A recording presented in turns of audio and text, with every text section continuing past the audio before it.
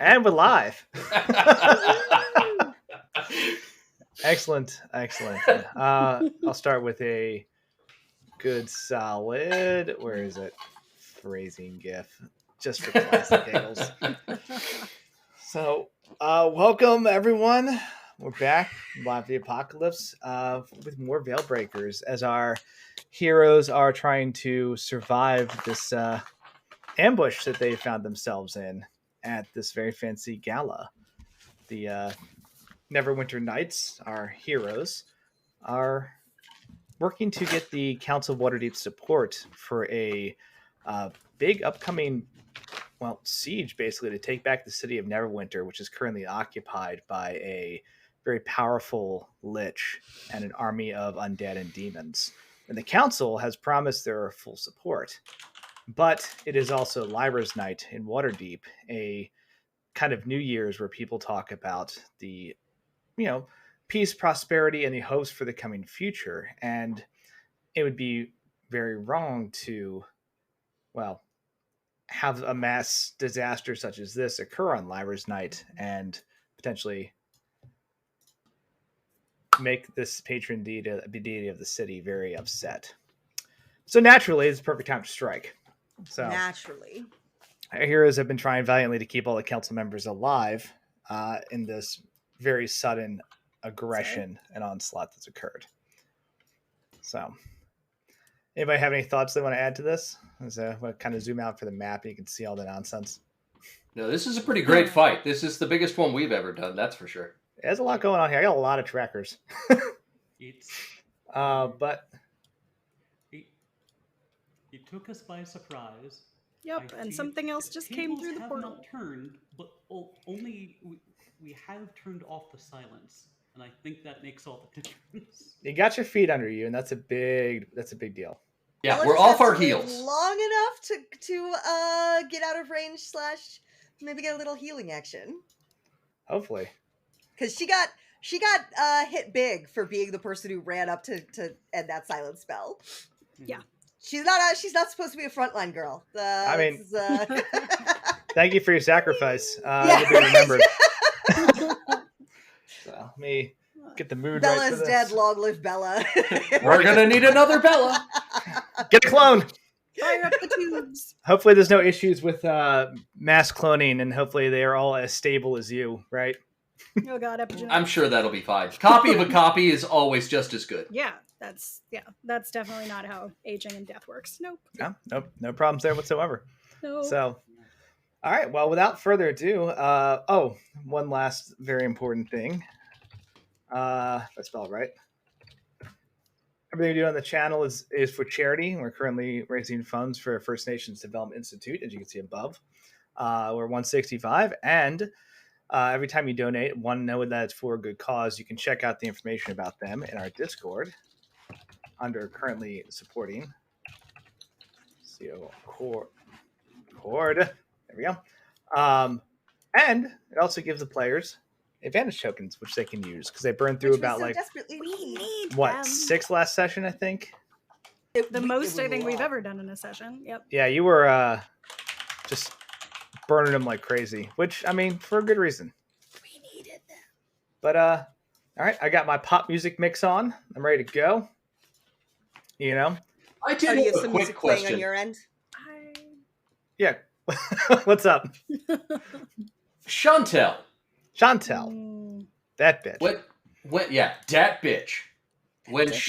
When we were in the theater, did she actually kill any of the troop? She tried. Yeah, just fucking rip it, baby. Some of them were dead. That down, dude. They were. Dude, crack one pay to for play, the big right? boy. That's right. Got to pay to play. That's Some of them were down when we got there. They were down, but nobody died. That's right. But she did try to kill them, and she had several of them making death saves. Okay. Yes. Basically, they are non-combatants, and she tried to kill them. Valid would feel no remorse walking up and stabbing her in the face. No preambles needed. Really, you should, but Itzel wants it, though she'll wait for Odette, frankly. He's a paladin, but he's a chaotic good paladin of battle, and she attacked non-combatants. Yeah, they were just actors. Yeah. Dancers. Sucking them for their power and their talent because she can't produce it on her own. So savage, but true. Itzel wants to like beat her to a bloody enough pulp that Odette can give the like coup de grace. But yeah, like I think anybody has free reign to go after her. She did kill Odette's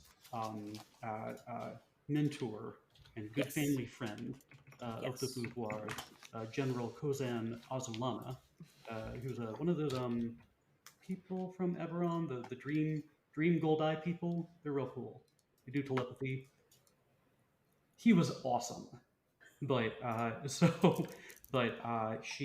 fear she killed him in order to take his knowledge and take his ultimate move, the Grand Jet Azulana, which is basically a finishing move. It's pretty awesome. But, it's pretty dope. Hopefully one day Odette masters it. Is it possible to turn yourself up just another like 10%, Joe? Another? Oh yeah. Yeah, turn up the heat, if you will. While we're doing that, Itzel, I'm going to pass it to you because you are first in the initiative with a very, very sweet roll. Fuck. And with Metsley to follow into. So but now I have to remember like what was going on. Okay, I'll give you a couple quick reminders of what's going on. So the Hezru just came out of the portal, right? That I know. Yes, and is now just kind of menacing over Terrence and Metsley. The Galbrazu is frozen, but has been compelled duel with Onthar. The Shushuva has not been compelled to duel, but it's also still frozen, right? Yes, because it can still use its tail now, right? Yes. That was the problem with that. Yeah. Yes, that was why it was able to attack Bella. Yeah, it's got some reach. The arcane horror is flying up above through this battlefield. The mace that was silencing the whole area has been shattered, so spells are still being able to be cast, or spells are now able to be cast. The Galbrazu has that lantern that is maybe keeping this portal open, right? Yes. And there's also just a whole group of assassins up here still going after a lot of the council members. Less than we started with, though. Yes, yes. I'm aware of that. Yes. I just wrote down some notes about what I was going to do, and now none of it makes any fucking sense. So there are only 5 assassins you can see on the map. Why would you phrase it like that? Why? So, great. Just to check base, I have used basically every cooldown on my character. Yeah. Both of my superiority dice, my channel divinity, both abilities on my sword, 3 spell slots. We have heroism. Who had heroism on this map again? It's myself, and there were 5 targets. Yeah, I gave 10 hit points to everybody that you mentioned, including like Onthar and Delan. Yeah, I think a lot of them were the council members because at think, the time, yes. those were the people that like the assassins were going after, so they were the ones getting rocked. So Yeah. Okay, and I believe Bella, it's my... you are down like very low hit points at the moment. Yes, if I'm not mistaken. Bella. Bella. Oh yeah, I've got like 1/5 of my hit points left after one round of actually being focused on by that like scorpion guy. I'm sad I didn't get a full attack on you. So, because remember, usually I'm your friend and I want things to work out well for you guys. But right now, you are our enemy. This combat is 100% like GM versus players. Like, I'm trying to kill you. Understood. So, we can be friends once the stream ends. Can we? It's up to you. I guess it depends on how the combat goes, right? Okay. So, when I'm measuring, like if you kill Bonbon, we will riot. Just so you know. Where is it, Sal? Bonbon's going to stand on all of our corpses. I am up in the balcony now. I moved myself next to you. Ah, there you are. Yep. Yeah. Bonbon, the war chief's reign of terror begins today. We're gonna stack some bodies. Bon's got some stuff. Okay, hold on.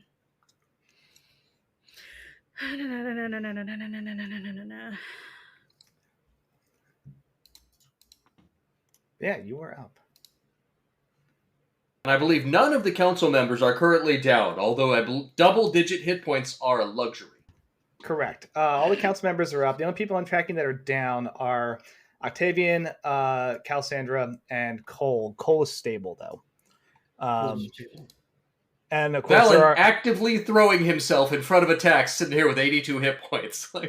there are nobles and servants who have also gone down and are making death saving throws, which that may or may not come into play.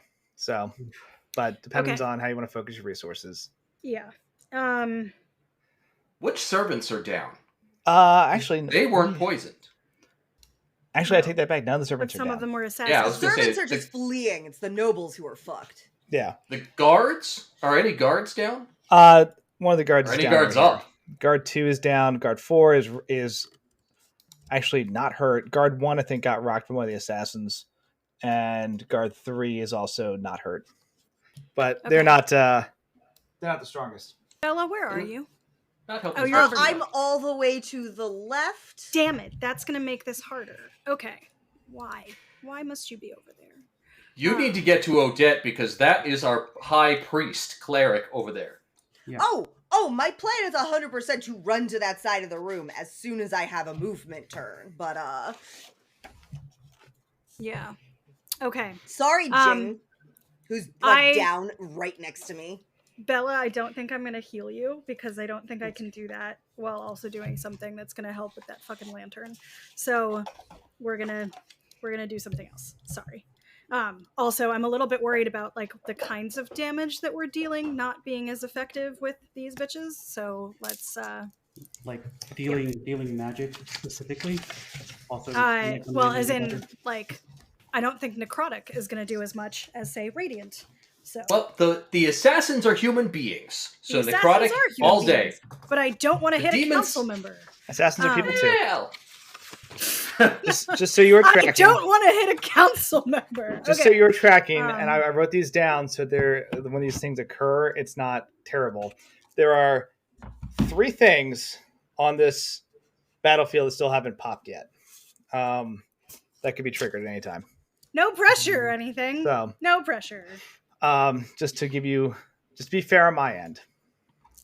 I don't know if you know what that word means. Transparent. Okay, so Yeah, what do you got?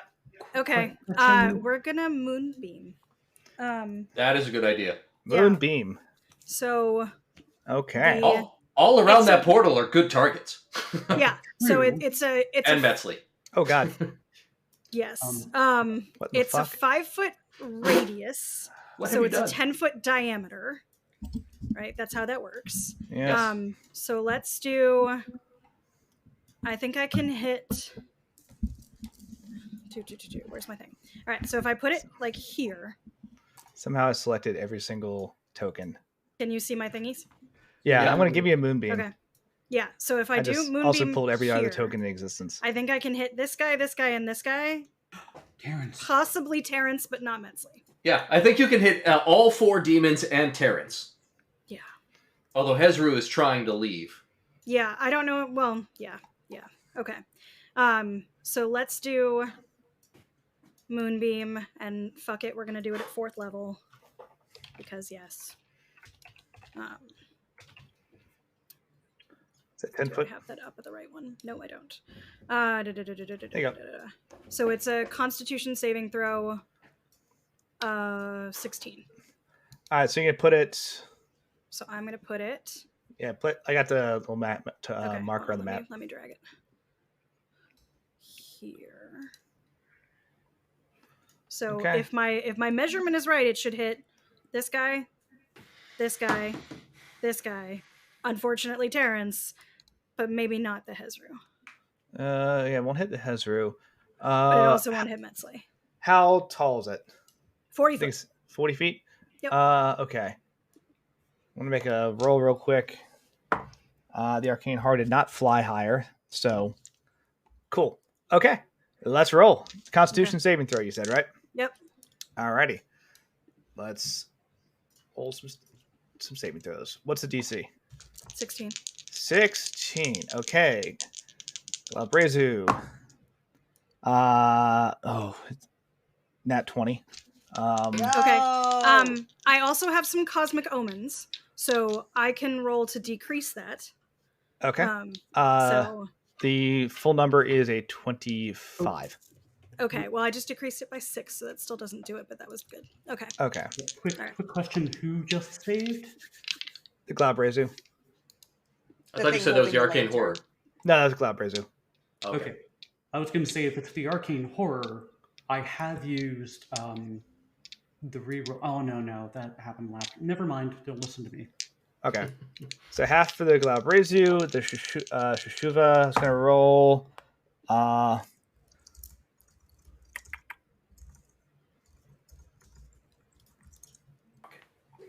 Yes, sit still. Also saves, Okay. but only by not nearly as much. If I give it a 5 subtraction, is it going to lose? Yes. Question is, how many times can you do that? I have 2 more. Well, after that, I have 2 more. Is it a reaction ability? Is my question. Yes, it's about to. So, about to make an attack roll, a saving throw, or an ability check. Check, but I'm saying if it's a reaction, you can only do one. Oh, special reaction based on the roll. Yep. Okay. So I'll ask you, do you want to put it on the Glabrazu or the Shushuva? Shushuva. Okay, cool. Then it fails. And then the Arcane Horror. Oh no. Ooh. I was just thinking, if you got it on, if you accidentally hit Cole, Terry? he would transform. That would be funny. I also don't want to. Yeah, but he's not close enough. Like, not even kind of. Arcane Horror hits an 18. Okay. All right. Can I also whoa? I mean, it's a 5 if I. So. But you only have one reaction. Okay, then never mind. That's why, yeah. So Shushuva fails, Glabrazu and Arcane Horror pass. Go ahead and roll damage. Okay. You get the sense as you're actually, you can also roll Arcana if you like. Okay. Well, damage wise, it's 24. Okay. And then those that failed, it's still half. And what type of damage? Radiant. Radiant. Good one. Cool. Go ahead and roll Arcana. 24. Got it.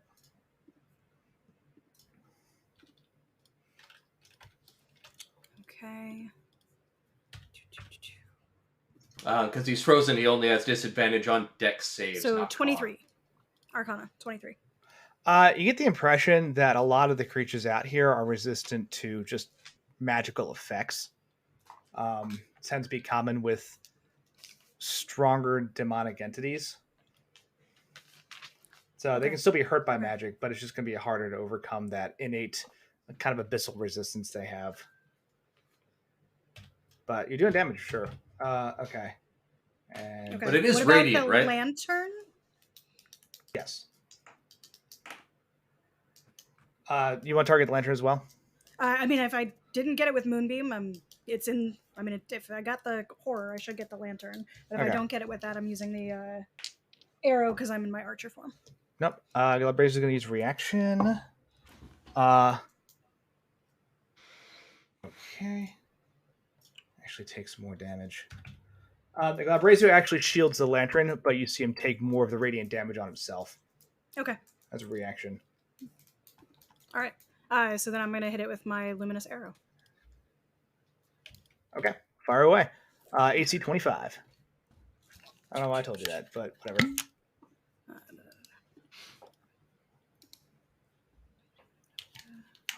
Where's my thing? Okay. That's not going to hit him. Yeah, that's not going to hit even kind of. Okay. So, nope, goes wide. That was a 2. Right. Yeah. Yeah, you fire off the spell, and I think the Glabrazu just like tanks it on its form, kind of shielding the lantern from the magical effects. Right, and just like uses some of that magical resistance to just avoid the damage to it. Where'd that square come from? Sorry, I don't know what I was doing. Trying to grab the screen and move it, and that didn't happen. Good turn, though. All right. But also, I have this power. It's called Big Yellow Trying. I'm sorry. Square. Incredible. Okay, so action, bonus action. Do you want to move? Yes. This might be dumb, but I'm gonna do it anyway. Okay. No. Where am I? Use your reaction. Got it. Who are you?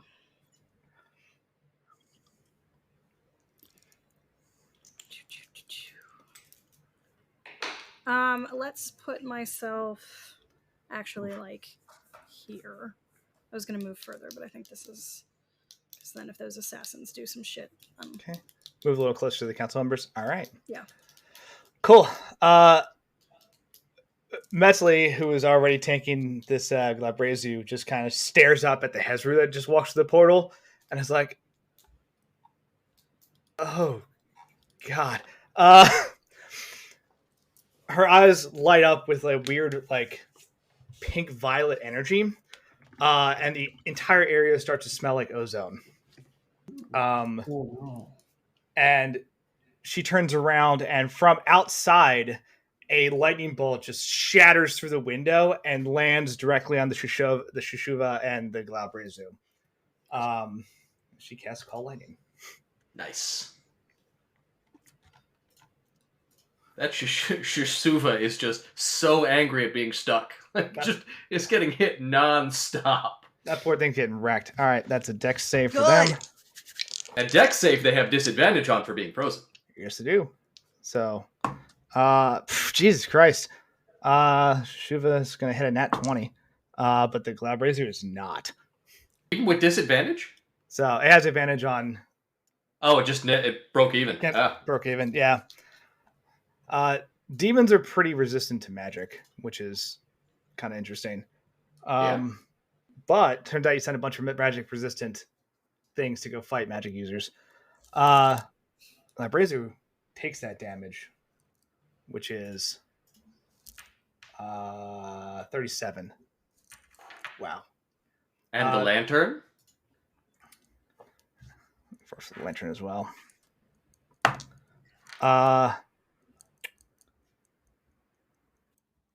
Lantern uses his stats. Pass, he'll take half. 7. Okay.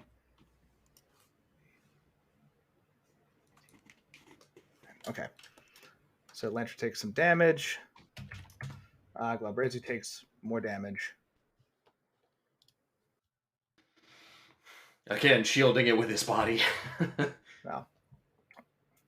Lantern seems to have its own resistances as well. It is damaged by the lightning, but it is not the same effect you would want to see.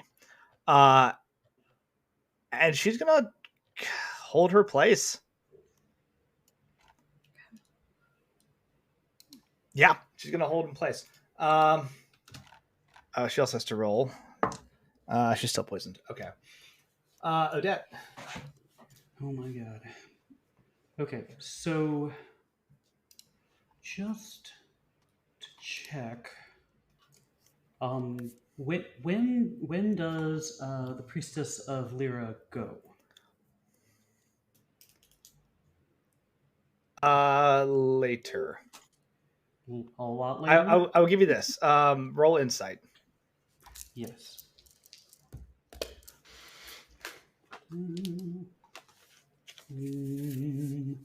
That would be a 19.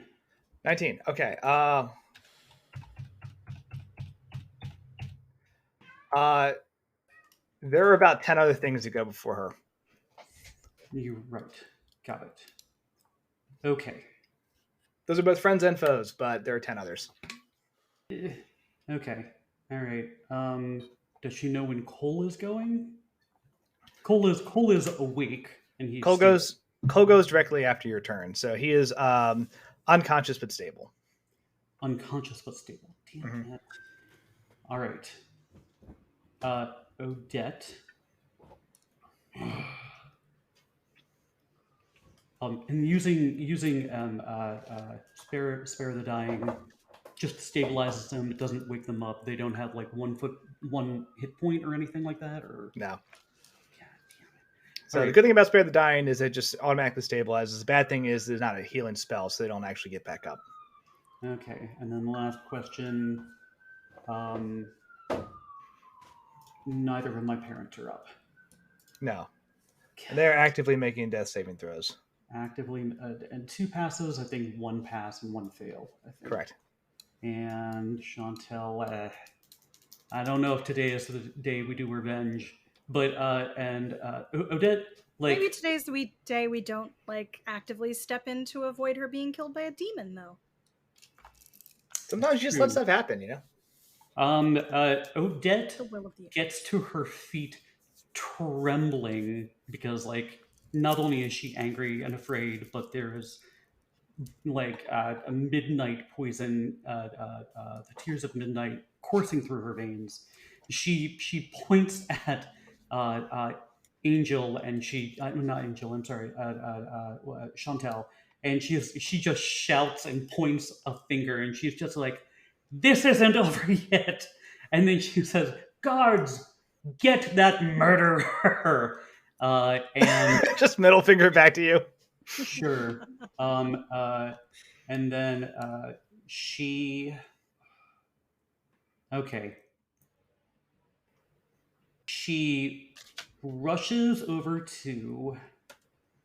Sorry, this is taking me a while. Yes, I got this. Okay. Odette pushes past the servant, and she's assuming that her parents, being bards, have a little bit of healing. They have a little bit of everything. Mm-hmm. She puts her hand on her mother's chest, and she starts like breathing, and she sucks all of this darkness out of her mother's eyes, mouth, whatever it might be, and then like that, and a little bit of like shadow dust kind of comes out of her own mouth. And I cast Spare the Dying on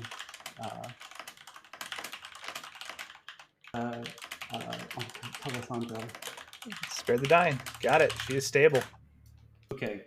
She then rushes over back to Cole. Okay. And she starts going like this. She goes like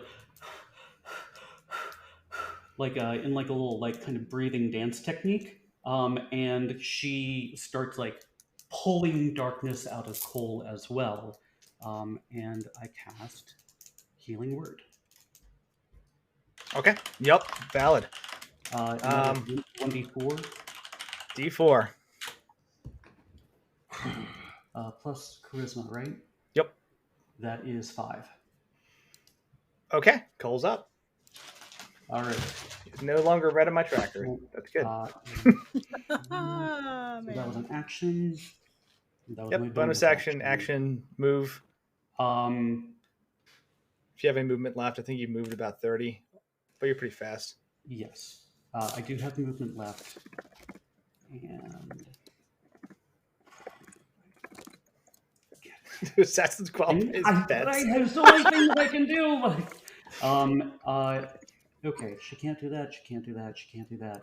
One of these days, we really should use our piles of money to get some healing potions to keep on us. Yeah, actually, I think we have some. We have something somewhere.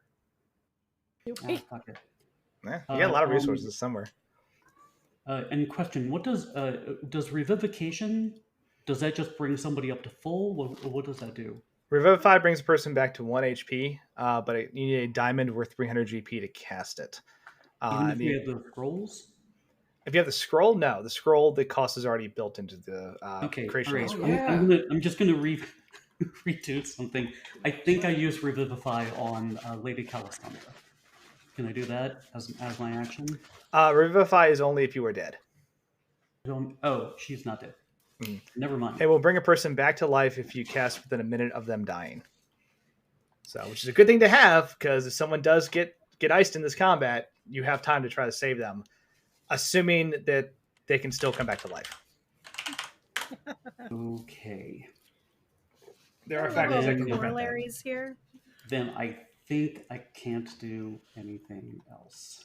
Okay. She readies an action that if anybody gets close to any of us, she will just stick him with the javelin, and that's it.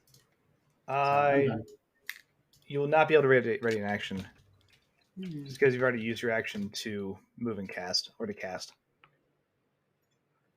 Okay, she just puts up narratively, like, you're ready to go. Yeah. She readies it in her mind. Yes. Yeah, exactly. Not technically speaking, so I'm done. Thank you. Okay. Cole's gonna go. Cole stands up, kind of wobbles a bit on his feet after being like just wrecked by poison and all this other stuff. Turns around, looks at Odette, and just says, "Oh shit, thank you. I love you. I love you too. It's so much right now."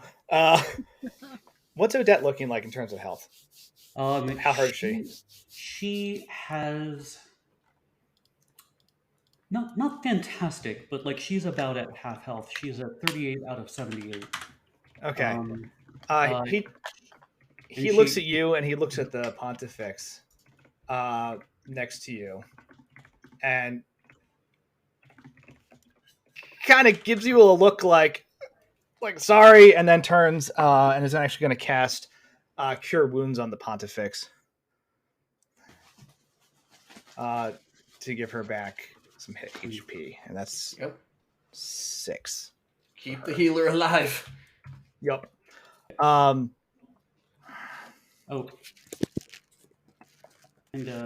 just for your knowledge, as he does have some Shadow Dancer levels, if he spends key at any point, he gets a free attack as part of his action.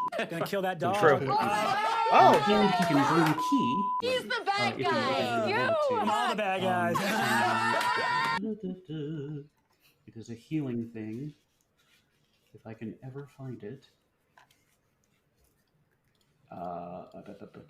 Quickened healing. So if you spend 2 key, you get 1d6 plus, in his case, charisma modifier back. So. Gotcha. Fortunately, there's no one for him to punch to burn key. Okay. Or you just want to say burn key to actually do that. But okay, he's gonna.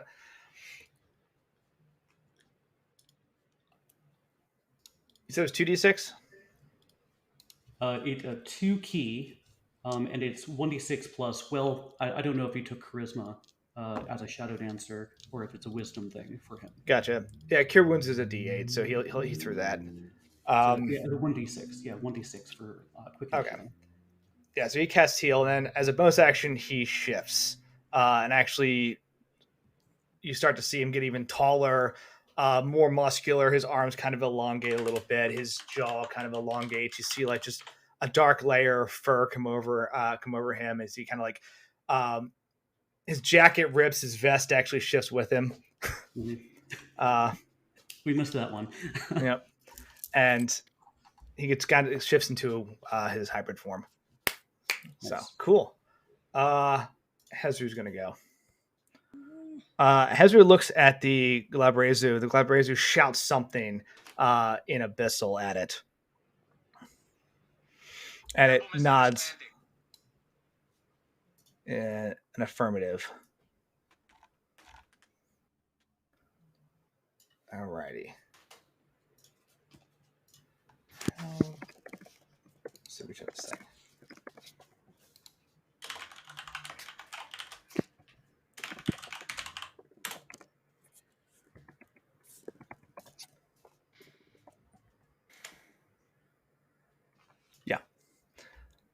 So it's going to move and attack. Wait, I thought he's the one with the duel, compelled duel. He's not. The Glabrezu is. Because the Hezru didn't come through till the end of the turn. Okay. Wow. I thought he was like mid-climb onto the balcony for some reason. All right. Nah, he popped at the end of the initiative. He's going to attack the guard and attack Cole if the guard's still up. Alrighty. Here we go. You got this, Jeff.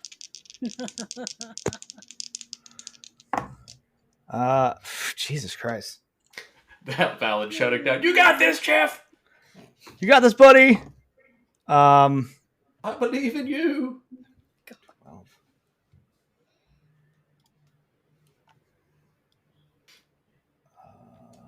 Okay, 16.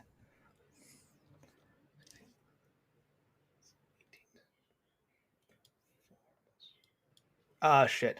Okay, between the 2 claw attacks, guard 3 goes down. Damn it, Jeff. Yeah, Jeff stepped up to meet this this Hezru as he charges down. Like, tries to raise like a shield and a mace. The shield is just immediately like cracked and damaged on the first hit, and then shattered immediately on the second hit as Jeff just goes down. And Hezru's going to take the last action and bite towards Cole. Cole has a +1 to AC because of the wedding necklace. That might save his life. Holy shit. Power of love. It missed by 1. Just chomps towards Cole, and I think Cole just gets 2 hands up and is like holding the head of his mouth. It's like, just like panics a bit. Yeah, it's not all right. Not bad. Not bad. It's the Hezru. The Glabrezu is compelled to duel, and it is next. It's going to take its action to. Let's see. It has to go fight. Make sure I understand what compelled duel does. So does that mean it can't use its action to break free of the ice? It's drawn to you for the duration. It has disadvantage on attack rolls against creatures other than you and must make a wisdom saving throw each time it attempts to move to a space that is more than 30 feet away from you. If it succeeds a saving throw, the target spell is restricted target's move for that turn. So it saves at the end of the turn. Moonbeam is on its turn as well as when it starts.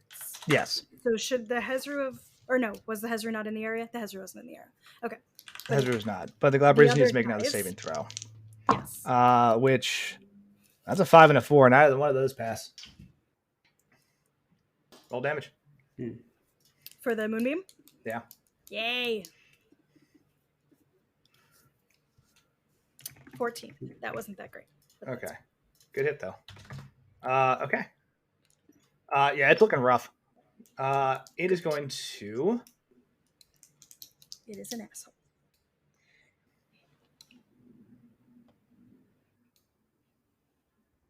Bella, for Frozen, it has to use an action.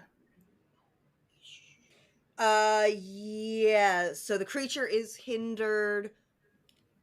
Uses until it or another creature within reach uses an action to break away the ice. Yeah, that's why. Not an attack, an action. Yes. Yeah, an entire action. Yes. All right, cool. Why the stupid Shushuva could still use its tail. Well, the Brazier is smart.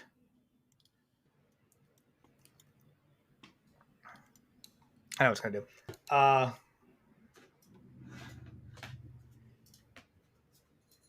Balcony. Yeah. Brazier looks up at Unthar, who's compelled this duel, and is going to cast a spell on him.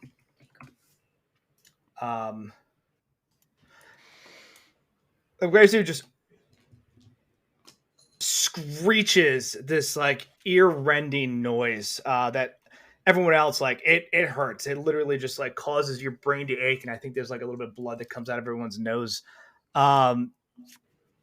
The impact though seems to be targeted at Unthar, who just seizes up like stiff as a board and just like seems completely stunned in place, unable to move.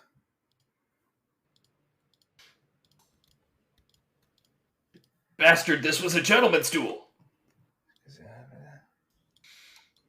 Yep.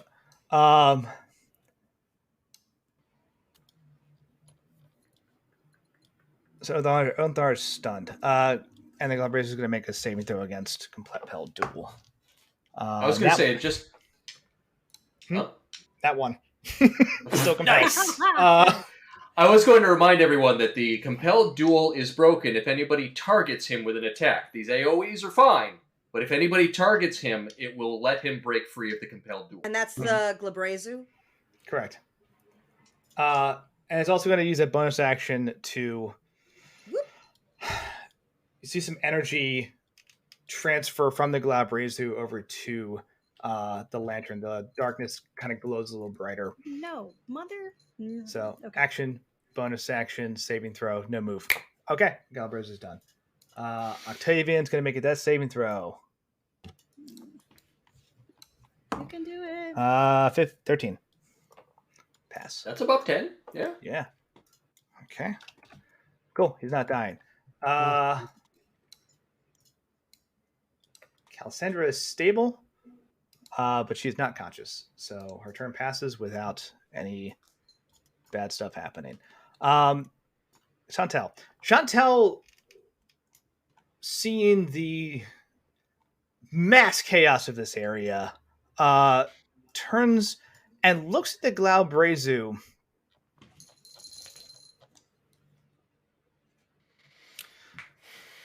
It seems to be thinking. I don't like this. Yeah, no, you're not. No, thinking. And bad pastime. Nobody here speaks Abyssal, right? Does anybody speak Infernal? Fuck. How many languages do I speak? Nope. Nope. Where I speak Celestial, so can it that's related in an opposite way. Oh my god, where is language? Pigeon Abyssal, yeah. Yeah. Oh, there we go. I do speak Infernal. Okay. Yay! Very cool. She takes a kind of has a moment where her and this assassin are going at it. She kind of crosses blades, swings the blade around, and takes a step back rather than seizing an opportunity, and looks at the Glabrazu and says, in Infernal,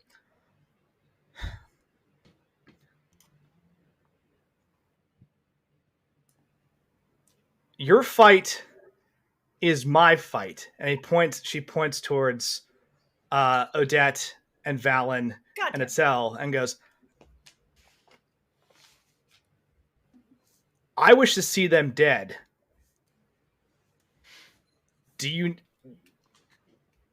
Let's form an alliance. Right? What I'm going to do is I'm going to roll. Demons inherently trusting individuals. Mm-hmm.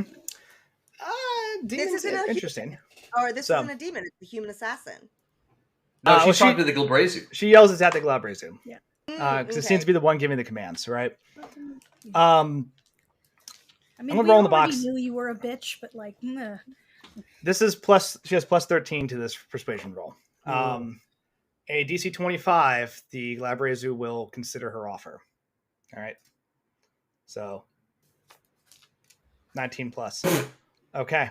The Glabrazu takes a second, kind of assesses the situation, and says, back in Infernal, kill our enemies and you'll be spared. No. Awesome. I'm good with this because it means she's not running away. Get your ass up here on this balcony. I was going to say, you got to do your own goddamn dirty work. Does the assassin understand this? Or is he just going to continue to kill her? The assassin's also speak Infernal. Oh. Did she point at Bella? She pointed at all of you. Just kind of pointed around. Yeah. And Chantel... When you were listing the names, I was like... Okay. Chantel nods. Smiles. Odette locks eyes with you, even from across the chaos, and just vanishes. No. Can I shout, or do I have to wait till my turn to shout? You can shout as a free action. I mean, yeah, Bella is gonna shout, Chantel just made a deal with the demons. Kill her. Not shocked! She's on their side now. do what you have to. Kind of figured already.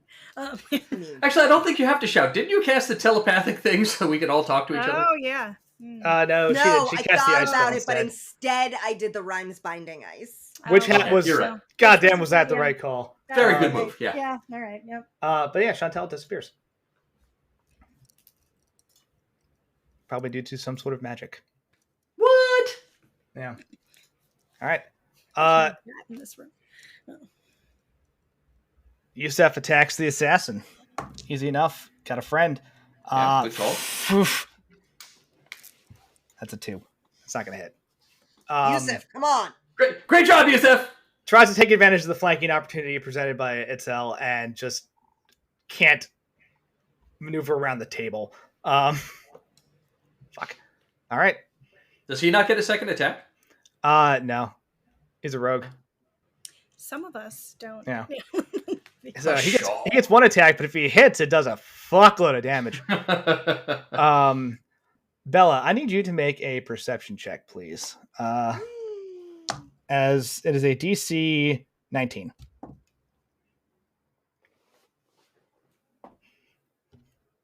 That's probably not going to do it. No, I only got a 12. Okay. That's unfortunate. Am I about to get stabbed by Chantel, the dirty She's not that fast, unfortunately. I'd love nothing more than that.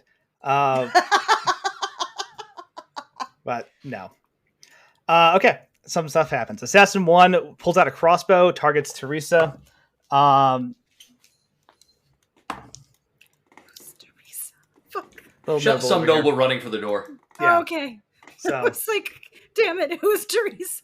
No, Teresa! No! Okay. And shoots her for 13 points of damage. Right. Oh. And she starts kind of like limping up the stairs and kind of maybe reconsidering her exit. Right. And continues to hold fast. Just in case you've forgotten, this door is glowing with magical energy from something Assassin 1 did. Right. Of course. It is. Okay. Assassin 3.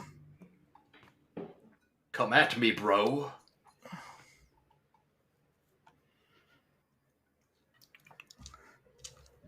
What do you have on you? Assassin 3 is gonna go after Itzel. Of course it is. He's got a friend. This is considered flanking. There's 2 of them. Oh my god. Okay. No. Why? No. What's your AC? 15. Yeah. Yes. Let's get that. That's low. 6,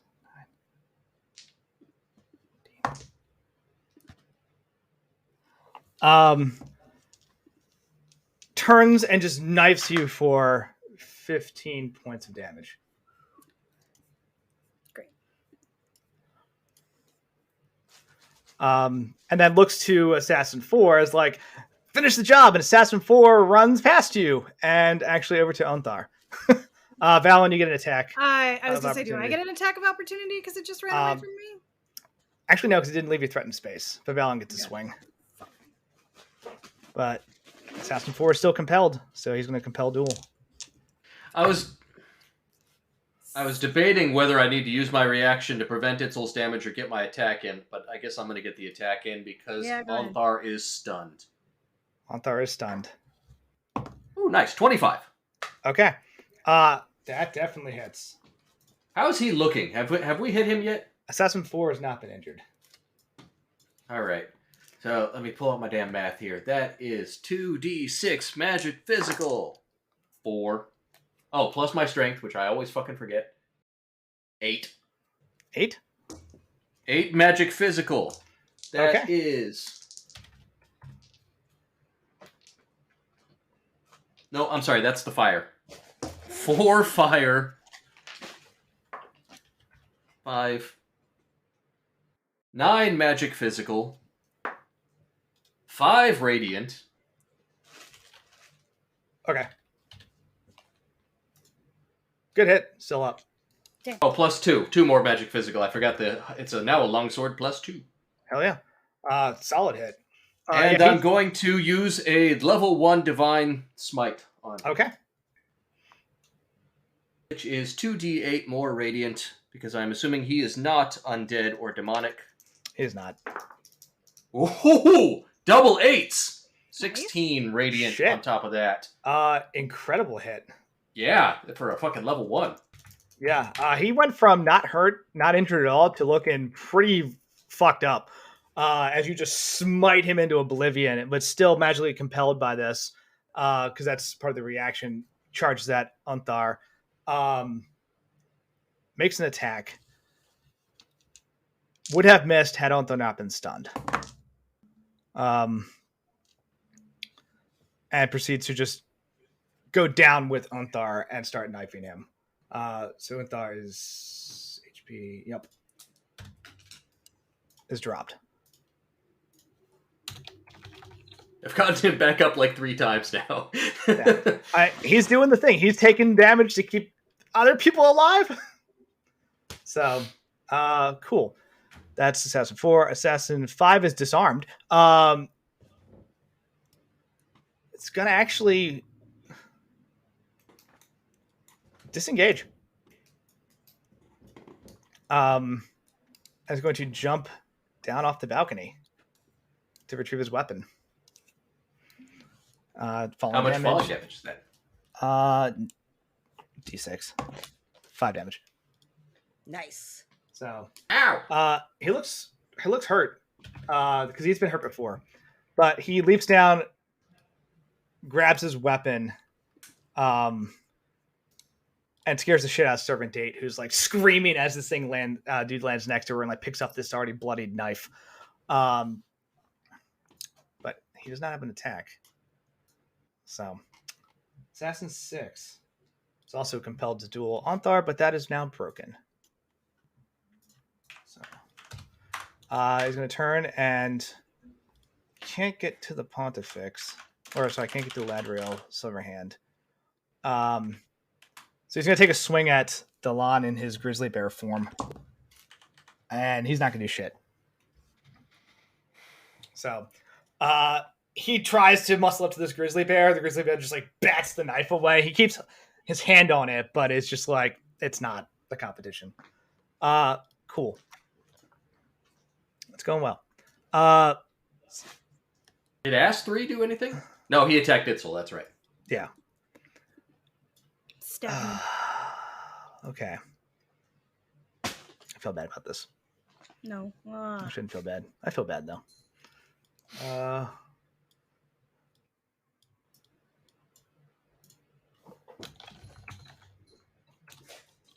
Something else comes from the portal.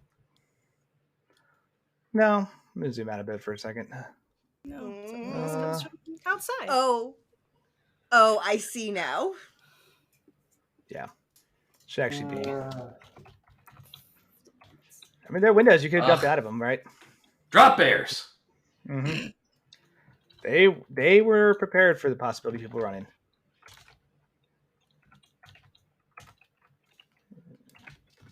So many asses. Right. Okay. So that is this one, which is Assassins in the Trees. Assassins in the Trees. Yep.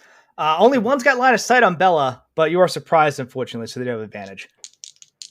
Because if you had hit that perception check, you would have seen this coming, unfortunately. All right. 8. Trees are flammable. Bella, as you you're trying to like maneuver with Bonbon and watching all the chaos, you just take a crossball bolt to the back from, and you hear the sound of shattering glass as it fires through the window. For 14 points of damage. Thank you, Julia, for the donation. Thank you. I'll add that to the. We're gonna need that advantage. Thank you. Advantage tracker. There we go. But yeah, just shot in the back.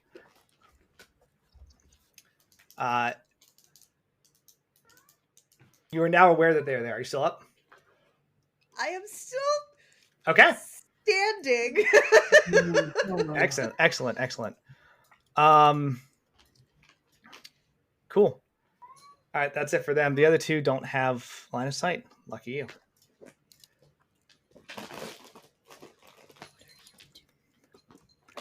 Lady Silverhand's gonna go. Good. She is back up. She's up. She's ready to fight. Good. Where did my thing go? Yeah. All right. She stands up.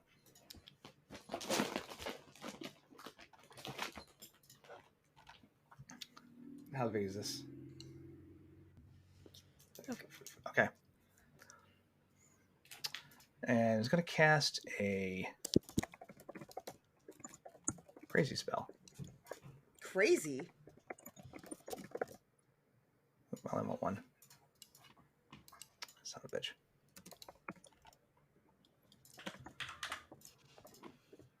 Trying to do cool stuff, and I'm making a mess. All right. What is 30 feet? Yeah, that's the one.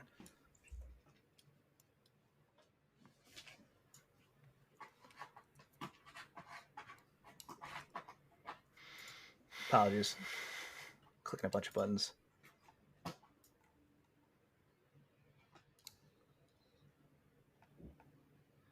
Should be over here.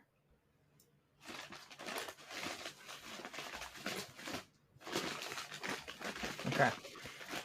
Yeah, she stands up, basically just summons an absurd amount of arcane energy. Everyone in the room just kind of feels the pulse of this magic. This is why I wanted the Archmage on her feet. Yeah. Yep. And you see above you, for a second, there's like a little glint or something in the sky. And it's like a meteor just comes flying down through the glass window. There's no shatter or impact. What actually happens is that little red circle there, the entire area just explodes in luminescent light. As just this pillar of radiant energy is just cast down on all of these people. And she screams, "Oh, forces of darkness, huh? Burn in the fucking light!" In my house. Explode as she casts a spell, Dawn on them. Just picturing Holy from Final Fantasy, yeah. That's basically it. It's a shitload of radiant damage. This is This is the Archmage up on the platform with me from the council. All right, saving throws. They can potentially save for half. All right, Shuva. God damn. What kind of save? It's a con save. So Shuva passes. Braves you. +5 passes.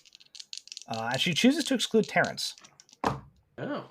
She gets to pick and choose? That's convenient. She does. She's an evoker. She got to get that. Oh, nice. That's such a handy talent. Yep. So does she get the Archmage, or the Dread thingy? The horror. The demon. Horror. Thank you. Yes. She hit the Arcane Horror as well. She wanted the Hezru too, but it moved. All right. Let's go. How about that lantern? So. How about the lantern? Lantern saves. Lantern takes half. Okay. Cool. They all take 21 points of radiant damage. Yay. This Shushusuva is just like, for fuck's sake! Shushuva looks like it's on its last leg. It is excellent, because my terribly movie hasn't injured. ticked on it yet this turn, right? Yeah, it's like, compared to what it started with, it's not doing great at all. The lantern actually takes some damage as well, and that like emanating darkness it was starting to just kind of expand. Part of that radius is just shrunken on it. Nice. And, yeah, the Glabrizo in his turn did something funky with it. Yep. Hell yeah. And then she's going to also, she's still poisoned. Okay. Cool. But yeah, she casts that spell and she kind of stays in the security perimeter. Valen and Itzel, you're proficient enough casters to realize that she is like clutching Itzel, you've seen it before, the silver pendant of Waterdeep. Mm-hmm. She's holding on to that, and it is just burning with arcane light.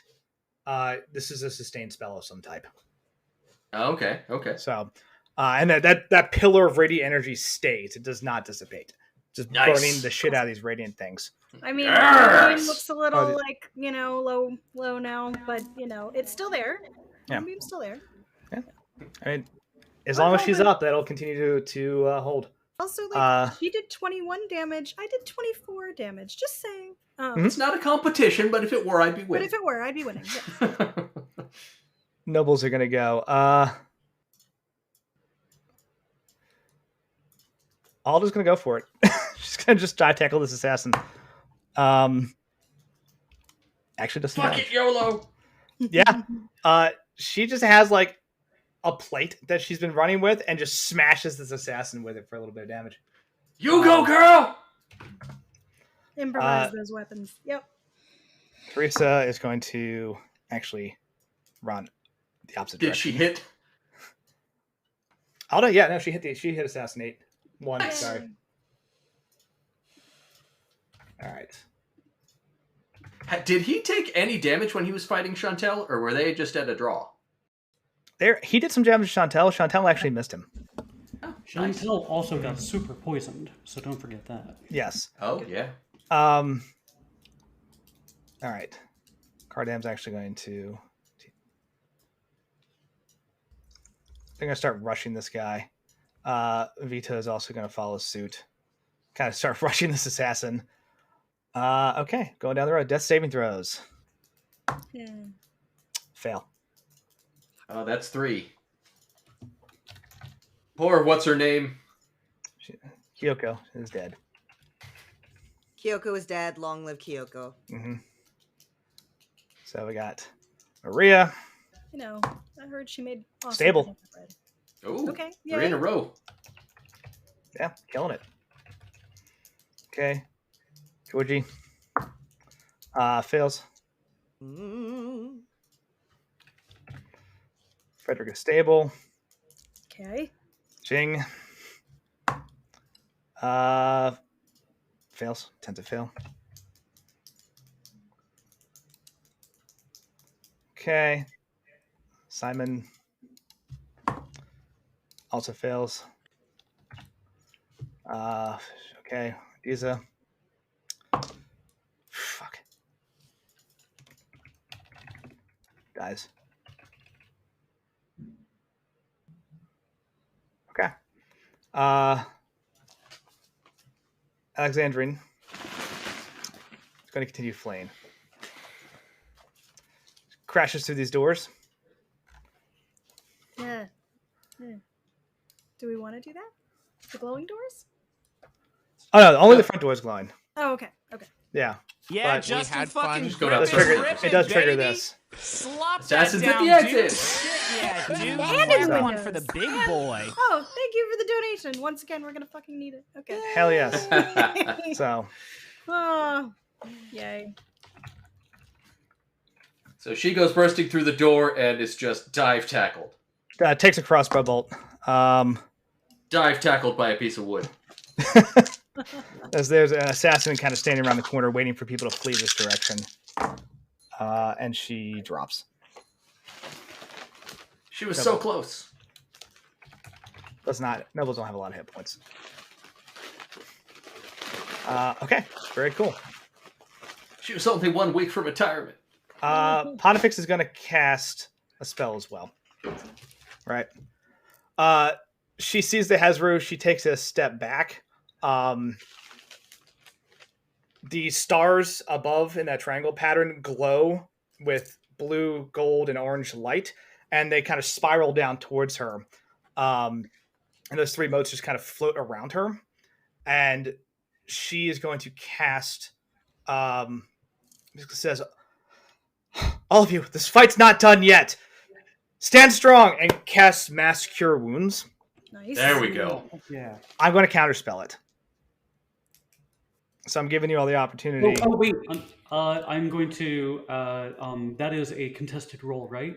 Correct. So let me roll first, because the Arcane Horror is going to counterspell that shit. Oh, but I have, Alright. I have a reaction. If he rolls a nat 1, we let it go. Oh, you're right. You're right. So This is at a +7. DC to counter this is 15.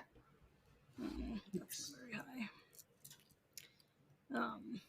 Okay. As a 21. Okay. So as of right now, it is countered.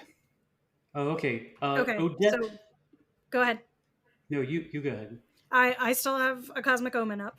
So because you said that was a saving throw to do it. The counterspell is technically not a saving throw. Okay. All right. Never It's a mind. contested roll. Oh, Yes. then Can fuck we it. use I one can't. of our advantage points to give him disadvantage? I will say no, but silvery barbs and shit like that will work. We did kind of like, okay, who has silvery barbs? I'm 90% certain, but let me find it in my sheet. Yeah, I think you used it last time. I think I was going to use it, but you Yeah. used it instead. Correct. Yeah, I don't have that. At this point, we need to subtract 7 because meeting beats. Yeah. I do Seven. have silvery barbs. Okay. Okay. Hi. So And the priest herself can't do anything. She doesn't have any reactions. Not one that would actually counter this. Clerics don't know counterspell. And the archmage doesn't have any counters. She has counterspell as well if you'd like her to counterspell this. Counterspell his counterspell. That is a possibility. Keep that on deck. Yeah. That's right. She counterspelled the fireball. Yeah, that's right. So, but then the problem is if she burns it, then you're open to whatever happens next. So Yeah. So let's If keep she that in Okay. the pipe. Yeah. I am going to go ahead then and cast silvery barbs. okay, now we roll. So +7 DC 15. Here we go. Oh, and in fact, yeah. So he gets disadvantage, and you could even give the advantage you get out of that to the Pontifex or somebody else or yourself. Okay. I think it only applies like going forward. So it's not like I could give her advantage on this. Yeah, Because we just had fucking fun. Correct. grip It would show up. It's going forward. I Slop can that give down, advantage dude. to. Yeah, dude. Hell yeah, another All advantage for the point. big boy. Nation, thank you. That is another 15. Ugh. So 21.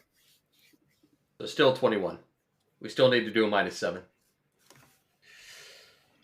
It's he's still. I don't rolling. have anything else I can really throw out there. That was my Okay. one. Who do you give All right. advantage to? Oh, What? I'm Bella. going to give it to myself because I am so close to death right now. Okay, fair. That's 100% Sorry, valid. team. Odette, do you have one? I That you can use. I was going to do another thing, but then I learned it has to be 7, and I can't do that. Odette will use her reaction and cast Silver Barbs as well. Okay. So she like, who's counterspelling? The Lich? Who was he? Yeah. The Arcane Arcane Horror is Horror, counterspelling. She like points at him, and she points at the Pontifex, and she just like does a spin, and these silver strands between her hands just like switch and like just kind of like snap back to the opposite person. So I'm gonna do that. Okay. Oh, we roll. So +7. That's a 19. DC's 15. I don't know why we try. No, like, All hey. right. Let's have the archmage throw that counterspell. Okay. Archmage will Because we can use the advantage points for her. This is true. Yes. Oof. All right. Counterspell that counterspell! I Yeah, am going to give there is just- her- I'm Go ahead. giving her the Archmage advantage. Okay, very cool. Yeah, there's just a flurry of magic going through the air right now as multiple people are just in a contest of arcane will in like just a split second in time that could seriously shape the impact of this fight. Okay, Archmage Cards on the stack. Archmage is rolling at a +7 as well. This is a 5th level counterspell. So yeah, okay, it's still 15. All right. Archmage rolls a 20. Fuck. Sorry, 19. 19. So- Yes! All right. Okay. Counterspell of the counterspell is successful. I was gonna say, does he do anything? But that was his reaction. Was the counterspell? So yes. Woo! As of right now, there's nothing else on the board that can counterspell. Make him burn those spell slots. Oof. Okay. Yeah, there's a struggle of a moment, and the spell goes off. All right. In this case, good move, guys. Odette does say to the Pontifex, I don't know if we can see anybody on the balcony up there, can we? Of course. What good would a balcony overlooking the ball be if you couldn't see the people who were on it? 100%. I'm just asking if she can look up and be like, oh no, one of your friends is down, 13. But also be like, me, my boyfriend, my parents, come on, Bella's up there. So I'm going to leave a couple open, right? So here's what happens. It's 18 HP that people get back. There's 6 targets. So Anthar is going to get 18 HP. We'll start with him. I was going to say, yeah. Lady Silverhand's going to get healed. Okay. That's 2. She will heal the guard to get Jeff back on his feet. Jeff. All right. Jeff is actually brought back up. Jeff! Right. Jeff 3. Jeff. No, you need to put the 3 for the E. God. Nailed it. All right. Delon's going to heal. Good. Okay. So Onthar is no longer down. Onthar is no longer down. All right. So that's 4 cure spells that have been used. There are 2 more targets. Who do y'all want? Bella. Okay. Bella gained back 18 HP. Yay! I'm back into double digits. How bad does Cole look? How bad does Itzel look? Cole's not great. He's in fighting shape, but he's in single digits. Yeah, then Cole is fine. Yeah, and I've thrown a couple heals at Metzley. How is she doing down there? They've Metzley largely ignored her now that everybody else is around. Metzley got wrecked real hard early on, but she's okay. She's got double digits. So Cole would be the... And Odette, how are you doing? I am still at 38 out of 78. I think Cole needs it. Yeah. I think Cole needs it more than I do.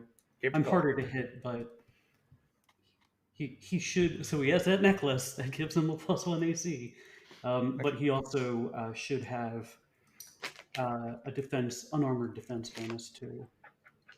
So I'm not quite sure what that is, but Julia said I gotta run errands, but we all better be alive when she gets back. No promises. Yeah, no promises. Yeah, on either side. As the Pontifex casts this Mass Cure Wounds, you actually see one of the rings on her hand burns away in divine light and disappears. Worth it. And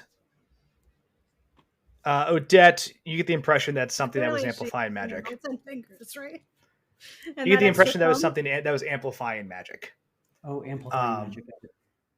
Something that would let you cast something further than usual, perhaps. Yeah, and once again, she has all 10 fingers with rings on it and that extra thumb. Sure. So many rings. Yeah. There's not a lot of this. Okay. So far, so good. Oldar's going to go after this assassin. You have lipstick on you. Okay. Keep from hurting Othar. 1 hit.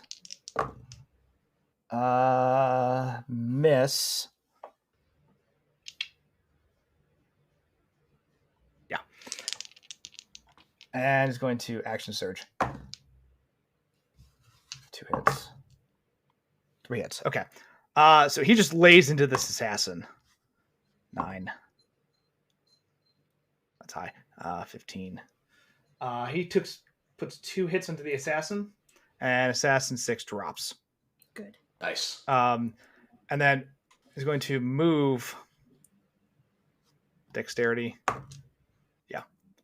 Kind of through this pocket and put that last hit on assassin 4. There we go. Who looks hurt, but is not down. Just cutting a path through this area with all the strength and like finesse of the High Marshal of the damn army, who is now no longer dying from poison, but actually up and fighting. I was just cheering his heart out. Like, let's go! This is what I'm talking about. Okay. Heck yeah. You guys are doing it. Did Ryan Nightshade go yet? Not yet. Okay. So she had a bad initiative, which is funny because she has the alert feat. But whatever. Sometimes you win some, you lose some. Guard 2 fails a death saving throw. All right. Guard 3 is actually just going to attack this Hezru Good. and miss. Get him, Jeff. Well, that's all right. You're fine. It's fine. Effort. Yeah.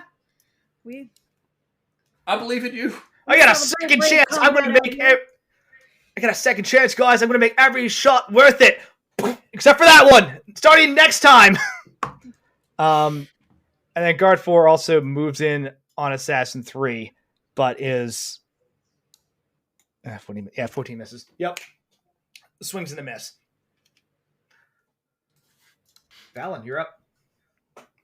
All right. I'm getting Valen. Valen, I was worried, but now I'm feeling great about this balcony. Everybody is up, firing on all cylinders. That heal took care of Onthar. We're feeling good. Are we? Valen? Yay, Yes. Valen. We're winning. We are winning, and there's not one more event that might happen. No, there's 3. No, 2 more. 2 more now. Yeah, no, we're doing really good up here. Valen is leaving. Yeah. Okay. Valen, again, the same thing Gruff did to get up here. Jump over on these tables, heading down, charging this Hezru. Okay, hell yeah. Give me an acrobatics or athletics for the tables. Oh, yeah, that's an 18 plus whatever the hell I've got. Solid. In it. Yep, you're good. Yeah, it's a lot. All right. I could use a bonus action to throw a heal, but I think that she just did a hefty one. Instead, on his way down, he's using that bonus action to cast Thundering Smite. Yay. Okay, hell yeah. And he is just going to dive at that goddamn demon. What size is he? Large. He's large. Damn it. So I don't have advantage. All right. We're just going mano a mano. I'm going to use an advantage point on that. Okay. Absolutely. Burnt. Better. That's a 23. Okay. Yeah, that'll hit. Okay. That's like, I don't actually know. It was close. It was close, but you got it. All right. So, okay. All the fucking damage. I've written this down to try to make this more clear. Okay. This is 14 magic slashing. Okay. 3 fire. 5 radiant. 3, 5. Got it. 7 thunder. Heck yeah.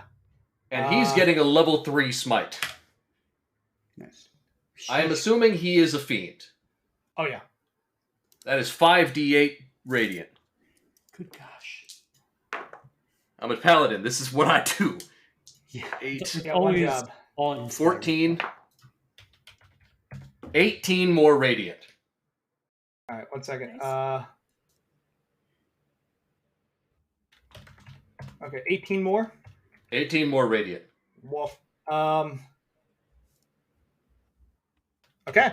Yeah, you start laying into this thing. It is getting lit up. Almost everything you're doing seems incredibly effective against it. Especially the radiant. He didn't like the fire either. The fire didn't seem as effective. Okay, that's fine. It was worth a try. But Now, everything else seemed to hit home. He makes a strength save, DC 15, to avoid being pushed backwards.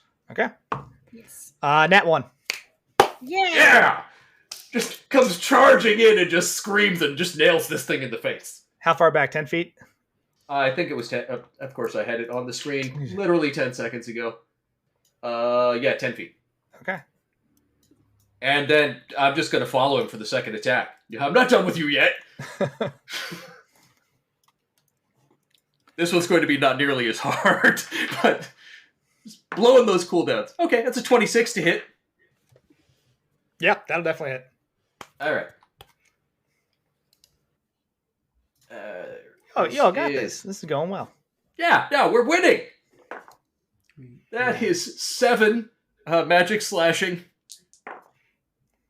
3 fire. Those are 2 1s in a row. Fantastic.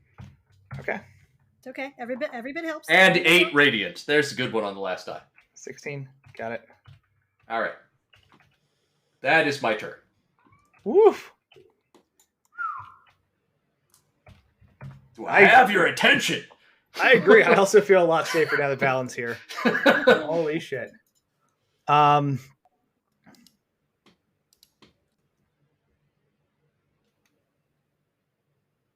Okay. Valen's like, you okay, Jeff?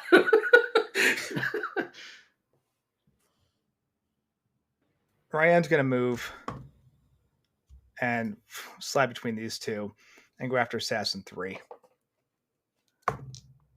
She connects. Good.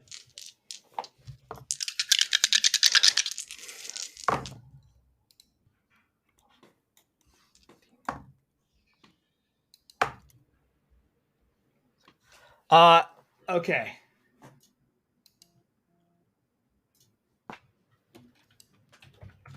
Assassin 3 she pulled out again her like weird ethereal dark knife and just stabs this dude almost in the throat. He manages to like dodge to the last second, just takes like a massive cut down his front. And same thing you saw before. This is just a displacement of necrotic energy as like she almost ethereals out for a second and just screeches this weird like banshee like screech, and Assassin 4 starts to melt a bit. Nice. As well. Heck yeah. All right. Bella. Finally! Yay! Run away! So first thing, Bella is going to turn to Bonbon and say, don't do anything too risky, but get that lantern. Cool. Okay. Nothing too risky. Just go melee that demon for me. Well, not get as in get possession of, but like either get it or take it out of the fight. I could probably destroy that lantern. I can take him. And then just do another Care Bear stare. That worked really well the first time. Right. So actually no, because I do want to get out of melee range because Bella, you know, is she's a fragile little delicate flower.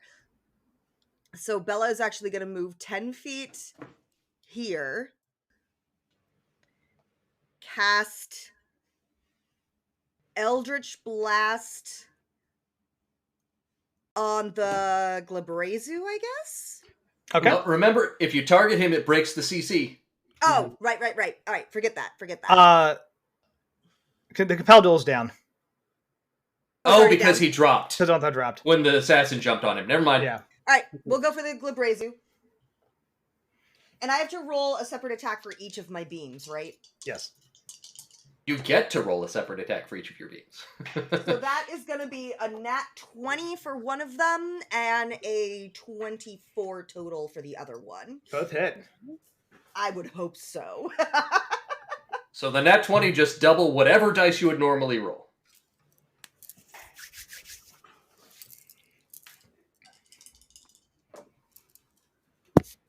So that is going to be a... One beam does...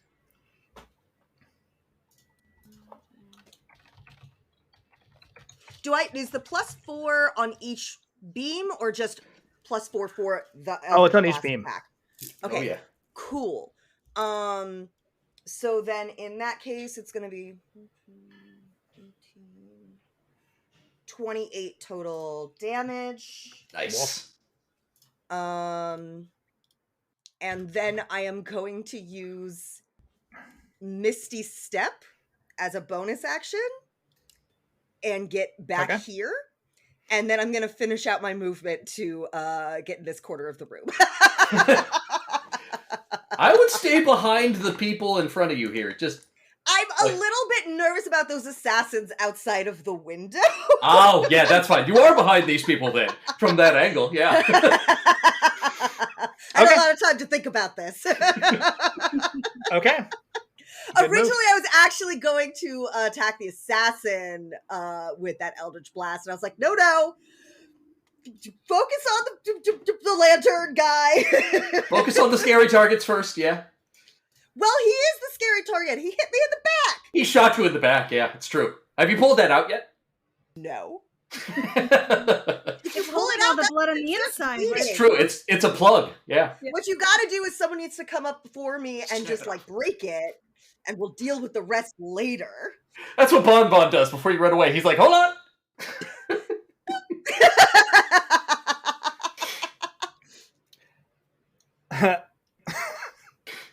Good turn.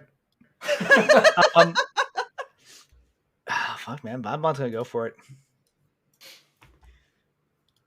Okay. Come on, Bon, finish that Shisuba who has not gotten a move yet and is just frustrated as hell. Bonbon's going for the lantern. It also gets hit with Moonbeam, just a reminder. Yep.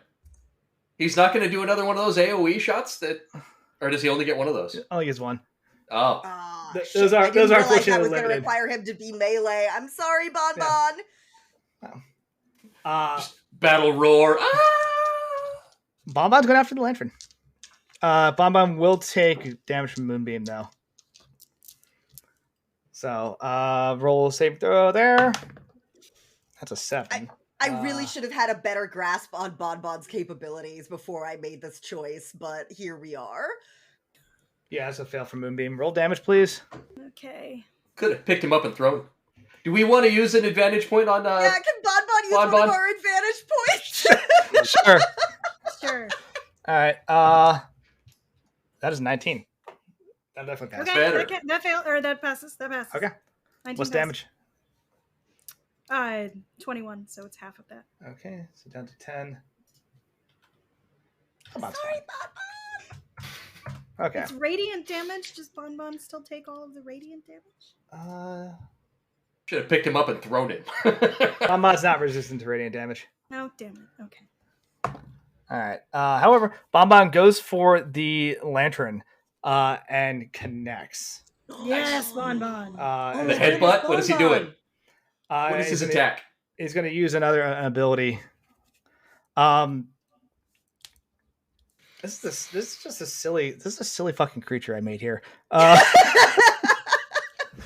You did this. Bonbon actually comes running in, and there's still like just arcs of electricity flying around from Metzley's Call Lightning, right? Which again, her eyes are also lit up with like magical energy, and you can see that there's like a storm rolling outside that she's trying to like pull from. Bonbon just like leaps through one of the arcs of lightning and just lets it hit him. And just starts crackling with energy. And it's literally going to use an ability called Trumpet of Blasting, where it just does a shitload of fucking lightning damage. He just channels that shit. Using his trumpet, like his snout trunk. His trunk, thank you. His trunk is a lightning rod, and then just like beating it back out. Explosion. Lantern takes damage. Good. Part of it cracks as the area just like echoes with the sound of this insane lightning strike. So for AoEs here now, we have the Call Lightning, which I don't know if that stayed around. Yeah. We have the Moonbeam, and we have the Archmage's Holy Spell. Mm-hmm. This is a crowded place to stand where these two guys are frozen in ice. Yeah, no, it's not great. Call Lightning stays. I don't know if the... Oh, Call Lightning's concentration. Yeah. Yeah, no, that hangs out. But it's the storm that stays. Yeah. Okay. So if there is a storm when you cast it, it does more damage, which is even crazy. Ooh. But sadly, there was no storm when it was cast. But yeah, Bonbon just like goes to work on this thing. Did it break? It did not break, but it did crack. How bad does it look? It's starting to take damage. Like Starting. Yeah. It's another artifact, so it's pretty resilient to shit. But you've been dealing solid damage to it, and it is ticking down. And the Glabrezu has it? Glabrezu? Yes. Glabrezu? Okay. And the Glabrezu is also not feeling great. Looking too resilient at the moment. Looking a little rough. Yeah. Terrence is going to go after him. If he was a Dragon Ball Z character, his shirt would be torn. No, I know what Terrence is going to do. Terrence was going after him. He was. Yeah, I'll keep that up. While screaming about, this is a social event! Yeah, no, he'll continue. For one solid claw hit. Hell yeah. Okay. Terrence claws into the Glabrezu as well. As it turns to retaliate on Bonbon, he's just like, pick on someone your own size. He just starts clawing the shit out of him. Yeah! Bonbon's like, I got it. Stop trying to kill steal from me. Well, Glabrezu takes, Jesus, more. Hello, buddy. Okay. And he is no longer poisoned. Excellent. Okay. Fuck, what a turn. There's just like so much fucking chaos on this map right now. The Arcane Horror Moonbeam is... Yeah, we'll take the there's Moonbeam. 3 different AoEs he's about to get hit by. Yeah, I was like, no, he gets more. Okay. I have no action economy, so you better believe I'm going to make sure they get every last drop of that fucking thing. Oh, trust me, the me being able to do like that whole like Eldritch Blast, hell yeah, Misty, that was a one-time thing. I do not have the spell slots to keep that kind of shit up, and I don't have that many bonus action moves I can take. So you do understand. You have sorcery points though, and you can trade those in. That's true. I have been considering it because you can like it's just the number I have versus how much it takes to turn something into a bonus action will not add much more to. And you still have to use a spell slot even if you turn it into a bonus action. Correct. You can create spell slots. You can use sorcery points to buy spell slots. Also, yes. I thought I had to decide which metamagic things I was taking when I got them. That goes both ways for sorcerers. They just have that ability. Yep, that one you actually get before the metamagic. Mm-hmm. 18 on Moonbeam, so roll damage. Okay. Yeah, I'm blowing so many cooldowns. I only have 4 spell slots left. He passed. Yes. So half of 27. 13. 13. Got it. Oof. That's not great. Okay. Arcane Heart's gonna fly out of the Moonbeam. Well, it's nothing to do with that shit. Yeah. Going to Go ahead. quicken. This is actually going to fly over here.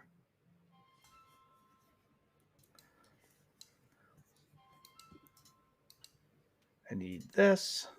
Stop it. You are stuck in here. I need range.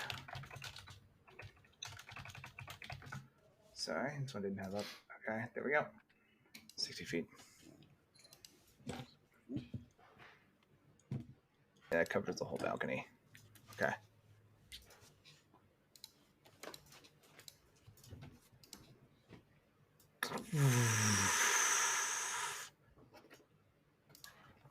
No, they were fine.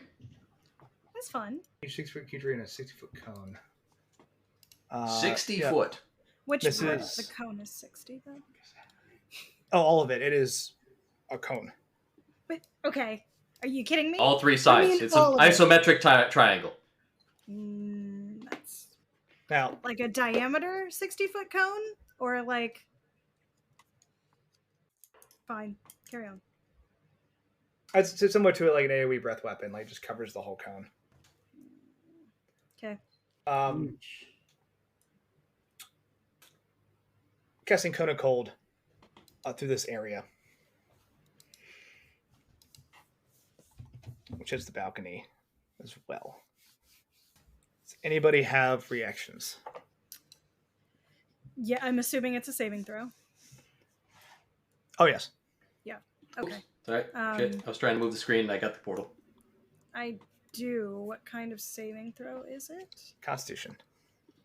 Okay. And what do we have to hit? It is a DC. Sorry, wrong tab.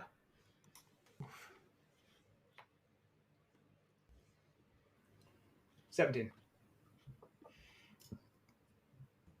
Yeah, we're gonna be, because that was a 3. I would like to use advantage because I wasn't the last person, but I can add to somebody else's roll. So who are we worried about on the balcony?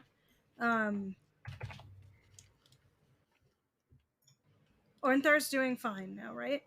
The Archmage is just barely alive, I think. Yeah. I Okay, heal so her. I'm gonna add to hers if people are okay with me using an advantage from my roll.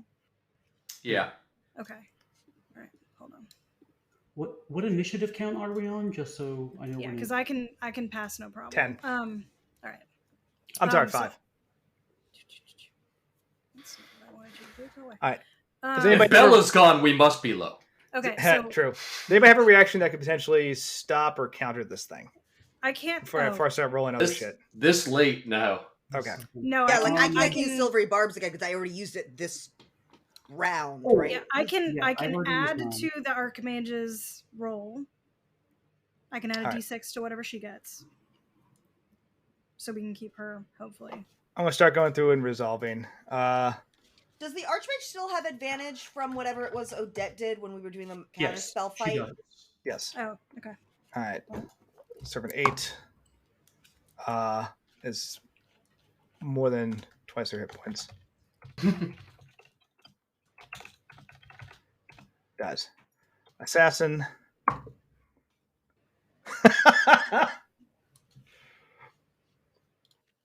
Oh, that dude is fucking toast. Yeah.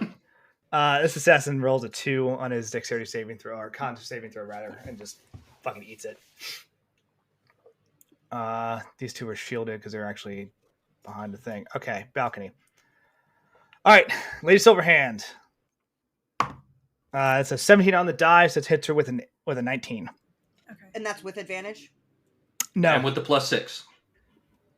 so It's well, that it's- that's just a 19 rolled right a now. 6. Yeah. Okay.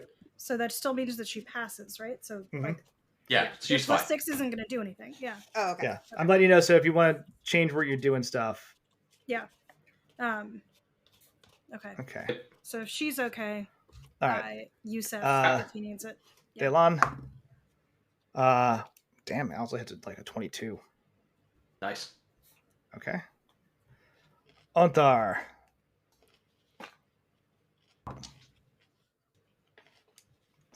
$11. God damn it, Althar. You're going down again. I guess he is a paladin. This is what we're Well, for. Okay. I can add the Soak 6 damage. to him then. If the Archmage doesn't need it, Yeah, then that he can brings get up to my a pass. Cosmic Omen. Yeah, Okay. because that'll take him to a pass. Okay, Mhm. pass. So, all right. Cool. So I'll take that off. Okay. All right. Guard rolls a 2. Guard 1. Okay. Assassin 4 passes, but it's not dex, so he'll take half. Damn it. Older fails out of 14.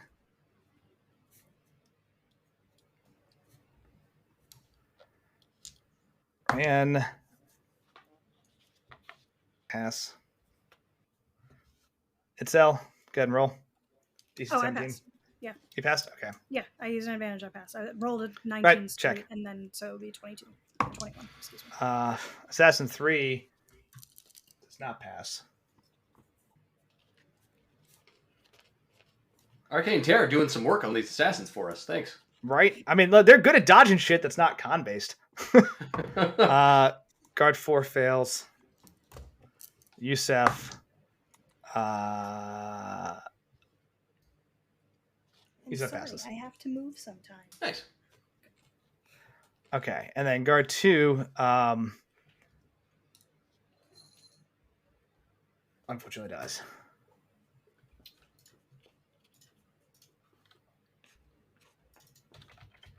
Oop, wrong letters. All right.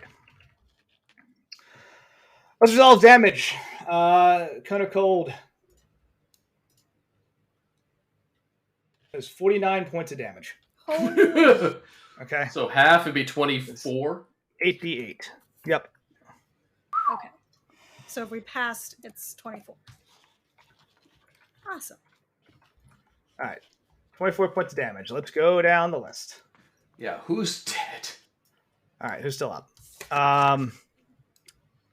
Even with saving, Onthar's down again. He had 18. Let's see. Lady Silverhand is still up. Woo! She's gonna have to make a concentration check. Passes. Because that is half damage. 24. Yep. Yeah, she passes. Cool. Dylan is also still up. But looking very, very hurt, still in bear form. Onthar goes down. Yeah, Onthar goes down by 4. So cool. Guard 1.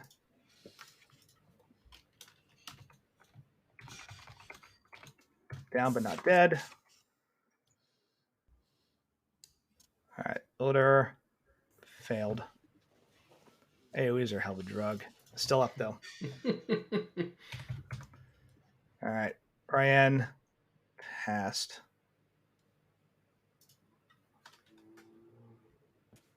Apologies, this is 15. Okay, got it.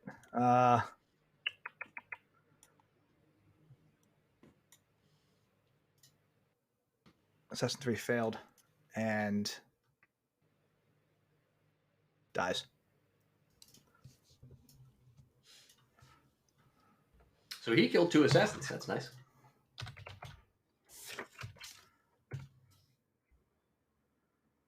And the balcony is now crowded and no longer dangerous.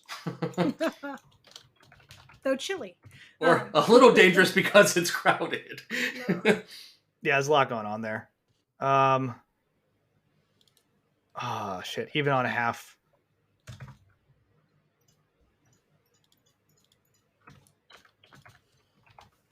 Here's it down.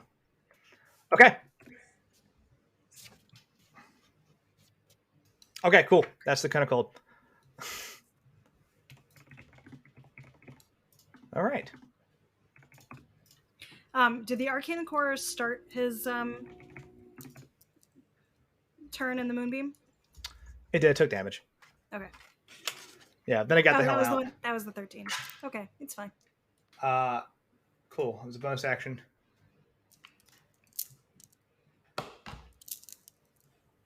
Arcane Heart's going to turn around and actually... The Cone of Cold was a bonus action? He's got sorcery points. Ew. He's burning them like there's no fucking tomorrow. Like he's fighting for his life. Good. We got his attention. Yeah. He doesn't make the boss use points. He has used a lot of them and will eventually run out. But as an action, he's going to point... He still has that broken piece of mace with like the head kind of blown off, right? He's got the base of it. And he takes that and he points it at the servant, Ordiza and Simon, their corpses on the ground. Oh no. And they start to vortex around one another in like a strange movement where the 3 bodies start moving towards one another and almost like you're watching in a blender start to move around and actually like just not horrifying. It just basically start to blend and decompose. As like, undead, you say? organs and blood and other things just kind of go spraying through this vortex. Righto. Shushuva. Oh God, is gonna have to break from the freezing, but also takes Moonbeam. Yeah. Jeez. 3 different AoEs. Actually, he actually might drop. Good. Wouldn't that be great? 4. Yep, that's a fail. Is he down? Depends on damage. Okay. Does that affect the lantern? 18. It does The not. Shushuva's not the one holding the lantern. Yes. Who is? The Glabrezu. Glabrezu. Yeah.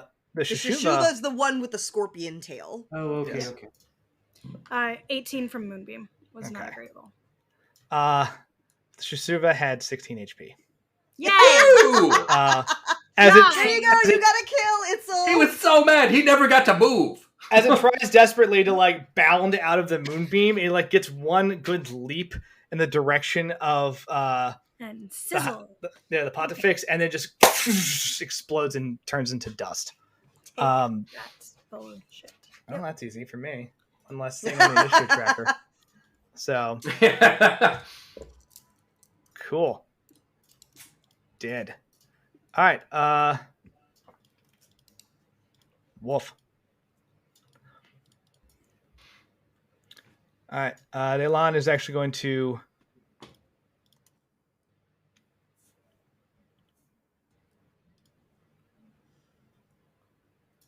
come over here and help finish this assassin off.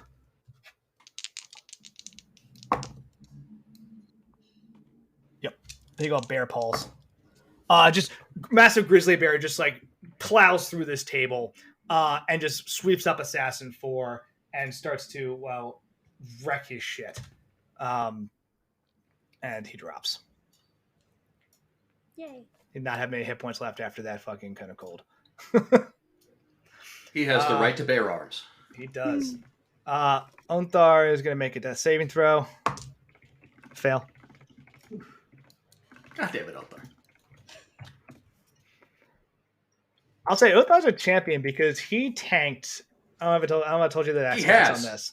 No, he's taken so much damage. So you understand, assassins on turn 1, if you are surprised, when they hit you, they get sneak attack damage, and it is automatically doubled, right, as part of their assassinate ability.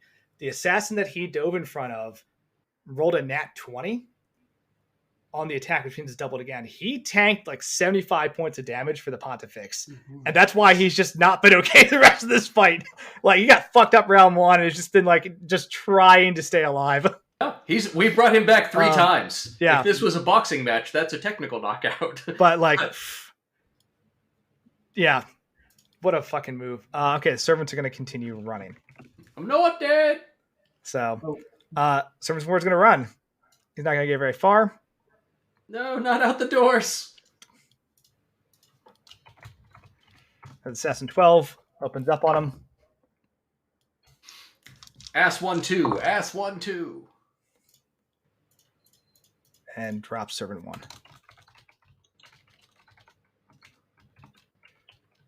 You're all doing it. I'm going to roll for these 2 servants. Okay. Fuck yeah. They both charge Assassin 12. Good. And actually deal some He damage. shot Janet. No. All right. They start fighting Assassin 12. Can I do a free speech? Sure. Do I recognize the servant attending Lady and Lord Beauvoir? It's probably something you're familiar with. Okay. She calls out. She says, "Attend the lady and the Lord Beauvoir. You will be heavily compensated." Okay. I will roll a persuade if you want. Yeah, go for it. Just like, money's no good if I'm dead, but also this is a safe quarter. That is a safe corner to be in. Okay. 15 plus 13. 28. Hell yeah. It's going to roll over and actually do an additional medicine check on Cassandra.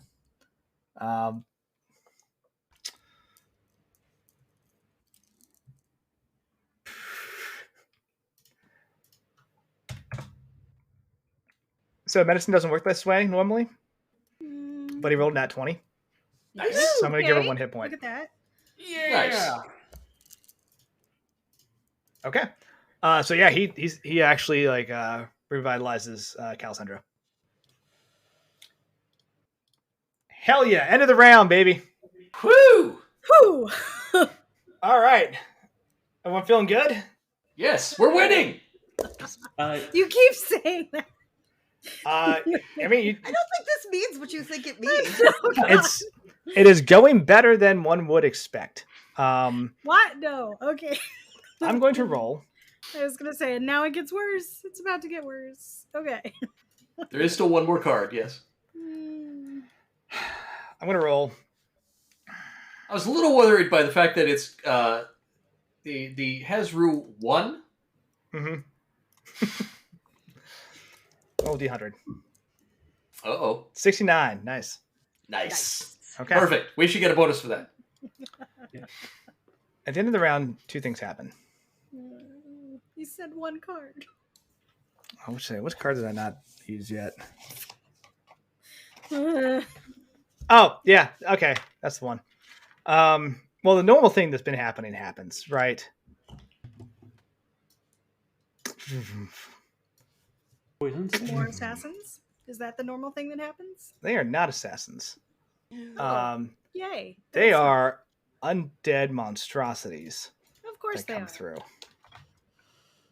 I like undead monstrosities. Why? Right. Why?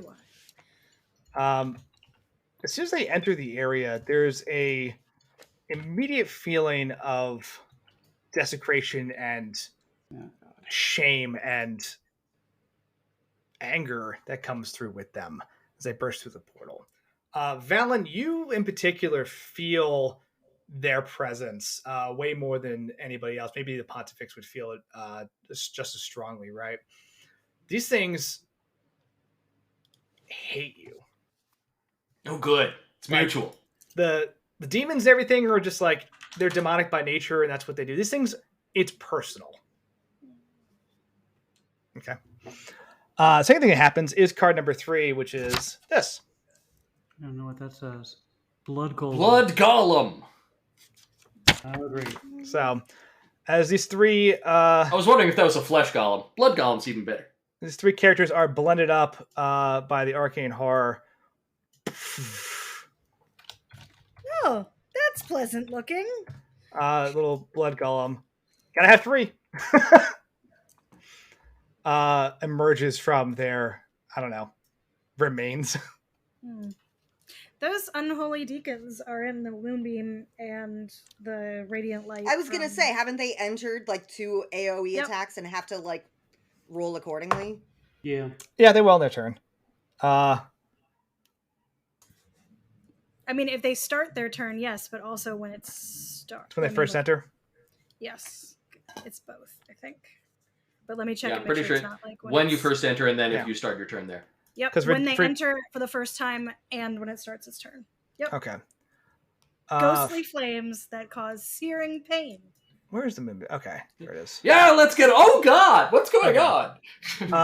You'll be able to hit number 1 with the moonbeam for sure. They can hate me for cause, is what I'm saying.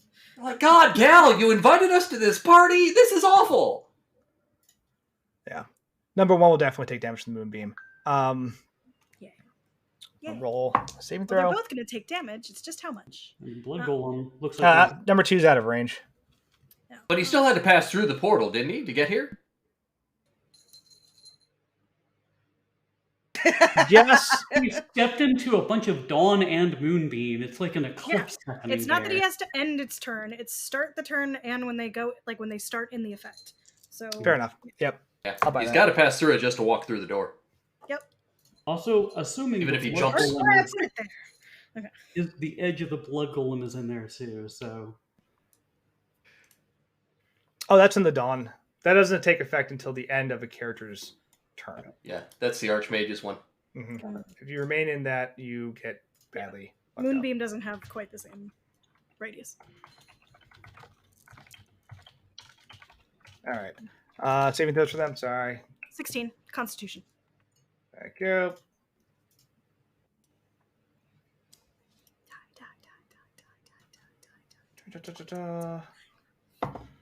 That's a 2. Yeah. Nice. That's another 2. Nice. They both take 21 points of radiant damage. Okay. They're very surprised. They can hate me for cause. That's what I'm saying. Sounds good. Come in here with this feeling of shame. It's going to be because you got toasted a bit by the moonbeam. Yeah, let's get him. Oh god, ow! Oh, do me a solid. Make a Welcome to the party. Sorry. Make a concentration check for your moonbeam from the Cone of cold. from the AoE. Yeah. Yes. DC 12. Yep.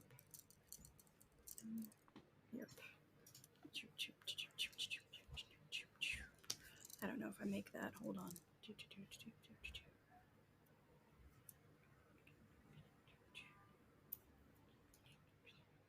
Brain. You better have at least 3 con save. Because I'm too far away to help.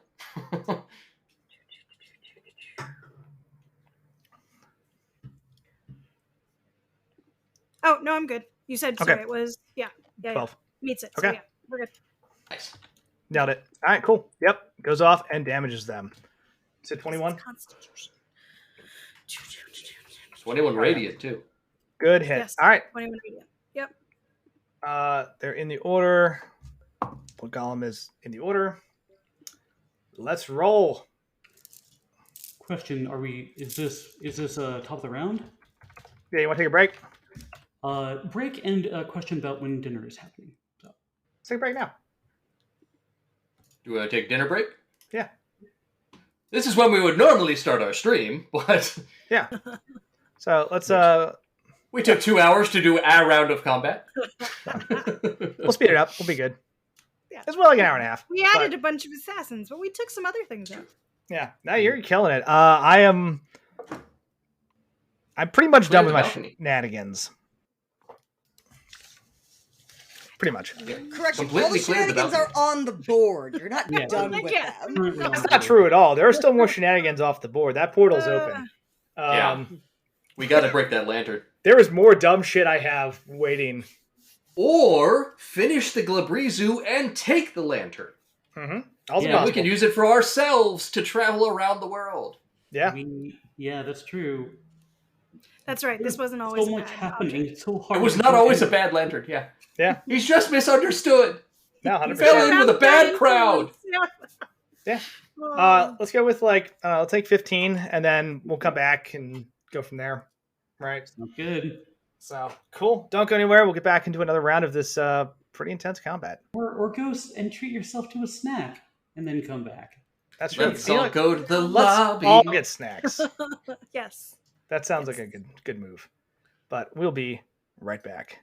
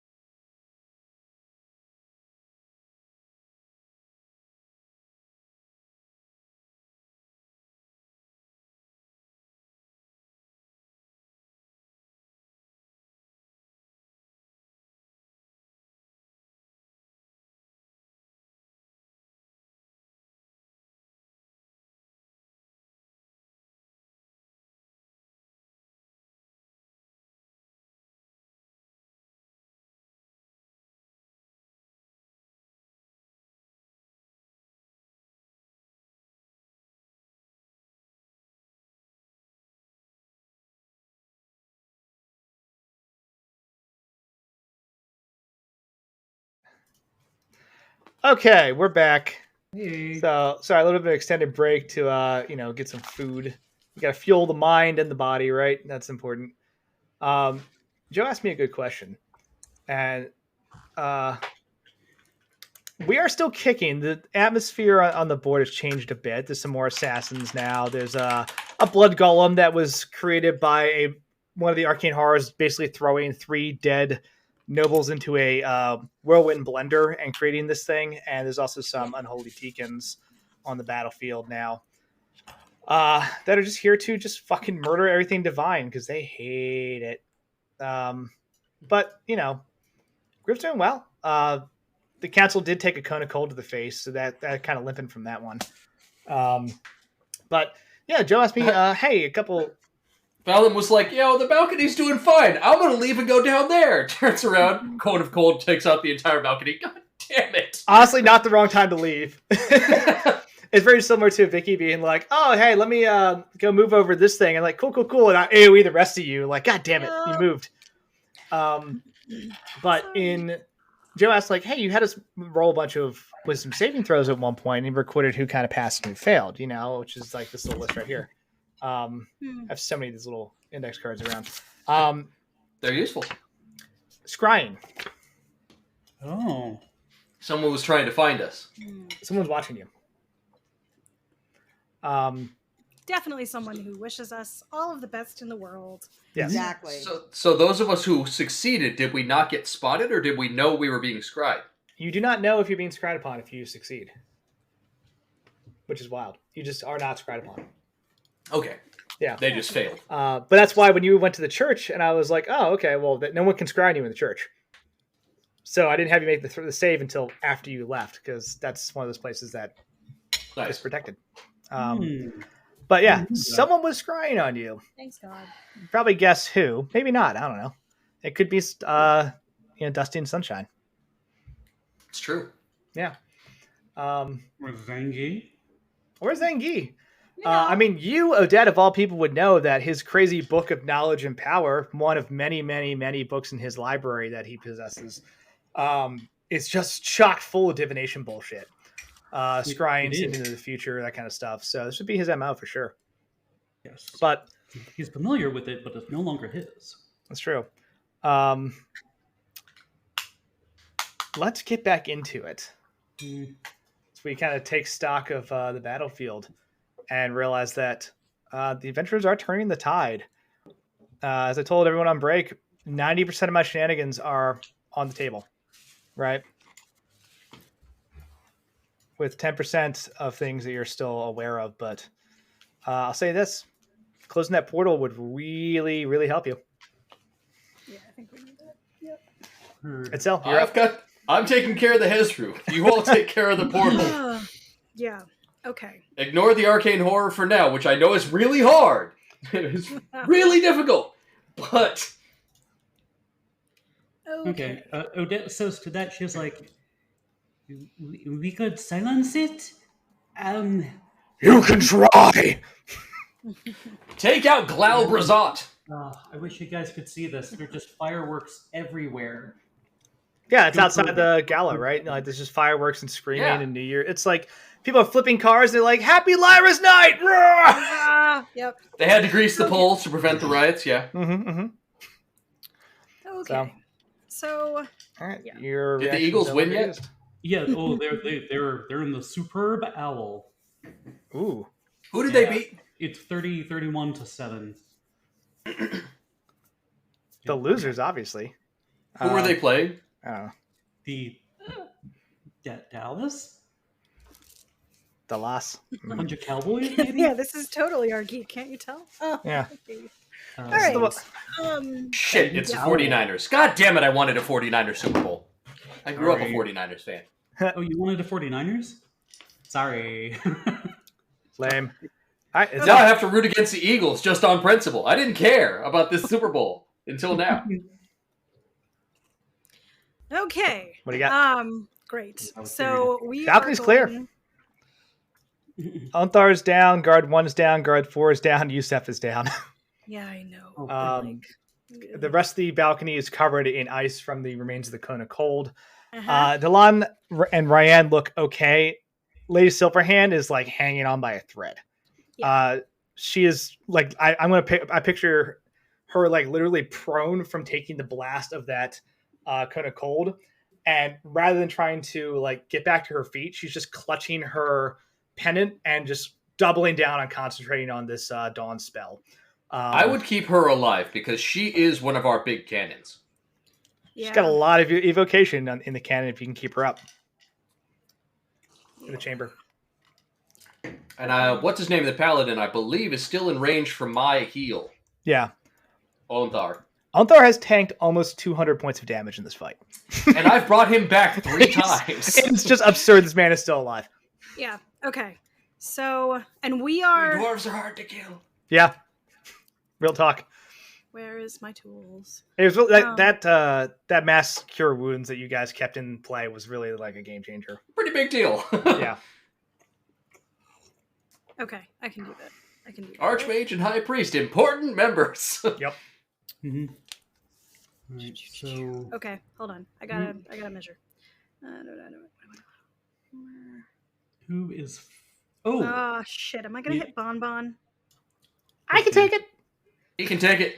But question: What is Lady Beauvoir's initiative? She goes on yours, I thought. No, she is lower than yours. Oh. Okay, so I think we're gonna do some Wither and Bloom. Oh, good move. Yeah. Okay, so this makes a sphere, and it's a pretty big one. So I think we're gonna do. Where's my thingy? Here. Okay. All right, and that's so it's a 10-foot radius sphere. So it's actually, I think it's bigger than the moonbeam. That's 20 across, right? Can I do this with? Yeah, I can. Okay, so we're gonna hit. Unfortunately, also probably Terrence. Well, hold on. Hold on. Why wouldn't you put it significantly farther north and try to get Yeah. blood Hold on. I'm gonna hit Bonbon, but still. Sorry, Bonbon. You can take it. Yeah. Okay. So we can hit the Glabrazu, the two deacons, the flying horror, and the blood golem. Nice. You cannot hit the flying horror. It is.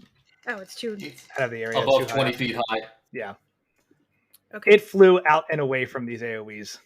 Okay, because the moonbeam's 40 foot tall. Yeah. But, No, it moved way the hell away from all that shit. Okay. All right. Well, fine. You did say it flew higher. Yeah. Yeah. All right. Fine. Fine. So it's not going to get the arcane horror, but I can get the rest of these dudes. So I'm going to center it. Get it? Is it under the arcane horror? If we knock him prone, will he fall into it? It's a sphere, so he'll fall through it. Yeah. Okay. So we'll do that. Okay, and that means that they need to make a Constitution saving throw. Once again, DC is 16. Okay, Glabrazu first. Take some necrotic damage if they. Oh, nice! Yay. Unholy Deacons. Number 1 fails. Number 2, nat 20. Okay. And they still take damage. They just take half of it if they succeed. Bomb rolls a 2. Okay. Can we use an initiative point, an advantage point for Bonbon? You can. We've got 7. Okay. I mean, he takes. Yeah. Okay. Bomb rolls a 9. 11 technically. Okay. So I need. All right. Terrence chooses not to be affected. Okay. Nice. Okay, so it's going to be, that's not as much as I was hoping for, but that's fine. 9 points of necrotic damage for everything that took it. Let's see. That was not as good as I was hoping, but that's fine. As you cast this spell, 9. Yeah. Make an insight check.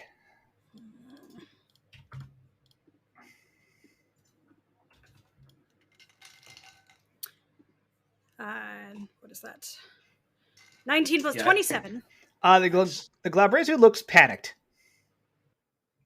I know I said take out the lantern, but if we've taken the Grabrezu down so I've hard, I got think we need... something that I can do with the lantern because I'm still in my archer form, so I can shoot the luminous arrow at it again. No, I'm saying don't kill the lantern. Kill the Grabrezu, pick the lantern up, keep it for us. Yeah, that's fine. It is a powerful artifact.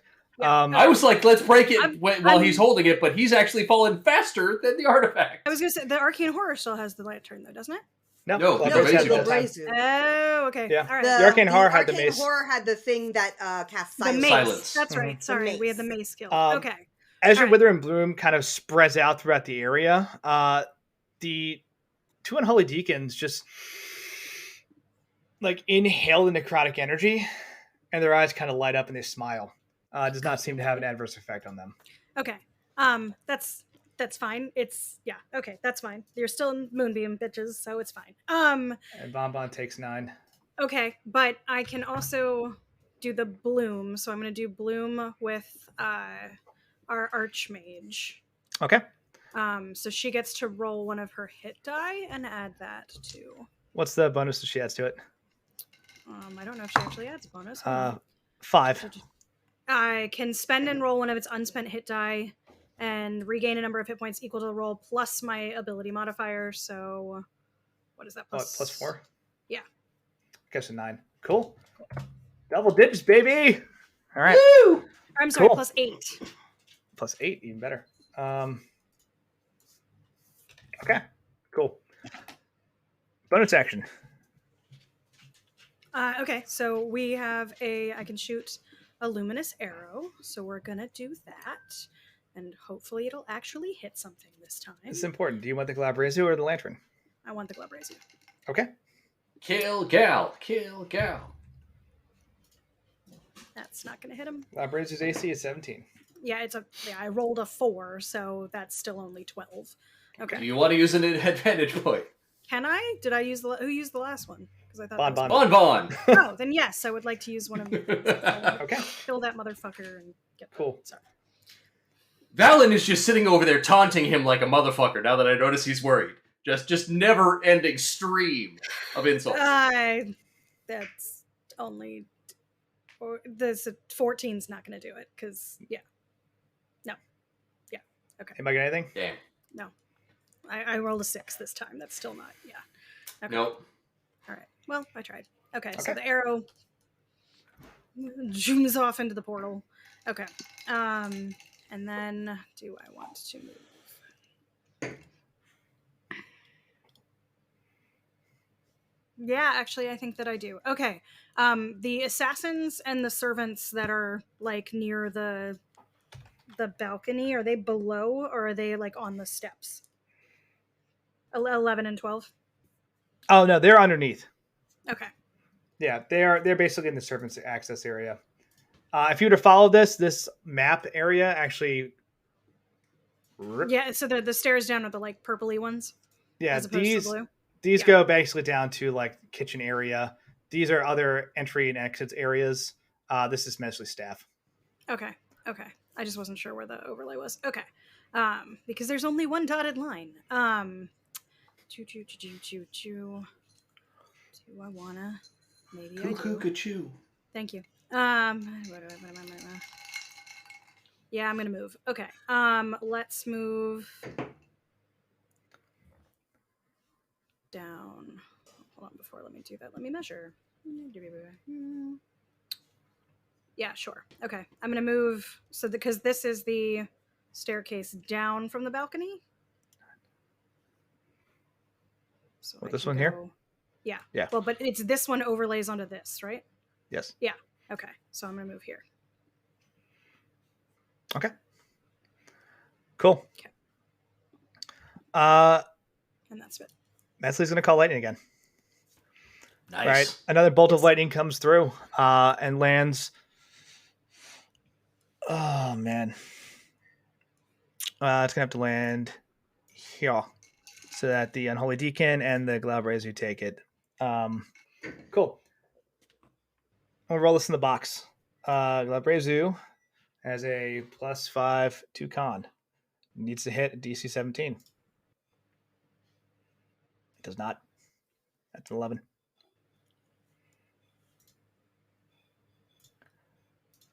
Okay. Glabrezu takes 27 points of damage from lightning. Okay. Is resistant to lightning. So it cuts it down to what? 13. 13, thank you. It has 10 hit points. Woo! It's okay. So the lightning bolt comes through, crashes into this Glabrezu, who, with a final roar of anger, begins to basically deform and sinks once again through the floor. And it shouts in Abyssal towards Valen. I have not stopped taunting the entire time he's falling. You don't understand Abyssal, but you understand the translation, which is basically, I'll be back. Yeah. And then sinks away. We'll kill you again. Mm-hmm.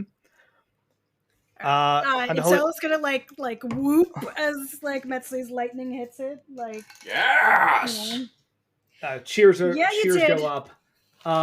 The unholy deacon passes and takes 6. Okay. Metzley did not move yet. Can she run forward and grab the lantern? She's gonna pick it up. If you want to do that, I need to have her make a wisdom saving throw. Oh, is this an evil lantern? I mean, right now. I'm sure you've got this. You're a druid. She's a druid. She's wise. I believe in you. DC is 20 on this. Oh. She swings with a +7. Yeah. That puts her at 18. Do you want her to reroll? Does anybody have anything to add to a save? Oh, hold on. I do. This is a new round. Hold on. She only needs 2. I can do my last cosmic omen, so let me roll that. But then I'm out of them, and that's a 3, so I can add a 3 to it. Okay. Then I have no more of these. Okay. Take a long rest. Very cool. She picks up the lantern. There's a moment where this entire room just grows dark. Yeah. Not the normal effect of a lantern. Everyone just feels cold and slightly disoriented. There is a lack of any finesse or presentation as the portal closes. Yes. And Metzley disappears. No! No!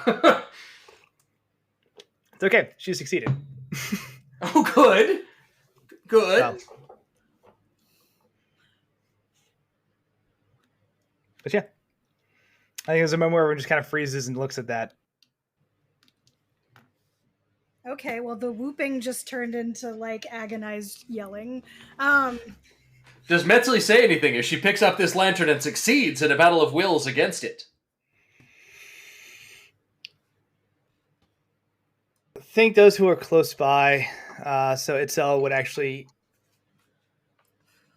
see a weird pulse of magic from this thing, and her just say, "Show me," and then she disappears. Cool. Good question. All right, Odette, you're up. Portal's closed. You're muted. Of course. Does Cole go right after me, or on my round? Okay. Question.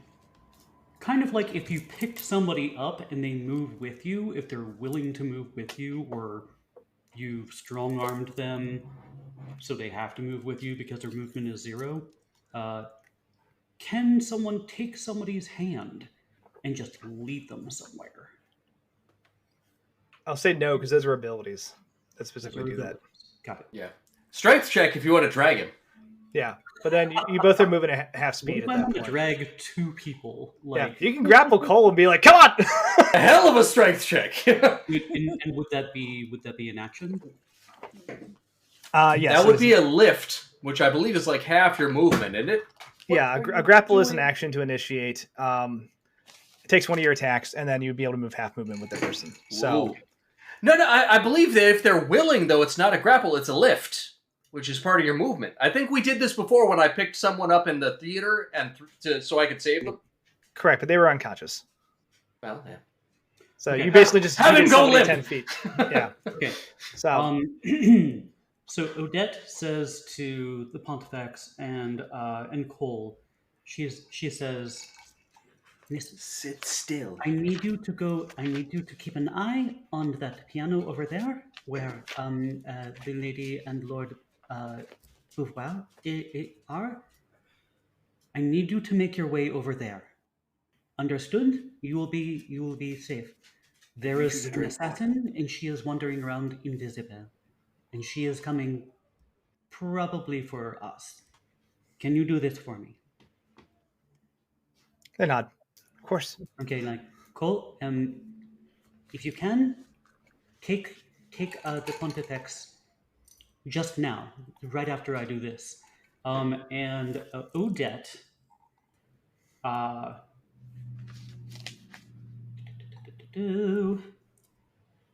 Odette takes a okay, yeah, I know what I'm doing.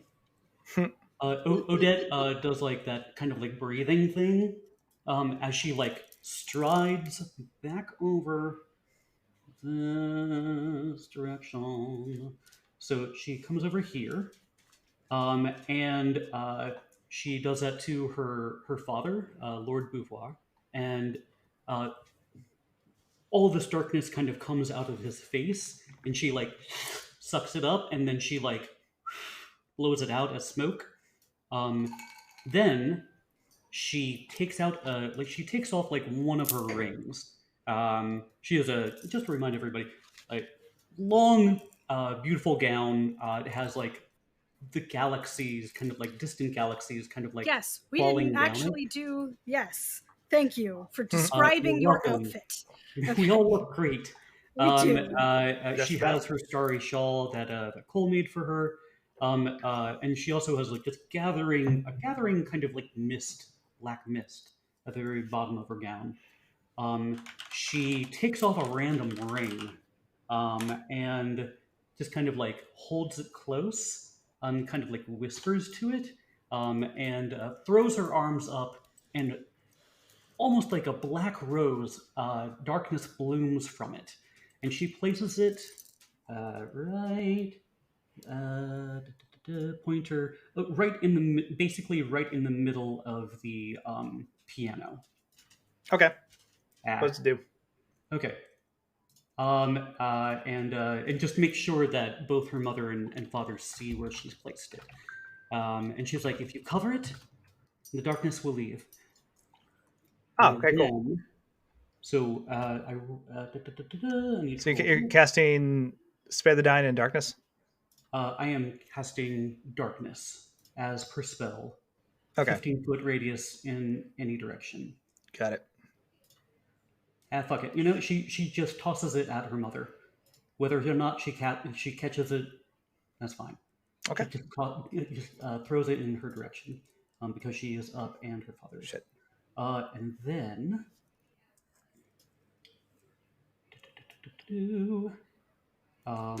This darkness. I'm casting healing word on Dad, and that is. You will not be able to cast both. Sorry? Unless you have meta magic.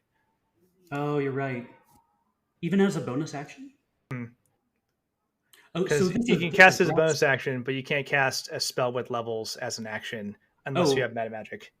No, so this is Rhapsody. It's key. I'm spending that. Oh, then you're fine. So yeah, thought this out. I had a long time to think. Yep, good call. Yes, right. That would be plus my charisma modifier. He gets 7 points of healing. Up. Okay. Okay. And very cool. Let's see. Last thing, because I burned Rhapsody, I can do one attack. So I move down here. Actually, I'm gonna just move over here. Sorry, Valen. And I'm gonna do one attack. Go for it. All right. I've got its attention. She's like, we'll take it down together. Wouldn't have it any other way. Good. And how bad does he look? The Hezru? Yeah. Hezru's okay. He got fucked up by balance thing, but it sells a lot of hit points. Okay. Then I'm going to, on my way over there, I am going to. Nah, no, I'll wait for that. Okay, yeah, she just goes over there and she slashes. Okay. With the sword. So. Roll to attack. That's 24. That hits. Okay, great. Oh, not much. That's 7 points of damage. Okay. Magical piercing. And Got it. that is the end of my turn. But she turns to Cole and the Pontifex, and she's like, "Go help them heal them. But stay protected." So you want Cole to go help and heal your family? Yeah, I want him to he may run into a piano or two, but I want him to take the Pontifex by the hand and basically drag her over there, carry her if need be, and stay in the darkness so he's protected with her. Okay. And that's the end of my turn. So he can kind of grapple and drag her. It'll take her about 15 feet, which is not quite into the darkness. What if he... okay. Actually, he gets 20, I'm sorry. So he'll take her right to the edge of the darkness. Okay. So he will kind of grab her and drag right to the edge. This is action, move. Okay. Yep. That's what we've got. And if he wanted to, no, actually, that's never mind. All right. Gets the Pontifex out of there. This enrages the Hezru. Sure. Good.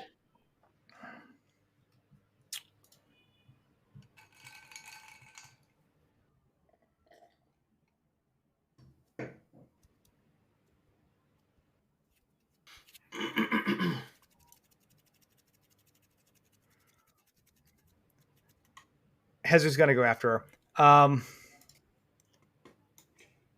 Is he? Careful. Yep.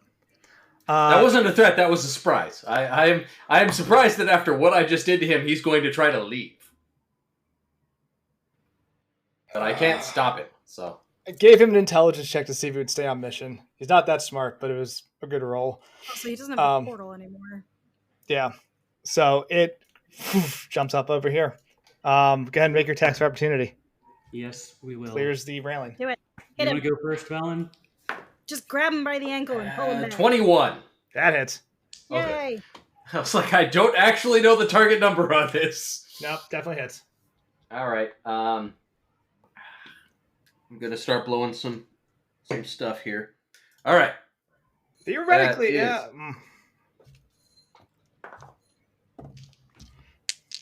It's an awesome start with the 1. So that is 7 magic slashing. Okay. That is 3 fire. 3 is consistent for your fire. Yeah. That is 6 radiant. Okay. Dude. And then I'm blowing a level 3 smite. Fuck yeah. 5 more D8 radiant. 7, 9, 15. Okay. 15. 24. 26 radiant. Jesus. All right. It looked really hurt after that, actually. Odette, take a swing. Get it. I also swing. 19? 19 hits. Yes. That would be 10 magical flashing. Okay. Fuck. Good hits. Still up. All right. That's all attack I got. 1, attack 2, attack 3. No! Can he see in the darkness? I cannot. It's because I rolled Does disadvantage. he know where they are? It's rolling at disadvantage. You saw him run in. Yeah. Yeah, but they could be anywhere. Okay. And 1 minute. What's her AC? Hold on. Well, I think 1 misses for sure. Sure. Okay. Yeah, 1 misses for sure. Okay. Yeah, so go ham. Claw. 9 from the claw.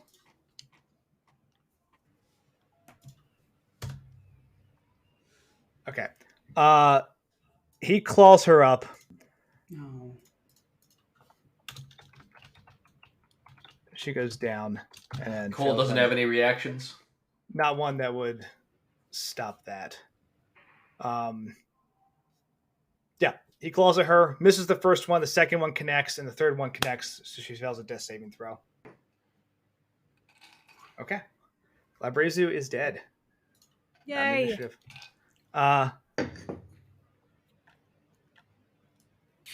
Octavian's up.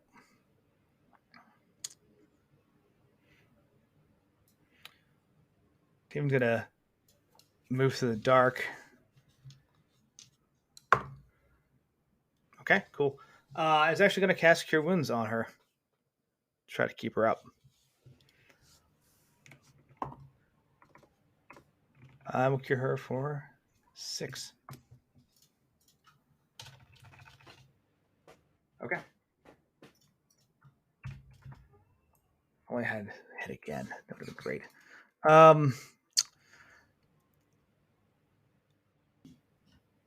Bonus action is going to inspire.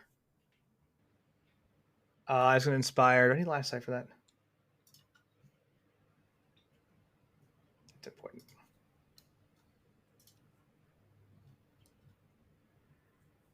Sorry. Damn. He can't inspire because he cannot see. Okay, but he gets back up. Cool. So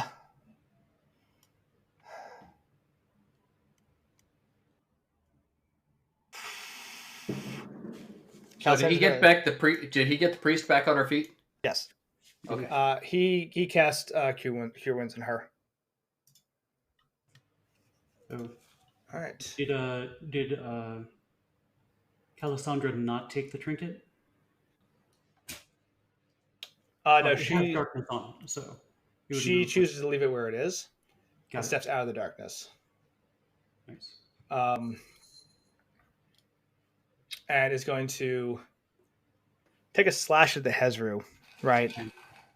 With a quick finesse style from a very nice curved blade she kind of just produces from her belt. Hits for some damage. It's nothing incredibly impressive, but it is damage. And then it's going to turn around and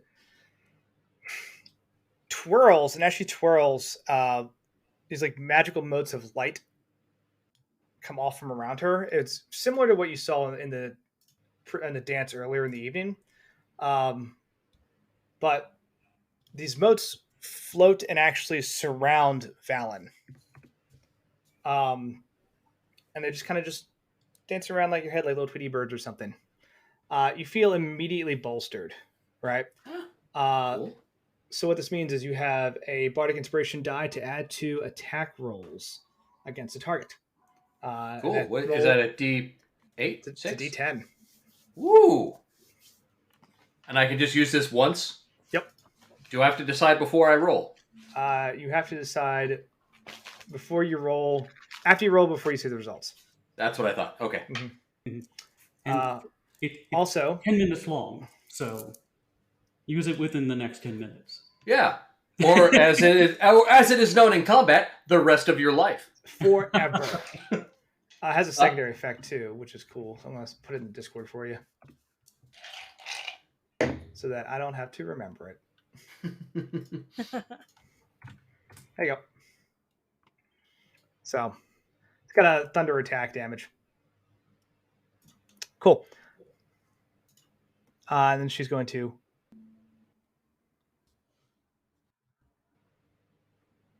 hold her ground because she doesn't want to actually get attacked again. Okay. And I just have one of these? Yes, I have one of those.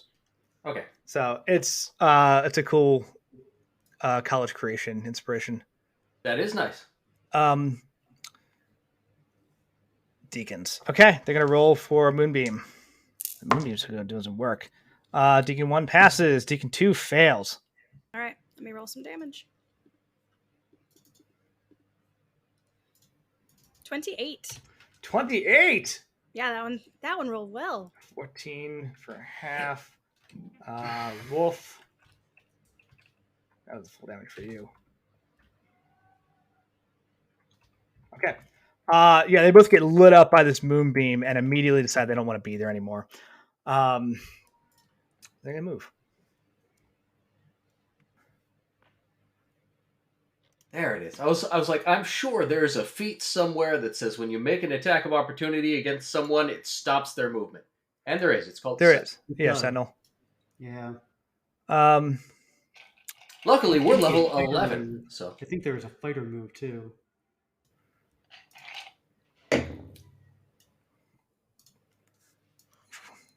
20. Can I actually get the full 30? Yeah, I can.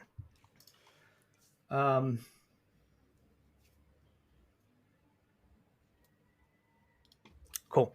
Yeah, and does the full 30 move to you, Itzel? Okay. And it's going to just start to channel necrotic energy and just reaches out to try to grab you. Okay. 18. Well, I'm going to use one of my, because I'm still holding my staff, so I'm going to use some shield. Okay. Brings us up to what, 20? Yeah. Ooh.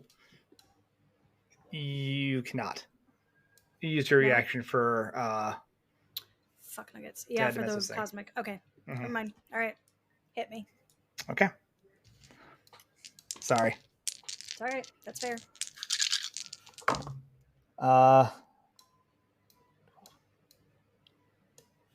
I take 19 points of necrotic damage. You still up? Yes. Okay. And barely, but I am still up.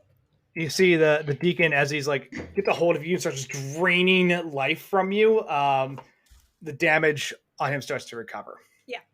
Not shocked. Yep. Bastard. All right. Yeah. And this one is going to. Well, we'd better hope that nothing else hits me, guys. So it's like I'd love to come down and attack you, but I've got a Hezru here. The other one does the same thing. Like its hands just light up with dark necrotic energy and just clink into your armor. No good. It just curses at you in a terrible and awful language that kind of makes the hair on the back of your neck stand up. Good times. Okay. Balin spits on his skull.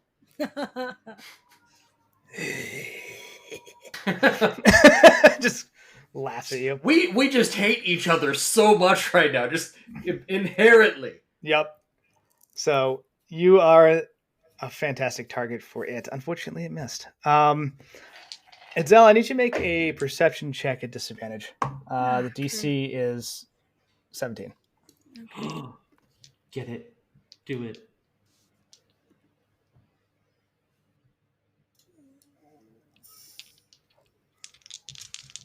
Use advantage if you need to. It's 10. If I don't use an advantage. Your call. Are we okay with me using one? How many do we have? 5. 5 left. I would use it if I know. Yeah. If it's what I think it is, you want to use it. Okay, because it's 19 if I use the advantage. Yeah. Do it. Yeah. Okay. No, we don't get a bonus point for saving these for later. Yeah. Yeah. No. Okay. So, I rolled twice. The 9 was the higher of the two, or not? Excuse me. 9 was the higher of the two, which so 19. Yeah. Okay. Very cool.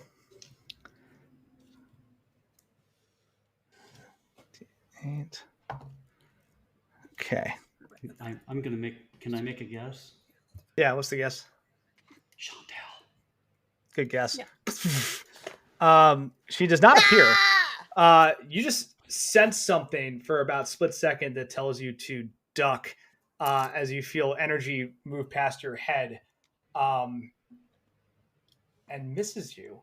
And then you suddenly feel a searing pain in your leg as a knife or some type of sword connects with your leg for 9 points of damage.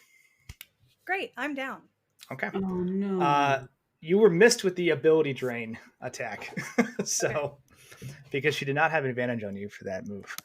You drop. Right. Okay. Yep. Do the rest of us see Chantel when she does this? No. Anybody close by enough? Oh wait, did she go invisible again? She wasn't visible. It was She only never- Itzel who She had like improved invisibility over here. realized she was there. So she's just back to being invisible because the rest of us never even saw her. Got it. Thank you for clarifying. Yeah, it still goes down. And then Chantel takes the second action, and that is her turn. I think, Odette, you do hear a whisper, just kind of in your ear only, for flavor. You just hear 1. Odette turns to Val and she's like, Chantel is picking us off. Quickly, scan the battlefield. Okay. He said makes a death saving throw. He passes. Yeah, turns out greater invisibility is a hell of a drug. All right. Except against me because I have alert. But That's true. Assassin 11 is going to move. Come out here. Nope. That's not him. that's not Assassin 11 at all. Yeah. You're up here. And he's going to take a shot at... Odette, go ahead and make a perception check, please. Of course. DC is 21. That probably won't. Nope. I'm sorry, that's a 15. But Okay. I am displaced. Just Got so it. you know. Yeah. So that's disadvantage. He's successfully hiding, gets advantage, cancels out. Nat 1. Nice. Hey, the crossbow bolt flies by your face and like touch your cheek. As you see, this assassin has like poked his head around the doorway, fired, and has retreated back down the hallway into hiding. Okay. Assassin 2, 12 over here, is going to pull out a knife and just start attacking these servants. What a dick. Well, I guess he is surrounded, yeah. Yeah. Yeah, that's enough. And then drop servant 5.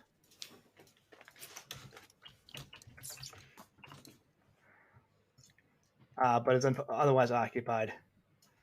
Okay, these guys have line of sight on nobody. Nope.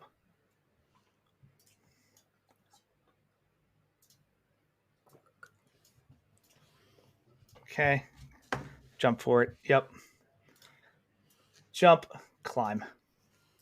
You hear the windows shatter. 15, 10 feet, half. Yep. So, you hear the window shatter as the assassin comes through this window here. And Was that the window? there are 3 windows. I thought that was exactly where the wall was. I thought the other parts were windows. No, window. Because, like, you can Window. see there's, like, the curtain rod in front of the other type of wall. Is that what we're looking at? Yeah, I think you might be looking at it backwards. Oh, She's fair right. enough. Fair enough. Okay, From the way that I'm Yeah. looking at it. got it. Then Like, he can still go through the window. Yeah. I'm good just call. like, wait a second.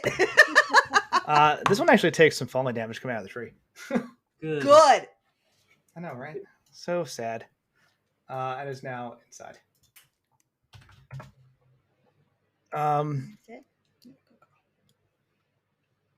Okay. 10's gonna take a shot at Valen. Misses. Just another bolt hits your armor. 8's gonna take a shot at Oh man, I'm gonna roll 50-50 for Bonbon or Terrence. That's Terrence. Okay, take a shot at Terrence. Accept the terms. So hits Terrence, but it's not a sneak attack, which is good. So Terrence takes some damage. Did I hear Odette say to Valen, Chantel is picking us off? If she yelled it loud enough, where are you? Yeah, you're close enough. Yeah. And then, I mean, considering I have eyes on both of them, I think at some point I would shout to Bonbon to find Itzel and help her. Because, like, I can't see Itzel from where I am, but by process of elimination... She's being eliminated, yes. Oh. it is the elimination process. Don't you jinx me. Bella, where you're at, the door's thrown open and an assassin comes running out. No! My corner! My safe little corner! I wanted to say that when you went back into the corner. I was like, that's an exit. And we know something about exits. It's not But... the exits. It is 8 points of damage as this assassin comes crashing in and just runs up and starts knifing you. How do you know? You didn't ask me my AC. You didn't say what he rolled. JK, Rolled 19. I absolutely get hit. We know I've got the worst AC in the group. Like, you said 8 points of damage? Yeah. And then... You said he rolled a 19? Yeah. Okay, I can take this. You got this. You got And this. this assassin comes in and is going to run a bit, kind of abandoning their posts and running up the stairs. That's 10, 20, 30 feet. Sees just like the pile of bodies up here and is going to take a shot at Delon, who's still in bear form. No, not my ranger buddy. That will hit. Okay. And Delon, after taking that bolt, starts to shrink in size and goes back to his normal form. Okay. So I turned on a like D&D battle music playlist from Spotify that only I can hear as like sort of background noise in my headset, and I keep forgetting that's not playing for the rest of you, but it's making all of this so much more epic. Like, Hell yeah. We need background music for the stream. That's actually something we should add. Is that going to make it harder for, like... Okay. There's a way I can do that. There's a way to set it up where it would happen while it's live and not and then just not happen for the video that gets uploaded later. I'm more concerned about like Joe being able to hear than I am about how it sounds on the video. So long as it's like low. Yeah, it would have to be quiet. And it would have to be non-copyrighted music, but to be on that's Twitch. The thing. But yeah. Well, what I'm currently listening to is 100% all copyrighted, like Assassin's Creed, The Witcher, Star Wars. I mean, a bunch of actually really excellent creators out there that do music for, and if you either like follow on, support on Patreon or credit them, because like there's a couple of people that I support their shit. So yeah, if we want to do that, there are like people who compose specifically, like down to like some like really like granular specificity of like what it is you're doing. But I think that would be a nice addition. I have, but there's some really talented people out there doing it. But yes. All right, let me check something real quick on a spell.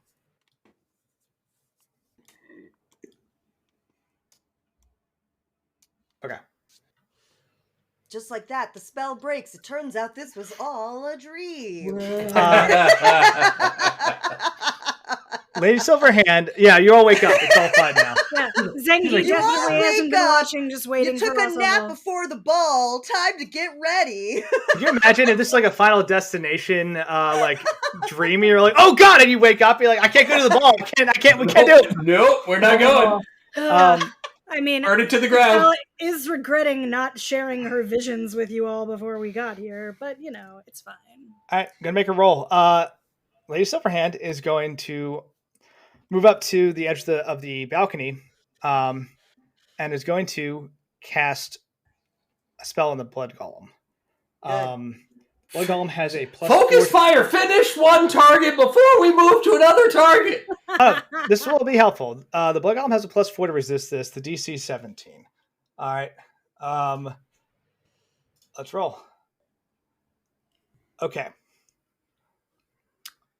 That is 20. DC was 17. Yes. So,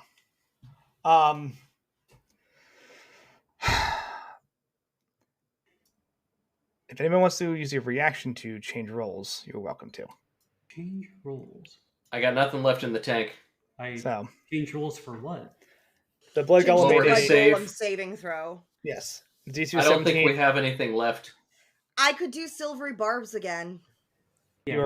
You were welcome to do so. I also. All right, I'll do it. I'll try Go silvery for it. barbs. Okay. What am I'd like her to What am I keeping my CC this spell thing. slots for? Hell no! Right. Burn that shit. Wait, question. Oh god! Did you see that? And Alberry lingered on nat 20 and then rolled to an 8. Wait a second. Wait. Joe's trying to. Did Laurel Silverhand use the advantage that she was given last round? This is him rolling to save, not her rolling an attack. Oh, yeah. I see. Okay. Yeah, she's forcing him to roll a saving throw. Yes. And succeeds. Okay. So, hold on. With your silvery barb, don't you give somebody else advantage as well? Yes. Can you choose yourself? Yes. I can, but I already did that, and I haven't used my advantage from the last time I cast silvery barbs. Because I was doing it so that I'd have a fallback in case I needed something for I was about to die, to give myself a boost. But I haven't. I then got the little juice from Silverhands when she did her health thing, so I didn't have to use it, and I just got the fuck out of Dodge. Okay, I wanted to check. It does have to be someone I can see within range, so I can't just be like, Itzel, wherever you are! I'm down. Doesn't matter. Yep. Can't answer you anyway. Yep. I know. The spell Dawn drops. No. The Blood Golem. That's fine. It did its job. Yeah, there's nobody else in the AoE, right? The Blood Golem, in a shrieking gurgle of just liquidy noise, disappears. Did she cast dispel? No, not dispel. Banish. Banishment. Banishment. Oh, it's a good spell. Valen Odette. Okay, that makes it a lot easier for me. Valen, Odette, and Bella, you can see that she is concentrating. So, the way this, if you're not familiar with the spell, the thing gets a chance to come back if it is native to this plane, which it is. It's made of people who are born here. So as long as she is maintaining concentration, it can't come back, at least for a full minute. So banishes it. Okay.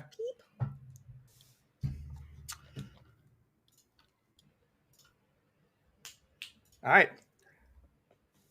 Nobles are going to die some more. Yeah, Valen and Odette, have you both already gone this round? I have not.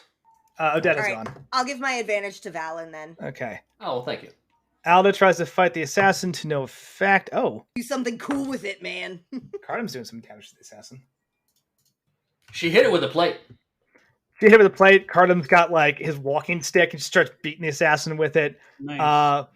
Get it. Vito's going to come running up and just starts throwing these heavy, some heavy, a heavy vase that he picked up and just chucks it at this guy. Holy shit, that actually hits.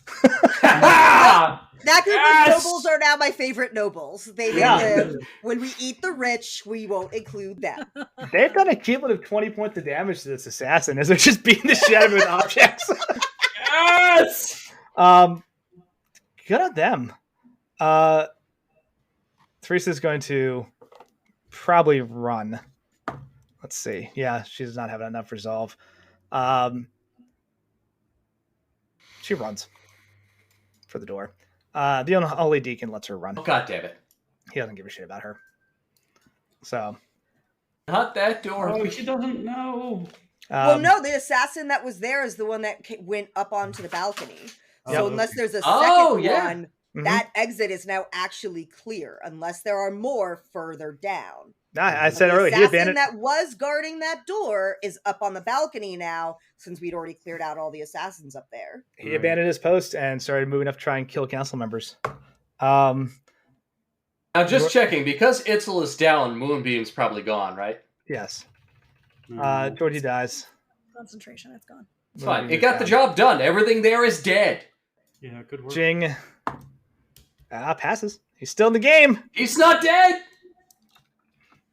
All right. Bella's next husband. I may get that second dance after all. And fails a death saving throw. Oop, sorry, buddy. Nobles are looking kind of rough here. Is there 3 more down? Let's see. 1, 2, 3. She's not dead yet.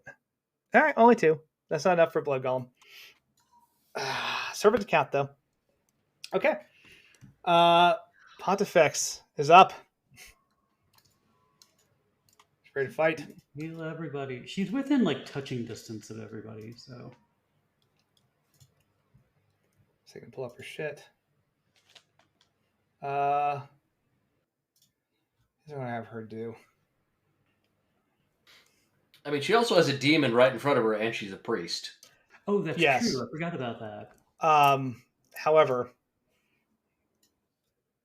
and everybody around her is up, right? No, because Cassandra is down but stable. Stable. No, everybody is up. Yeah, I thought Cassandra had 1 hit point. She has a lot. That's right. The servant got the nat 20 on the med check. she's gonna Why do. would we start this with everyone is up? I feel offended right now. Oh. Because she's a We're priest talking and about she. that cluster over by the Hezru. Yeah. Mm-hmm. All right, she's gonna move. She actually reaches up, and again, it's just like surrounded by like calming blue light. Even comes through the magical darkness a little bit. The Hezru kind of is repelled by it, Nice. and she just moves. Like she doesn't even run. She just strides across this whole area over to Bella. The Hezru does not attack her. It tries and is repelled by radiant light. Nice. As she's going to channel divinity. And God, this is such a cool thing. It's 8 plus 5 is 13. Cole, Octavian, the servant, Cassandra, Bella, and Jeff all regain 13 hit points. Nice. Nice.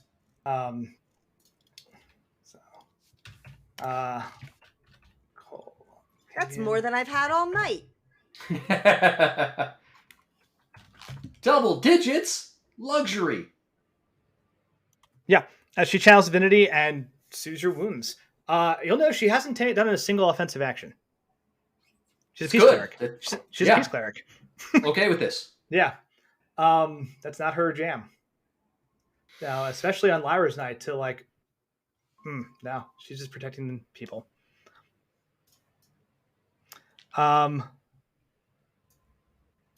Oldar is going to run towards Assassin 14. Attack. Hit. Assassin 14 is surrounded by people, man. That are all They're down. all dead. Oh, well, okay. And just lays into him with his longsword. Putting some damage on him. And kind of taking the aggro so he can't just start stabbing people. So, and he's actually going to, yeah, he's got superior dice left. He's going to disarm. And the assassin fails. Cool. The assassin is disarmed also. So he rushes forward, slashes into him twice, and then just cuts part of his arm, and the assassin just drops his weapon. Nice. This is not in my house, not with my people. All right. Guard dead. Guard passes a death saving throw. Oof. Okay. Jeff, finish the Hezru! Stand up. Take a stand. Okay. You could do it, man. We believe in you. That's a possibility, actually. Okay. He was a valiant fighter. He went down the first time, like, trying. If he finishes his thing, I'm going to celebrate him so much. Jeff has 20 hit points and an attack base of +4 that does 1d8 plus 2 damage. Okay? He's going to go for the Hezro. Get him! So +4, right? I'm going to roll this in the box. Fuck it. Okay. Jesus Christ, that's a net 20. Yes! Fuck yeah, Jeff! Yeah, Get it, Jeff! good boy, Jeff. Okay. Backstabbing him as he's obsessed with the shadow and ignoring the little mook who runs up behind him. This is 2d8 +4 for damage. I'm sorry, +2 for damage. The Hezru has 9 hit points because of mostly Valen's insane fucking attack. Demon, this is what I do. That is a 7 and a 4. It's 11 plus 2. That is 13 points of damage. As Jeff, emboldened by, the Pontifex and your collective shouts, just runs at this Hezru and is like, "For Lyra!" and actually drops it and looks shocked. It had 9 hit points. He did 13 damage. This Hezru goes down. And he's like, Valen shouts, "For Lyra!" "Oh shit! We're doing things!" What a fucking... What does the Pontifex say? Golf clap. I was like, well done, Can we well adopt done. Jeff as the next party pet? I'm There's okay with some- that. My That's the God. healthiest decision Bill has ever made. Jeff's gonna be captain of the guard. Yeah, honestly, Jeff, much better romance partner than Jing. Like, not a good dancer, but he gets work done. Jeff's gonna be a paladin of Lyra. He's gonna join the church. Good God. He suddenly has faith. What a fucking... Goddamn, what a fucking turn of events. Valen, you're up. It's my turn. Mhm. Man, has the battlefield changed in the last 2 turns. Fuck yeah. We can, All right. we can thank Jeff for that. Yeah. Yes, we can. All right. Time dilation. Battlemaster abilities. Assessing the battlefield. The Blood Golem gone. The Hezru gone. Bella under attack. We have a bad dude in front of us, and the ass trying to shoot at us, and the arch demon floating above us. Mm-hmm. Itzel is down. The people on the balcony are having some trouble, but there's only one dude, and they're all badasses. They're fine. They should be coming down to help us in a minute. Yeah, Teresa needs to get in on that action. I apologize. Teresa's running away. Also, nat 20 for this guard, because he actually gets back up. Sweet. Which guard? Guard 1. Up on the Oh, nice. balcony. Nat 20. Nice. He's back up at 1 HP. Good on him.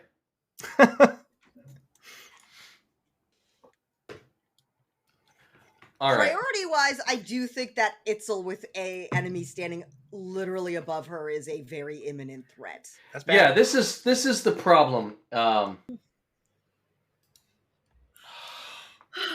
But this motherfucker in front of me, he's both a threat and I really fucking hate him, is the main problem here. He's going to get hit in the face, first of all. Okay. As you're up and close looking at these things, you notice that on their chest, what they're wearing is, it looks like the holy symbol of Lyra, but it's been just terribly desecrated. Oh, that motherfucker! On like her this- night! Yeah, this was specific. That's a die on the floor. Try this again. All right, that is a 26 to hit. Just barely. Oh, really? No, they're not that now. You got to buy at least 5.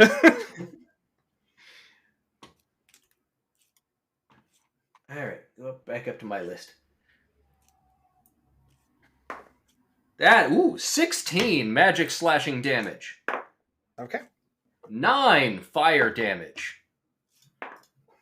10 radiant damage. That was double 10s on this die. You're staying over here. Wolf. Let's see.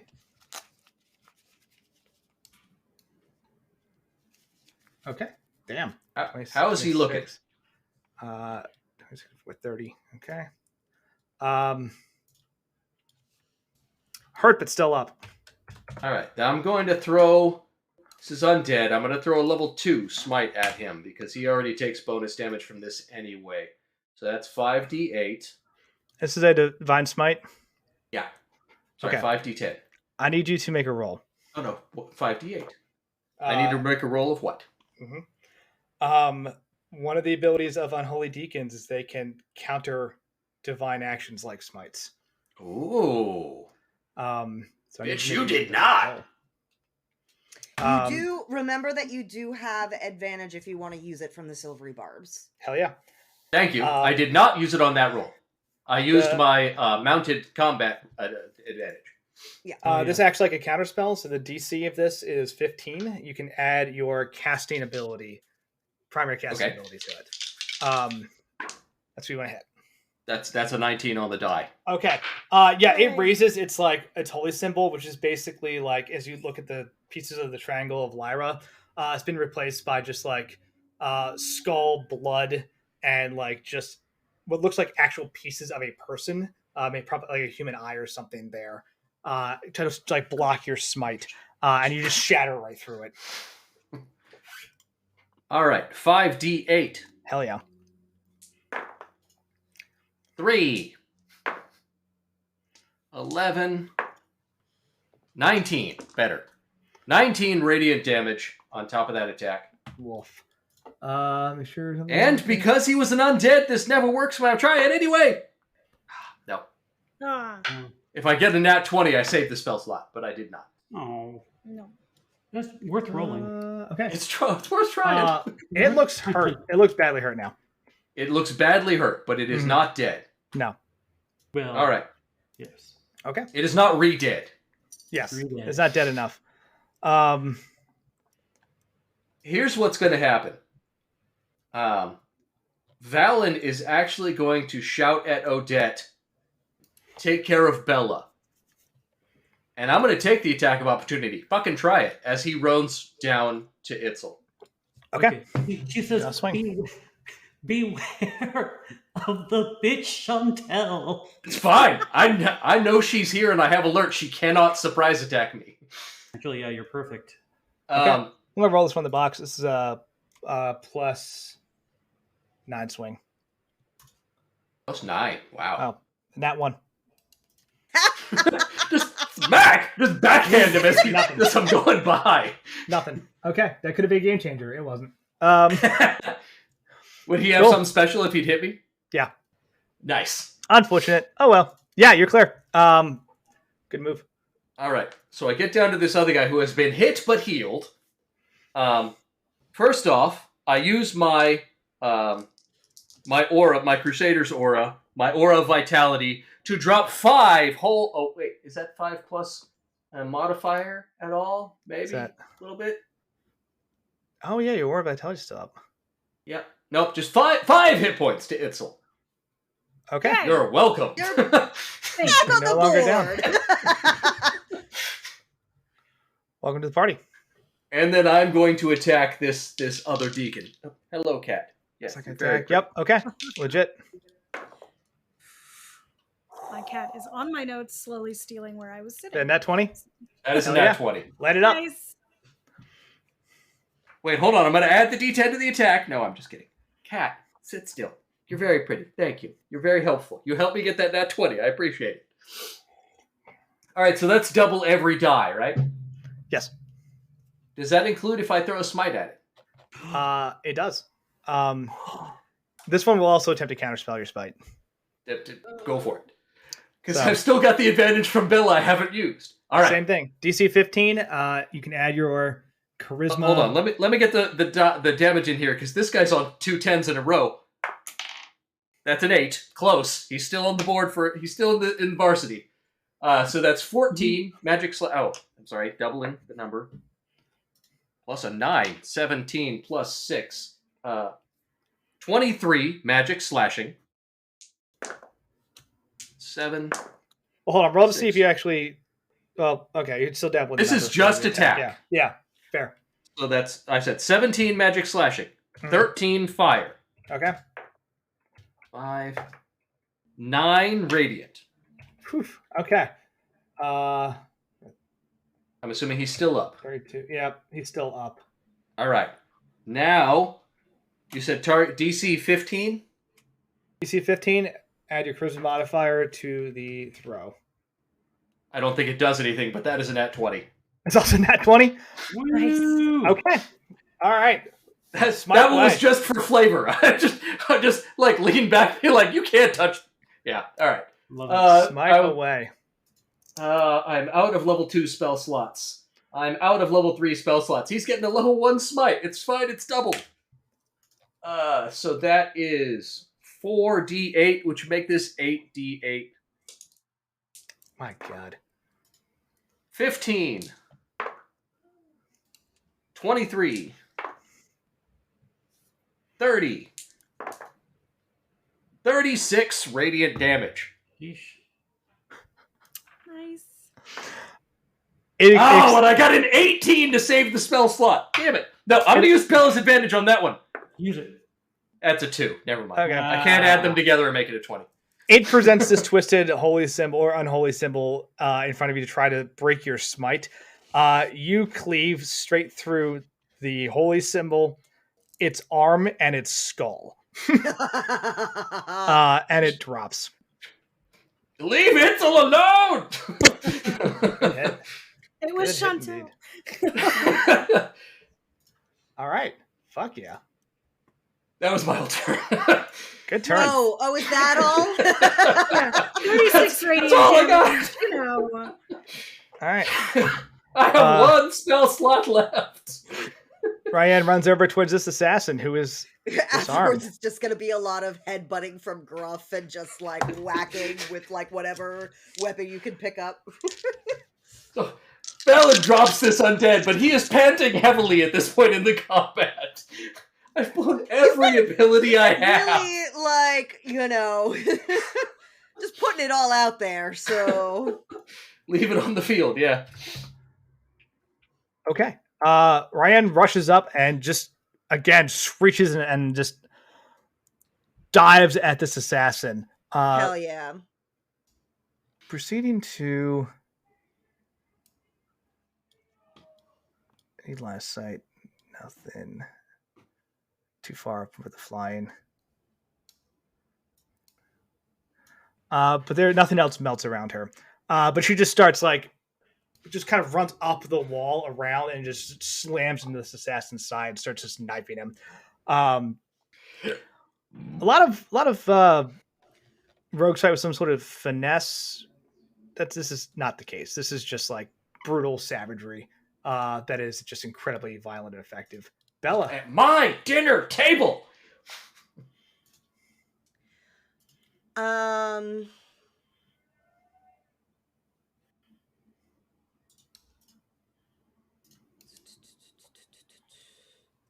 One second. I'm pretty sure I know what I want to do, but... I'm just happy to be alive. Okay, cool. So Bella is going to cast Armor of Agathis on herself. Good spell. Nice. That is fun. So what does it look like? Yeah, what's it look like? So normally it's like everything is covered in like a sort of a frosty shield, but with her, it's that like frost, but like a lot of it is like curling off, like when you can see your breath on a cold day in sort of almost smoky tendrils. Nice. And it just sort of starts from her locket and just sort of starts almost like a breastplate and then expands over all of her bit by bit. And because that is one of my warlock spells, I'm going to use the warlock spell slot for that, which means it's actually being cast at 3rd level. 5th level. Yep. That's what. I'm sorry. What level warlock are you? Yeah, I thought. I'm 5th level warlock. 3rd level. So it's a 3rd level spell. I was like, oh, you're 10th level. Like, fuck yeah. Fuck this shit up. No. I was. That was what I was double checking. No, I was like, what's the spell slot level for warlock shit? Ignore me. I'm trying to be too much. Okay. So, since that's normally a first level spell, that means I get a total of 15 temporary hit points, and anything that hits me melee gets 15 cold damage. Hell So, Yeah, that's the good stuff. yeah. So just so we're all, on the same page. And then, since he's melee range, I'm gonna cast Shillelagh. There it is. Fuck and yeah. I'm gonna bonk him. fuck this dude up with Shillelagh. How about Chestnut? I remember, guys. Do you remember back in the day when we used to use like all of our cantrips like Shillelagh and stuff? Gas-powered stick never runs out of gas.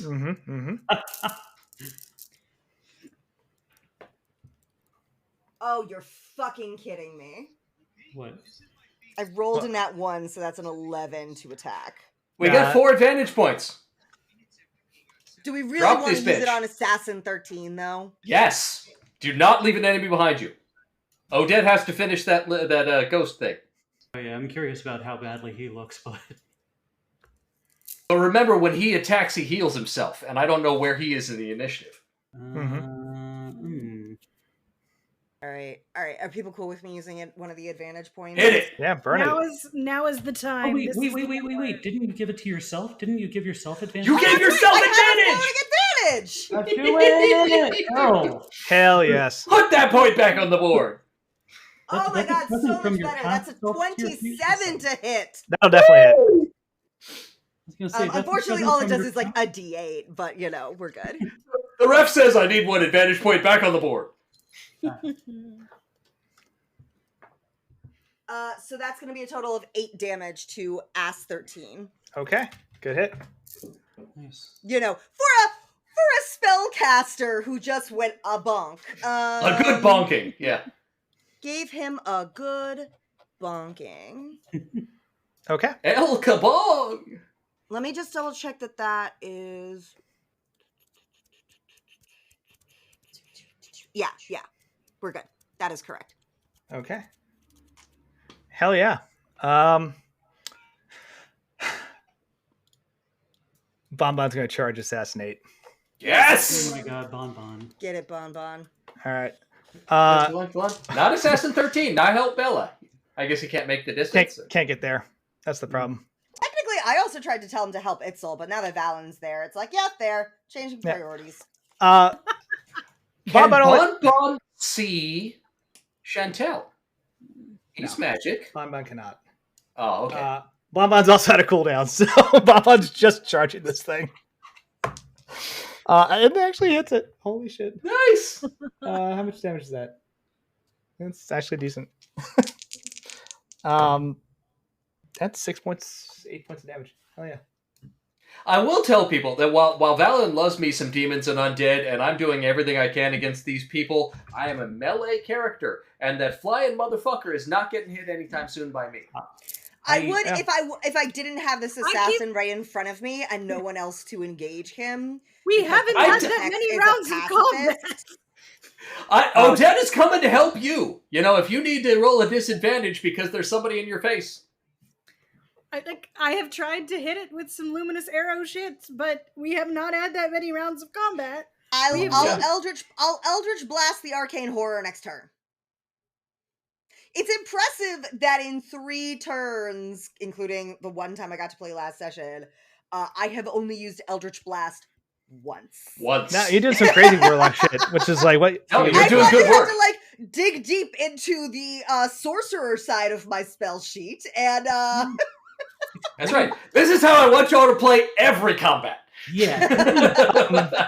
you are doing a bonkers amazing job, just like flinging spells. This is really fun. I mean, we have also reached the point where I am stronger as sorcerer than I am warlock. So, the tide is beginning to switch on which one I can actually do more power with. So, and if we happen to level up again after this encounter, that will only continue. Oh, you're gonna level twice. Ha Assuming we live. Odds look good right now. We're winning! Well, here's the thing. Assuming You we keep don't saying have to, that, and people keep dying and having to be brought back with like But 6 they're back! hit points.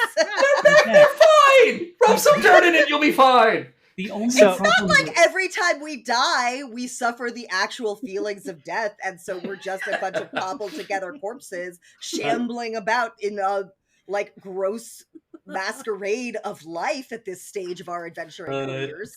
Alright, you're interrupting Bonbon's attack. Bella, I'm getting some hard projection from you. If you die, we just have to find you again, or you teleport to us. If we die, oh. I just think it's really unnatural to, if you come back, have the exact same body. I just think I should. That's fair. That's fair. No, It's so weird.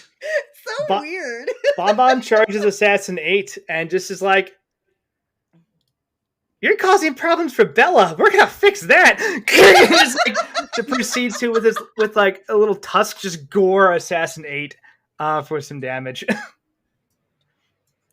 And while Assassin 8's still standing, Bonbon just goes, "Oh, this is a slow process, but we're gonna fix this whole thing. Don't worry." All right. Did he kill him? No. Oh, okay. Bonbon's got a lot of bonkers cooldowns, but her main attack is not very strong. She is just a tiny elephant the size of a corgi. That is surprisingly ominous Yeah. for something so cute. Which is like a changer for Bella, how normally Bella operates, which is adopting things that are both ominous in look and personality. I just want to You point said it, not out- me. I want to point out that the person that a Bonbon that Bonbon attacked, if you put the name of the NPC with the number, it becomes Assassinate. Hey. Hell yeah. Ask Fine. a bonbon? Terrence, Odette, like winks at Terrence as he comes over, and she says, "Here to do business, partner." Kara just comes rushing up and is like,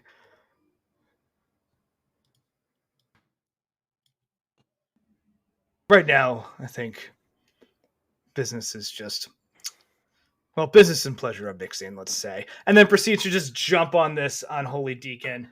You're supposed to say business is booming and then punch him. Or cast, like, Booming Blade. Terrence doesn't have a shocking limit of offensive spells, but proceeds to start tearing this thing apart. He is still a cat, yeah. Dealing some damage to it. Yeah. And the unholy deacon just kind of recoils from that. Blood Golem. Gonna roll.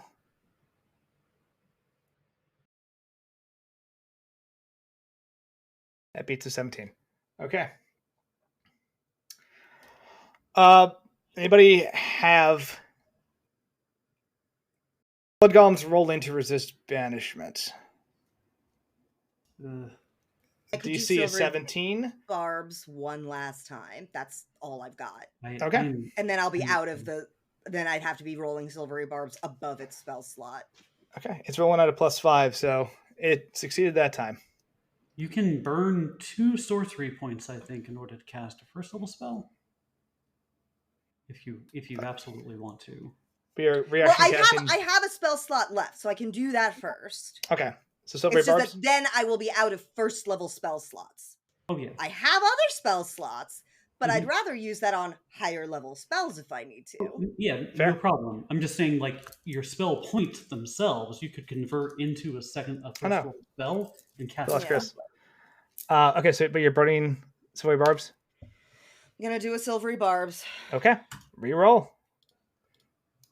Okay, the blood golem pops back in for a second, Yeah. gurgles and say, "You shall feel the collective wrath of," and then just pops out again. Bella's like, "No, fuck you! Get that shit out of here!" Hell yeah! All right. And who gets my advantage? Gotta give it to Valen because he disappeared. Well, Valen got the last one. Plus, I can't see Valen. I have to be able to see who I'm giving advantage to. Well, yeah, he's not on screen. How can you see him? This is meta commentary. We're being funny. Yeah. If I really wanted to be funny, I'd give the advantage to Jeff. Jeff Jeff has done some things, you know? Jeff, go take care of that arcane horror. Yeah, God. Hold it! Like, with the power of Lyra behind me, there's nothing I can't do. Dead. I'm not actually gonna give it to Jeff because Jeff can't actually reach the thing that's 40 feet. He's a 20 HP guard with a fucking +5 swing. Like this, that was fucking. Look, I think he should end his career on the high note of taking out that fucking Hezru. I'm not gonna he's retiring for send sure. Jeff against the arcane horror. Like he's the chosen of Lyra tonight. I'm 2 weeks from retirement. I'm just trying to get through. Alrighty. That's a lot of D6s. I'll give Odette. Odette's gonna get the advantage this time. We're so close. Okay. She should be coming up pretty soon in the order.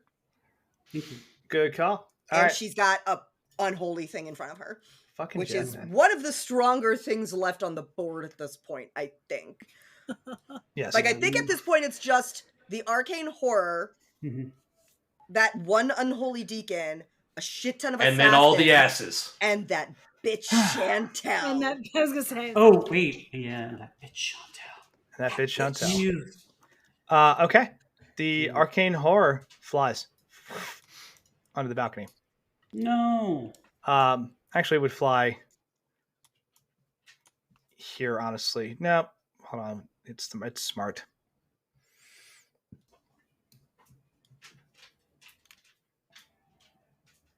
Yeah, it's gonna fly up here.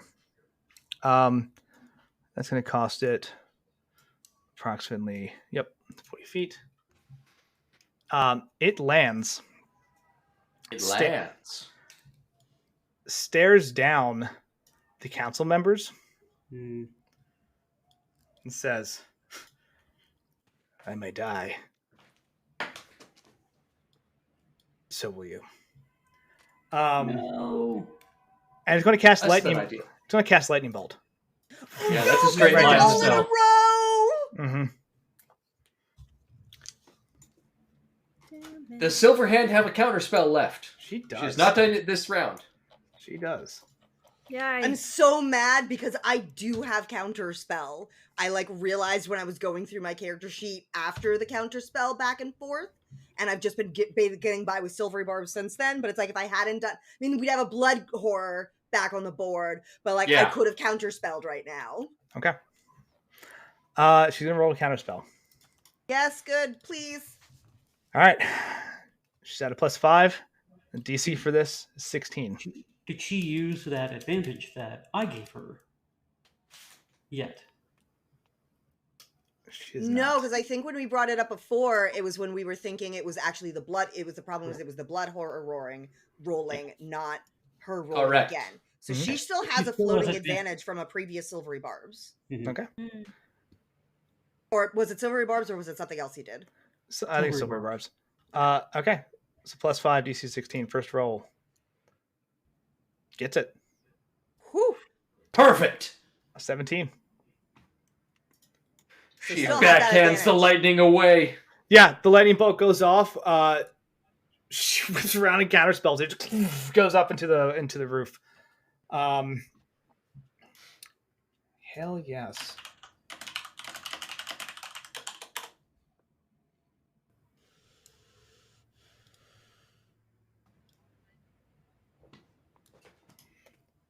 All right, and I'm gonna turn around because that was quickened. That's down to not great.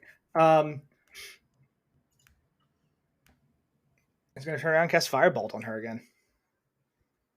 Can he shoot through all of those targets? You can fly up 5 feet.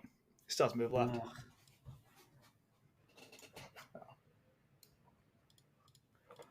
All right.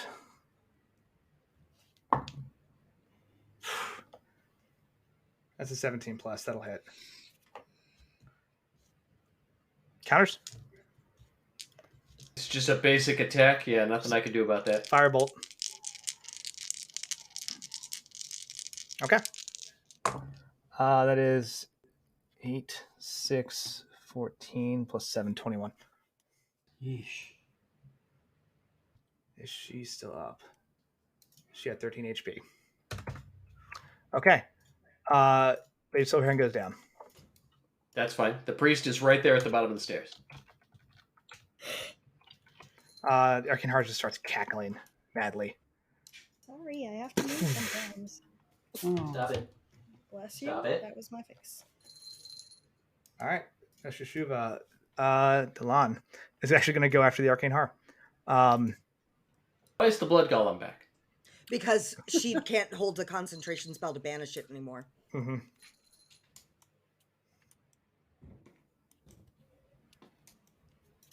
But on the plus side, the fact that he wasted his turn trying to come back and failed means that we've got some time before it gets to do anything. This is very true. It basically just wasted its turn this route. That was a very good use of silvery barbs. Hell yeah. CC is always good in a battle this size. You have lipstick on you. Okay. Sorry, I'm checking. I do have to say, like, I was noticing it when you, like, reapplied after the break. Like, I'm loving that color on you. It looks great. Thank you. I will say I'm a little bit disappointed in the gloss that's supposed to be like duochrome, but you know, you Sweet. win some, you lose some. Delan does not move. He's going to cast a spell, and the Arcane Haru is going to counterspell it or attempt to. Same thing. This is DC. Ooh. 16 I can't read plus it. 7. Oh, okay, hold on. Okay. It's Arcane. just coming through too blurry for me. All right. It's Color Pop. It's called Cafe de Paris. Delan tries to cast a spell on the Arcane Horror in his human form. You see just like basically ethereal vines rip out from the balcony and begin to like grab at the legs and arms of this Arcane Horror to try to like bind it to the ground. And the Arcane Horror counterspells it to retain mobility. How dare! He's not allowed to counterspell. That's our thing. That's our Right. thing. All right. Althar makes a death saving throw. Not a nat 1, but it's still a fail. Good. Okay. Wait, no, wrong person. Bad. Yeah. Fuck. Okay. Servants are still fighting this assassin. Which is the Get him! Miss. That's a 2. Just whipping a towel at this assassin, like, no! Okay. Hot damn. What a fucking round there. Okay. The board is cleared. Thinner. Yeah. God, yeah. This should be it. Beg your break. The last Bull round. Demon. Yes. All right. Itzel. Ooh. Oh, right. I'm alive. You're fine. again. You're Okay. fine. Yeah. Rub some Okay. dirt in it. You All have, right. you have what, 5 whole hit points? I know, so many. God. Okay, so Doing great. Blood Golem has not disappeared. We still have a shit ton of assassins. So much ass. So much ass. So much ass on this board. Get that blood golem. Get the blood Yes, golem. that is the idea. Or get the unholy... Arcane horror. No, not the arcane horror. The unholy thing. Deacon. The unholy deacon, and that frees up Terrence and Odette to get the blood golem. That's true. Either way. Okay. I suspect. Okay. Blood Golem. Let's.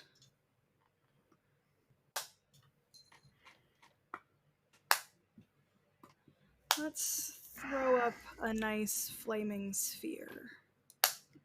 And we'll do. Anybody with Arcana know what blood is weak to? Yeah, that's what I'm like. I don't know what feel like necrotic is a bad idea. So Is it count as undead? If you'd like to make an Arcana check or religion I check, would you're like welcome to do that. Yes, I would. I would like to make a religion check. I'm a priest. I think you're like 0 for 7 or some shit like that. It's only a 13 Arcana, but I get a 14, meaning that I rolled a 15 and it got a -1. 13. Oof. Blood golems are a couple things. One, they're obviously like they're blatant sacrilege, right? In order to make one, the cost of human lives or lives in general is just absurd, right? Yes. So that alone is terrible. The thing is, they're incredibly powerful, right? They're immune to a lot of different stuff. Like they have no sentient mind per se, so they can like they're immune to psychic stuff. Their existence like renders them immune to stuff like poison. Yeah. Even there's a couple of things they're resistant to, but on a 13, you're not sure. You do know if they get their hands on you, it's a problem. Yes. Just being in contact with them can be incredibly deadly. Yeah, that doesn't feel like I needed a 13 to learn that. Yeah. Okay. How are we feeling about? I mean, the nice part about the flaming sphere is that the flaming sphere is around, and then on a bonus action, I can move it into other shit like assassins later on. But does it take an action to move it, or is that it takes a bonus action to move it once I've created it, which is why that's better than the moonbeam, because the moonbeam it's an action. So moonbeam you kind of have to pick a place like you want it to stay. If you're specifically contemplating casting flaming thrill, do me a favor and roll another D20 just flat if you want 11 or above. Well, I got a 4, so okay. No. Go for it. Fantastic. Well, now I am questioning everything. You smell gas. No, don't worry about that. Yeah, right?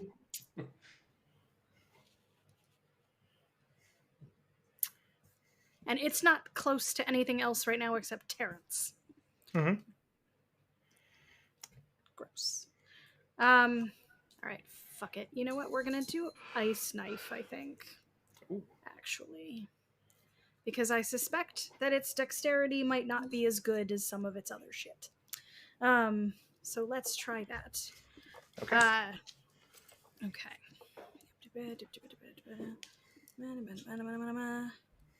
Oh, are we kidding me? Okay, well, 13 to hit it. With the ranged attack, that is. It does not hit. Yeah, okay.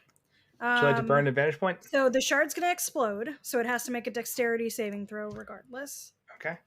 That is a 13. Okay, so that fails. It gets a 16. Okay. And then... Alright, so we're going to do... 14 cold damage. Hell yeah. Okay. That seems to be effective. Thank fuck. Okay. All right.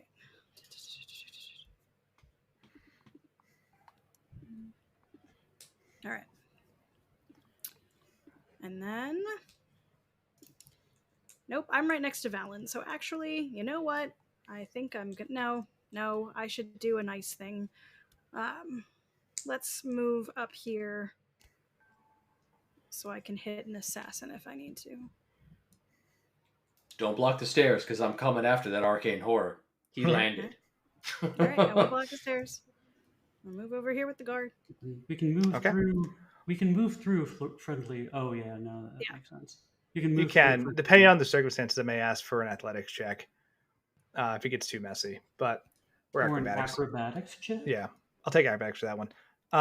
Metzley is still missing. Yeah. Odette. Oh my gosh, what to do? How bad does this deacon look? It looks hurt. Looks hurt. He's pretty badly hurt. She looks back at ass 13.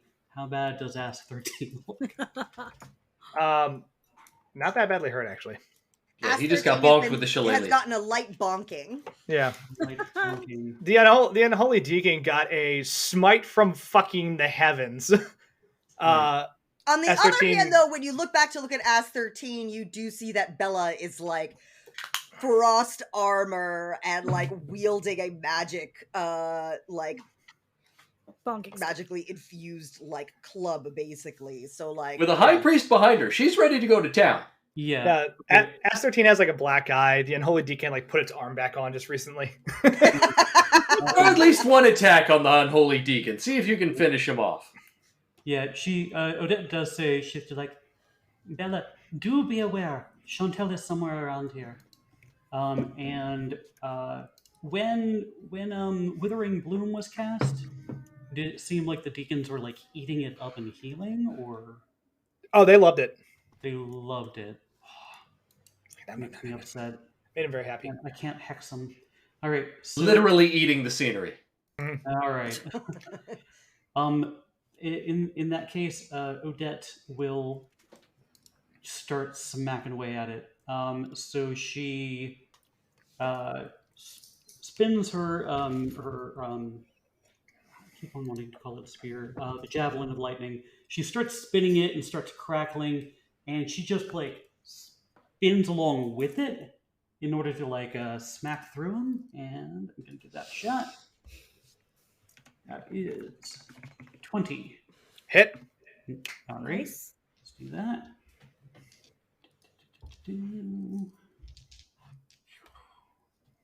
That's 10 magical piercing. Okay. You connect. Part of its skull shatters. It's still alive. How bad? But it doesn't go down. It does not go down. All right. Oh my god, that's a natural 20. Great. Burn it out. Yay! So she sees that, and she takes his arm and like brings him close and basically spins with him as if dancing, all the while just kind of like punching and like kneeing and elbowing him. Excellent. And like at one point she like does a little headbutt. So roll that again. Double damage, huh? Double damage. Okay. 6, 11, and 13, 14, 15. 15 points of magical bludgeoning. Because I am pretty damn magical. As you have it in this headlock, just smashing it, its skull cracks and the whole thing just crumbles to dust and bone. That is fantastic. Odette looks at the blood golem and very, very warily. No. She says, "Join us." She says, "Terrence, how bad is attacking this look?" Terrence just puffs on his pipe. He's just like covered in like burns and like slashes at this point. Just incredibly dangerous.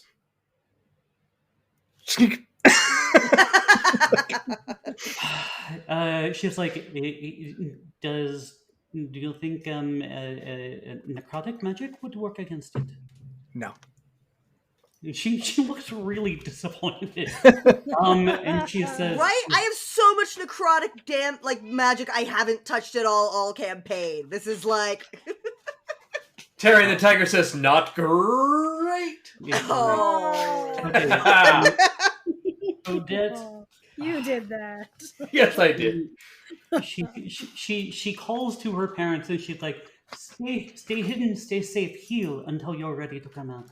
And she starts moving over and she's like, all right, let's do this. And she goes, there's no perfect way to do this. She says, you take one side, I'll take this other side. And she feels enraptured, so we're in Rhapsody, Okay. and I'm going to do Sit still, 2 kitty more cat. attacks. Bunny says, So "No." 20 Hits. and 21. Also hits. Great. Well, now I'm not sure if what I heard was cricket or bunny. So it's like, cricket, are you on top of the fridge? Maybe. Oh, I have an idea. Okay, so as she is now, I won't do it. Never mind.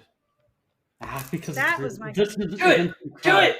Sorry. Anyway, no. Casting Hex on it would be a bad idea. Oh Yeah. yeah. It'll just eat up all the necrotic damage. Okay, so that is 11 points of magical bludgeoning, Okay. and then 10 points of magical bludgeoning. So she leaps forward. She like kicks it like in like a jet, and once she connects with one, it's like this shadowy after image, like chop kind of comes down on him, and then she like lands gracefully. And, Hell yeah. All right, that is it for me. I need you to do me a favor and make 2 DC 15 dexterity saving throws. I can do that. Flying colors, a 26 and a 25. Okay. As you're attacking this thing, like pieces of blood and viscera are flying off of it. And you move very carefully and keep yourself guarded, but you realize it'd be very easy to just get covered in this shit and like probably get disoriented or blinded or something. Okay. Cool. Got it. All right. That's the end of my round. Good roll. Oh man. Yep. It's time. Oh god. He said Cole- 90% of his shenanigans. Cole charges out of the darkness. Oh no! And goes after Assassin 10. Still in his shifted form, so much bigger and faster.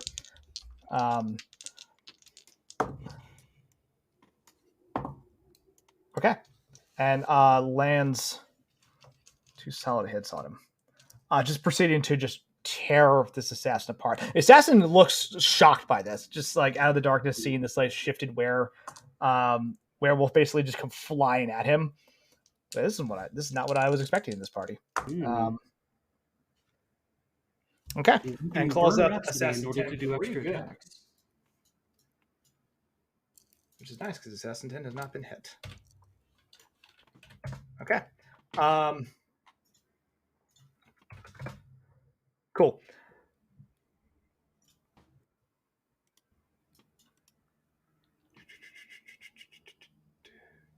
Cole has moves down. Elbridge is down. Octavian is going to move out of the darkness.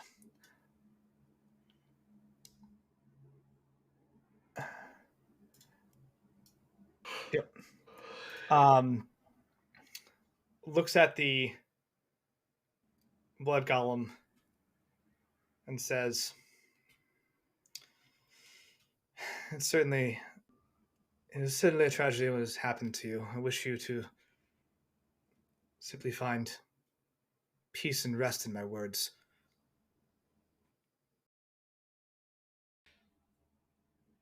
Rest in peace. And like a weird light surrounds the golem as he uses an ability.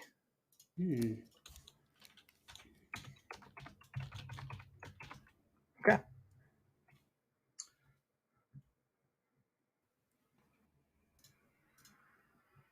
Deacons are down. Calisandra is going to move out and use a bardic on Bella. Same thing. She does another one of those elegant movements, and as she kind of completes it,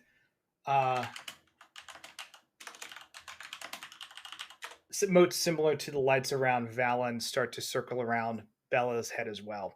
So you have the same ability that's in the Discord for attack rolls, which includes spell attacks.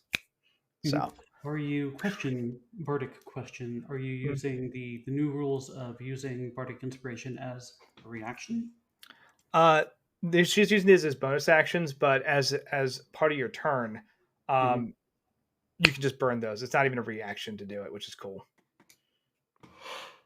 So, say that again. Oh, as a bonus action? As part of the receiver's turn, when they use that Bardic, they can just burn it. There's no reaction cast, which is great. So it's basically just a free D10 that people can add to a attack roll.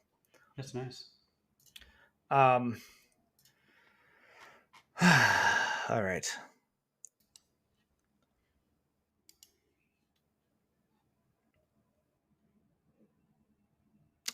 Bella, I need you to make a DC 18 wisdom saving throw, please. You can do it. You got this.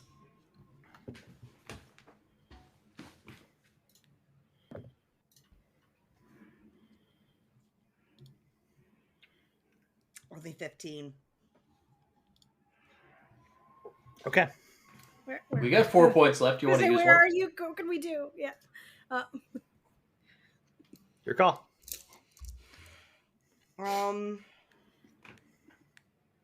Mystery effect. It's probably worth it. All right, I'll take one. Yeah. Although I'm gonna be honest, it's less likely that I'll beat it than I won't. You never know. I don't have anything I can give you for this far away. I don't think at this point. Ah! Okay, that was a 23. Yay! Look at that. Worth it. Okay. Good move. You have a strange series of thoughts that go through your head for a second that are not yours. Yay. But you're able to quickly dismiss them. All right. I know who that is. Make sure I have actions action economy correct. This is important. Just as a reminder, depending on who was targeting me with that, I have Among the Dead. So if an undead targets me, they have to do a DC 15 wisdom saving throw themselves. And on a failed, they have to target someone else. Or they're not undead. Okay. Is the arcane horror undead or demon? Or arcane horror is undead. Okay. Interesting. Okay. And the blood golem is undead? It is not, actually. Construct? Yeah, it's an aberration. So, okay. And then there is a noise from up here. No, don't you do that. This could be such great things. I feel so happy and ready for this. It's hard to see where it came from, but there's a flash of silver as a knife connects into Lady Silverhand. No. Okay. Can I see that from here? No, She's right on the edge of the balcony. I mean, I can see it probably, right? You don't see a source. You just simply see this knife materialize and slam into her as it being thrown from somewhere close by. Yusef's gonna make a death saving throw. Can I roll some perception to figure out what direction that was coming from? You're welcome to. Okay. I don't know if it'll be good or not, but we'll try. There it is. 20. First one of the whole combat. That one. Ooh, for double fail. Double fail. 20, you get the impression it came from somewhere in this area. Hold on. I can't see. Hold on. Okay. Okay. Fucking Chantel. Okay. So, okay. I'm assuming you don't have fairy fire. You're a druid. You might have fairy fire. Absolutely. Assassin 1.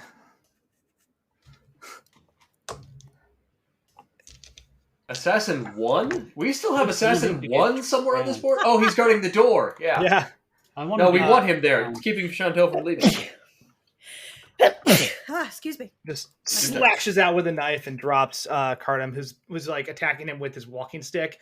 Just grabs the walking stick and just puts the knife directly into his throat and he just drops. He was doing good work. What are you yelling at? That's the ceiling. Let's go up here. Assassin 14 is disarmed. Sit still. Okay, here you go. Okay. Assassin 14 is actually going to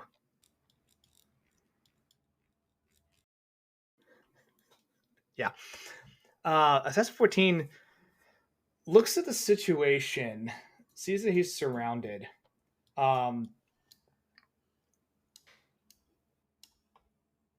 Pulls out a vial of a strange glowing orange liquid. Spits in Uldar's face and says, "See you in hell," and just downs it and starts to glow.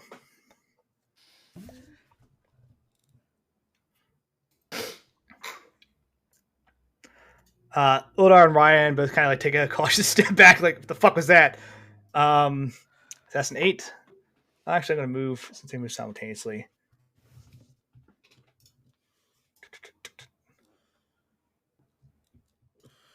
Yeah. Assassin 9 gets up here. Takes a swing at Bonbon. No! The audacity. Hits.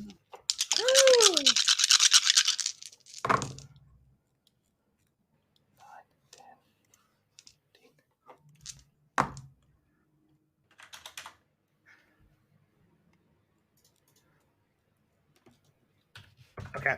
The assassin comes to the window, knives out just at Bonbon, and just proceeds to just lob a knife right through one of Bonbon's ears, like just badly damaging her. The other one moves for a follow-up.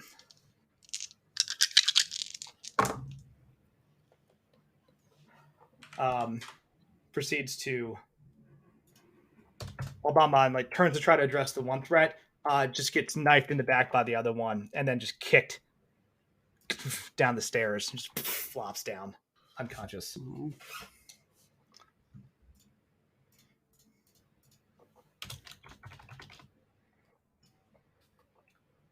right.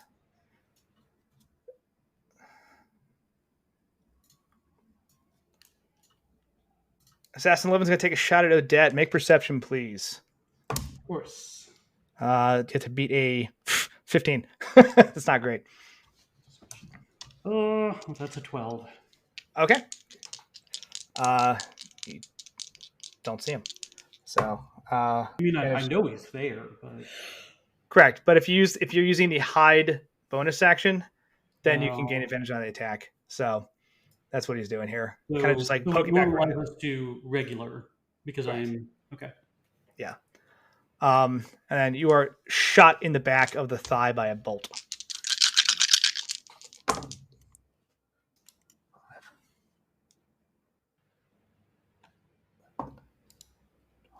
It's low. 13. The bolt fires off and the assassin moves back. Okay. Assassin 10 swings at Cole. Still up.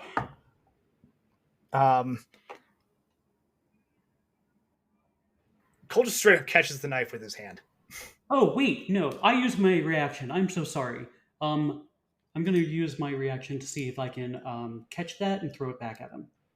Okay, hell yeah. No, screw that. I've never used this before. So, deflect missiles. You can use a reaction to deflect or catch a missile when you are hit by a ranged weapon. The damage you take from it is reduced by 1d10 plus 12. Ooh. Hot damn. Plus 12? So, what was it, 13? Yeah. You want me to roll? Yeah. Is it D10 plus 12? Jesus Christ. Yes. So, that is... Just want to make sure. Okay, actually, yeah. Mm-hmm. So, that is 17. Okay. So, if you reduce it to 0, which I have blown over 0, and you have a free hand, I do, you can spend a key point and make a ranged attack as a monk weapon with a range of 20, 60. Okay. How far are they from me? Well, about 20 feet. Crossbow range. There we go. He turns around, catches it before it hits her. Just continue the momentum. Continue the spin. Yeah, and continues to spin. Incredible. And okay, and that's a 19 to hit. That hits. All right, let's roll for damage. How much is it? It's a D8. All right, let's see what it does.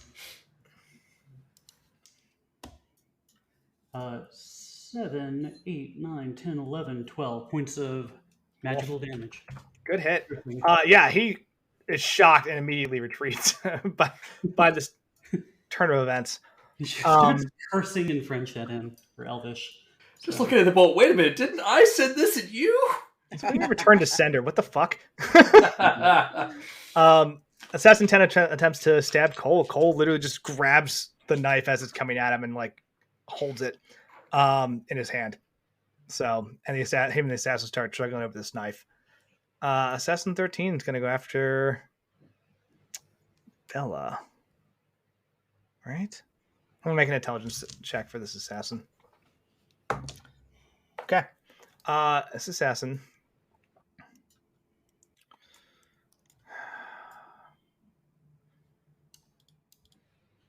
is going to run. As you should, bitch. Yes.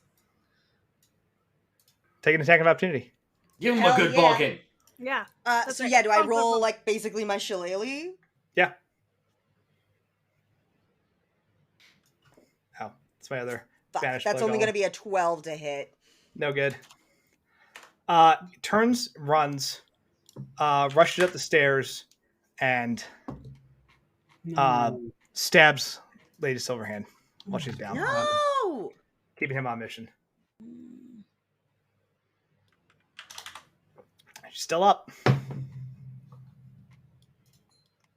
All right. That's all the assassins. Wait, is Lady Silverhand down or up? Oh, she's down with 2 failed death saving throws now. Yeah. Her and Yusuf. Well, Yusuf does 3 down, right? 3 failed now? He's got 2 down. Oh, okay. I thought you had 3. All right. Because he passed 1 and then he got a nat 1. That's Yeah. right. That's And right. then Onthar has 2 fails. Yep. I'm going to roll this in the box again. Death saving throw because she's next. Good. All right. We need 11 or better. That's a 4. All right. Anything we can do? I want to give her one of our advantage points. Yeah, I'm fine. Ellie used the last one. I am willing to accept that. Am I willing I to will accept donate right now to give. I will donate right now. I'm doing it. Do you need a bribe? We'll Do it. bribe you. Do it! I will This say is Silverhand? Yes. Yeah. You have a scroll of Revivify.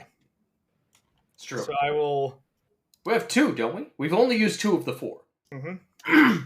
So I'll say... Does Yusuf have his still? No, he used his on you. Yeah. Oh, that's right, during the fight where I died anyway. Yeah. Mm-hmm. Yeah. So, I'm doing it right now. Yeah. I will give her one more like, roll. I can get to one of these people to heal them, but I can't heal more, like, multiple. I can also get to one of these and heal them. And we I have a have high to change priest. form I in will- order for it to do, and that takes an action. So, like, I will take the advantage point. I will let her reroll once, and then we're going to stick with whatever happens. Yep. Okay. You're doing it right now? Okay, that's a 17. All right. Whew.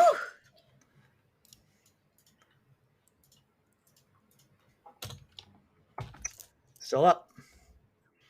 Okay. Nobles are dying left and right. Let's see. Dead, dead, dead. Down, death saving throw, nat 1. Goddamn. They were bad dancers, I'm sorry. All right. But Alda and Vito. Alda actually just continues doing work on this assassin with the fucking the silver tray that she has. Serving platter, excellent. Yeah. Yes. Oh my god.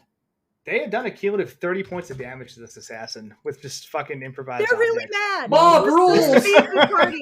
Good. Like, you know what? Props. I ain't mad. Jing. Let's see if Jing survives. I'm gonna roll this in the box too. Let's be fun. Yeah, this is Yeah, it. This just is had Jing's fun. last Rip chance. it, rip it, baby. So Slop There's that down, donation. Jing is dude. stable. Yeah, dude, crack one for the big boy. Congrats, Jing. at an 11. That's he's 3 stable. successes. Yep. Yep, Jing is stable. Staring at Assassins 8 and 9. All right.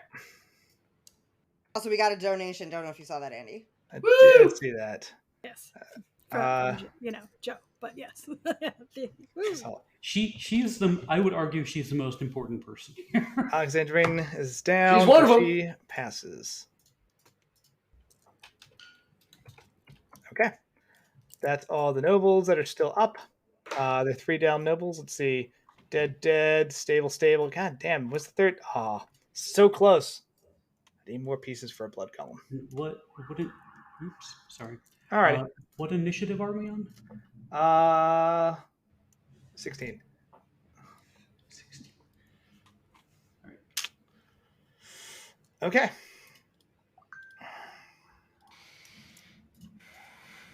God, cut it close. All right. Oh wait, I have a question. Yeah. If wait a second. If the thing that Calisandra gave to Bella and to Valen, if that adds to an attack, never mind. Okay, you didn't connect with your attack, right? Attack of opportunity, Bella. No, I did not.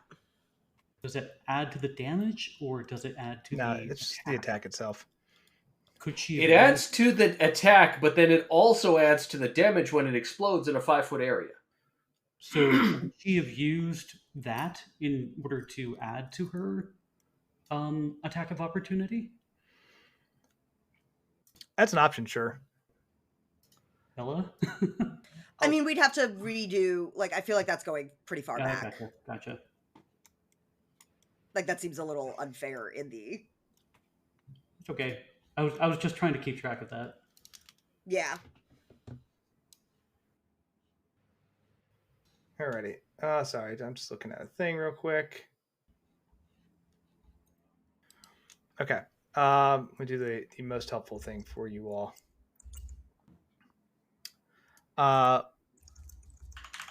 Which again, I think, yeah, she doesn't have the range on it like she did before. 20. Yeah, shit. Okay. Pontifex runs up the stairs. High priest, go. Gotta be all within. Okay. Can she get it without an opportunity attack? Yes, she can. Okay. She's gonna run up the stairs and she's gonna cast her last mass cure wounds. Woot, do it. Gonna counter spell. So Who is? the arcane horror. I'm gonna counterspell his counterspell.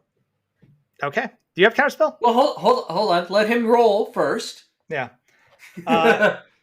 +7, DC 15. Oh, damn. That's a straight 2. All right. He goes to counterspell. You psyched him out. Not successful. Very well done. You pulled your hand back like you were going to counterspell and he flinched. Alrighty. And to answer your question, Andy, though, yes, I do have counterspell. I just forgot I had counterspell because it's one of the more recent sorcerer things I picked up. Shenanigans. So damn, I didn't it's think 18. to use it earlier when we were in the middle of like the counterspell back and forth thing we did. Okay. Lady Silverhand is given 20 HP. Woo! God damn. That's 1. Anthar is given 20 HP. She need to give Good 30 night, of all of guys. them. And actually, I'm gonna make this a little more dramatic because I think.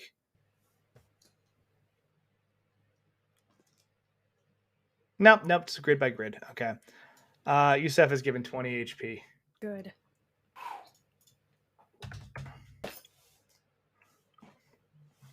I missed guard 4. Oh, for him real quick. Okay. He's also given 20 HP, so he's up. That's 4.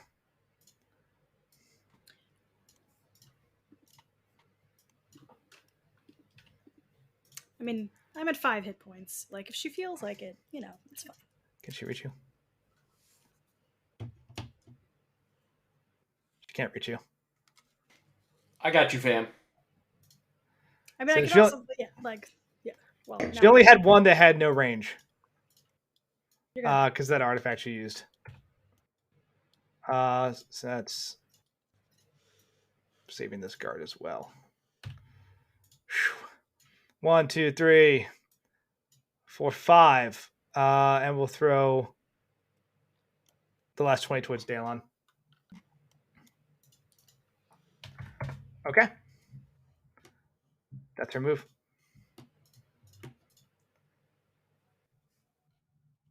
Oldar is going to go after this assassin again. It's 2 hits.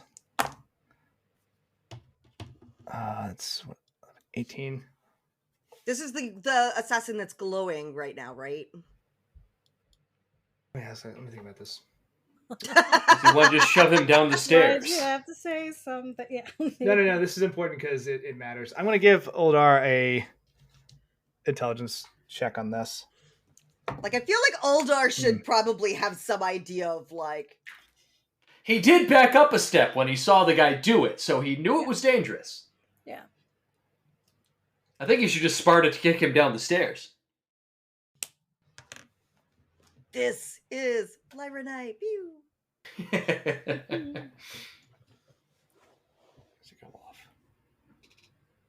Okay. He's going to grapple him. Not shove. Grapple. Yeah, shove only pushes you 5 feet. But there's stairs behind him. Yeah, they don't automatically fall downstairs. But he will grapple and drag this dude. Both of them down here. Okay. Guards are up. Guard 4 is going to rush in and take a swing at the arcane horror. No success. Guard 1 is going to run over to Assassin 13. That's a 3. Jeff. Jeff is within 30 feet of the blood golem. Okay. Makes the athletics. Oh, it's just stairs. He's fine. Jeff's gonna rush the blood golem and runs down 2 steps, falls over on its face. Jeff does not connect with the blood golem. Oh, just sticky mace nonsense. I rolled a 2, a 3, and a 5 for those guys. Okay, that's all the guards. Doing the Lord's work here. Valen. All right. So I see. I run over here, and I see that the guy he's grappling is glowing. Mm-hmm.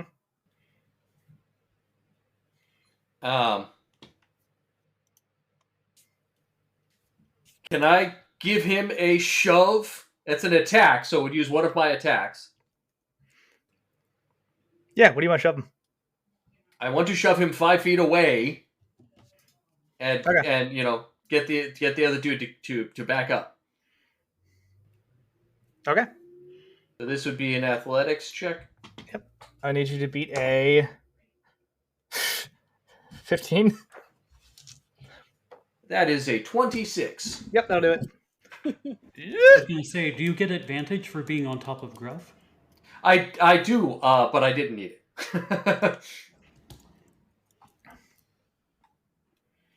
But thank you for the reminder. Of course. All right. So I have no idea why he's glowing. Has to be bad, but glow over there. I'm going to come up here to get up in this arcane horror's face. Okay. I'm going to use a bonus action to throw 2d6 hit points at Itzel. 6. Thank you. Still Double digits! And I'm going to take a swing at this arcane horror, because now he's in range. Yay! Do it.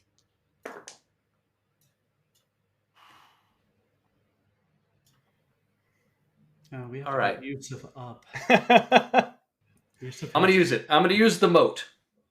Okay, do it. Yeah. Damn, okay, for a 10. So that is 28 to hit. Close enough, yeah. And the moat went for 10, so that's 10 thunder damage, right? Mm-hmm. All right. So let's start these up here.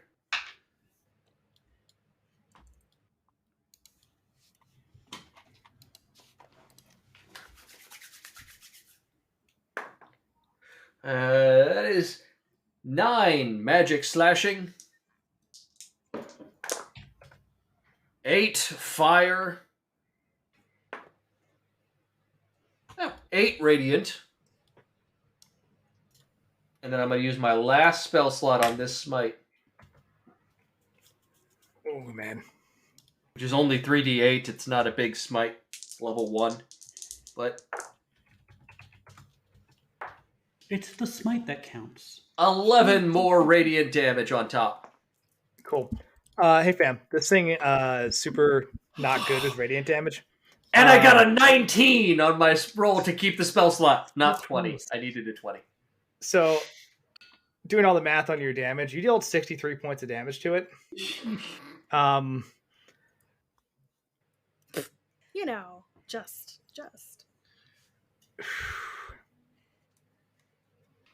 You smite this thing into oblivion.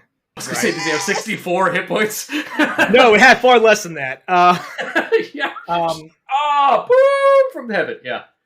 I need you to make a contested. This is going to be like a weird thing, but I need you to make a contested wisdom saving throw with this thing. Right. Okay. The DC is 18. 18. My wisdom save is +8. I'll do this in the channel. I don't think I've done this at all yet today, so I don't know how this dice box is making me feel. But we're going to find out. Making me sad, but that's because I'm just trying to kill y'all. Oh my God! That's a nat 20 in the box. Okay. So this thing has an ability that is similar to Hellish Rebuke, but it is an AoE. Oh. However, if it is dealt damage by a radiant source before it dies, there is a contested roll to see if it goes off.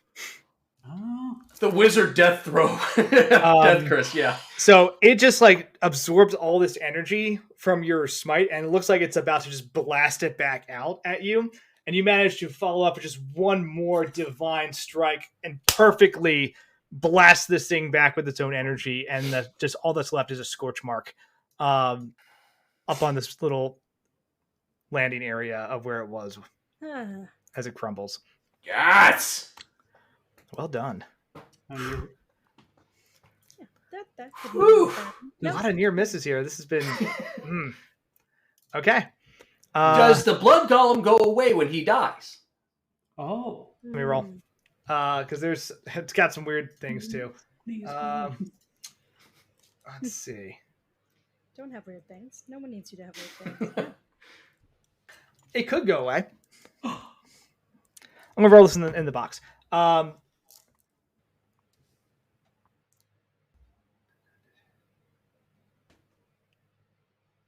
Okay, I'm gonna roll a d6. On a 1, it goes away. Okay. On a 2 to 5, it's just there. On a 6, some crazy shit happens. Mm-hmm. I know. Oh, it God doesn't damn it. Yes! That's a 1! Well played. Okay. I was about to be like, psychologically, I hate that because 6 should be the good thing, but I take it back. I said nothing. It's fine. Nope. 2 ones in a row. Fantastic. So on a 6, it would go berserk and has a lot of other stat effects from that. But no, you destroyed its caster. It is not able to remain. The basically like pool of viscera that is keeping it in form just melts, leaving like scatters of organs and bones across the dance floor. Oh, that's good. Whoever has to clean that up is Somebody's got prestidigitation, right? Oh, all the servants are dead, so I don't know. They're gonna have to do a lot of real quick hiring. So, except for Servant 7. Servant 7's there. Yeah, Servant 7's just fucking fisticuffing with an assassin. It's doing shockingly well. Mostly because his friends are tanking the damage. God damn. Yeah. Good turn. Okay. It turns to turns. It's like, who would have known? And she like pats her own like muscles. I didn't know my own strength. Fucking insanity, man. Okay. Well done. Whew. So close. All right, we still know where Chantel is invisible, but I'm out of actions. All right. So, Yeah, but Where is she? So I know. she's right next to a high priest. and Assassin 13, basically. Yeah. When the knife was thrown, she was somewhere in this area. Mm, Did she have a turn in between then and then, though? We don't know. Oh, we don't know what No. her initiative is? No, we don't know if she moved after she threw. Oh, yeah. Okay. Yeah, point. So, but Ryan runs up to this assassin, and since it's over, oh my god, it's now one. Okay, so she's around friends, and I was like, oh, sneak attack, yeah, We got this! nothing. Runs up, and I think actually doesn't attack, but we'll take to make it narration sound a little better. The dice giveth and the dice taketh away. Use the bonus action dodge and kind of puts herself between the assassin and the pontifex. I'm sorry, is that 3 different ones on 3 different dice for you in a row? Yeah. keep it up, good man. You keep doing that, yeah. I'm not a fan. Bella. Doing great. This is, let's see, this is important on a thing. Mm,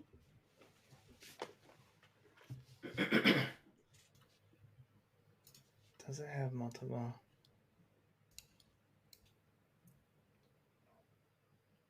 Bella, do you have fairy fire? No. I have fairy fire. Okay. Like, if she moved afterward, we're okay. I was gonna say, if multiple people have it, we could just blanket the area. That's true. If y'all remember the combat that we had back in the theater, there were some shenanigans that occurred. I need Bella to make another wisdom saving throw. Is she using the shadows to travel like Odette does? No, but what I'll say is, if you recall, Chantel has legendary actions. Yeah. 20, Oh. not nat. 20, not nat. Mm-hmm. Whew, fair enough. Alright, 20. Do what you gotta do. So just like take my turn? Yeah, just take your turn. Just do whatever. Yeah. No, just everything's you know what? You can just run the game. You do what you want. Yeah, no, you're up. So I'll describe the thing. Like, you again, like, feel like there are some thoughts you're hearing that are not quite your own, and you just dispel those. What a bitch. All right. So, pushing that aside, I no longer have an assassin in front of me and turn around, and there's no blood golem or arcane horror, but I do see Bon Bon is down on the field. Yeah, it's just lying on her back, little paws up in the air, and crossbow bolt and like a knife just stuck in her. So I am going to Your man Jing is them stable. pay. Make them pay. Eldritch Blast against the assassin. However, I'm going to spend a sorcery point to do Twinned Spell. Nice. So There we when I go. cast the spell that targets only one creature, it doesn't have a range of self, you can spend a number of sorcery points equal to the spell's level. Cantrip means only one. To target a second creature in range with the same spell. Okay. That means every use, you get 3 on each. 2 on each. Yeah, and you can use Calisandra's Bardic Thunderous Inspiration. Oh yeah, let's do it. Okay. College creation bards are fucking wild. I don't quite understand them. Do they So that's a bring statues to 24 life, or- on my first beam. Yep, that hits. Which one are you aiming for? Assassin 8? Yeah, we'll say Assassinate is who I'm aiming for, and I got a 23 on the second beam. Yeah, both hit. And that's not using the Bardic die at all. Okay. You get 3 beams. I get 3? At level 11? Pretty confident you do. You can only fire 2 if you want, but let me check. Yeah, I believe that is a bard who went to a liberal arts school. Yeah, you get 3 beams at 11. See, College of Creation, because the what's it called? The like spell warp, like the I threads am going of to use one of the bardic magic. for that one, so Okay. that's going to turn it into a 22 to hit. Yep, that hits. And what did you roll on that die? Because that gets added to the damage of anything within 5 feet of it. Mm-hmm. The D10. On the D10 that you just added. Oh, What'd you roll? I haven't added. Yeah, that was without the detail. Wait. You No, just you said I have what to the number roll was. it to add it. Sorry. I have to roll a d10 to determine how much I get to add. Yes, you don't get to add 10. You have to roll. The dice rolling game. You might get to add, yeah. But, Okay, yeah. so what I actually got was that ended up equaling a 19 to hit. Still hits. What was the number on the D10? 7. Okay. Nice. Assassin 9 takes 7 damage. 8 and 9, yeah. Yikes. Yeah. Well, I guess, 8, it's also about to take a bunch more, but Oh, yeah. No, 8's going to have a bad day. yeah. 3d10 plus 12. Yeah. This might kill him. Might. Depends on the rolls.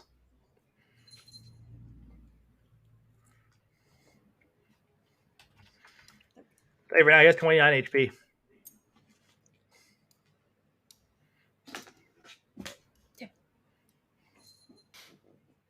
So between the beams, I do 25 damage. Plus Okay. the 7. And then plus the 7 if they fail a Constitution saving throw. Oh, that's kind of okay. Against, you said it was the target of each creature of your choice that you can see within 5 feet of it must succeed on a Constitution saving throw against your spell save DC or take thunder damage equal to the number rolled on the Bardic Inspiration die, which was the 7. Does a And 9 I do forgot it? about that. My spell DC is 17. So a 9 doesn't do it. All right. So they each take Nope. 25 plus of force damage plus an additional 7 thunder damage. Okay. Nice. Still up. Nonsense. How dare they? 29 HP after the thunder damage, so it's 4 HP left. All right, well then in that case, Just kick. Fire for Assassin 9. Bonk, bonk, bonk. well, Or- Bella is going to take her movement in that case to start trying to get closer to Bonbon. Well, remember, on Twin Spell, you still have to roll attacks and damage on all of the attacks on the second target. Correct. It didn't just okay. automatically. Yeah. do Yes. it. Do it. Because you could miss.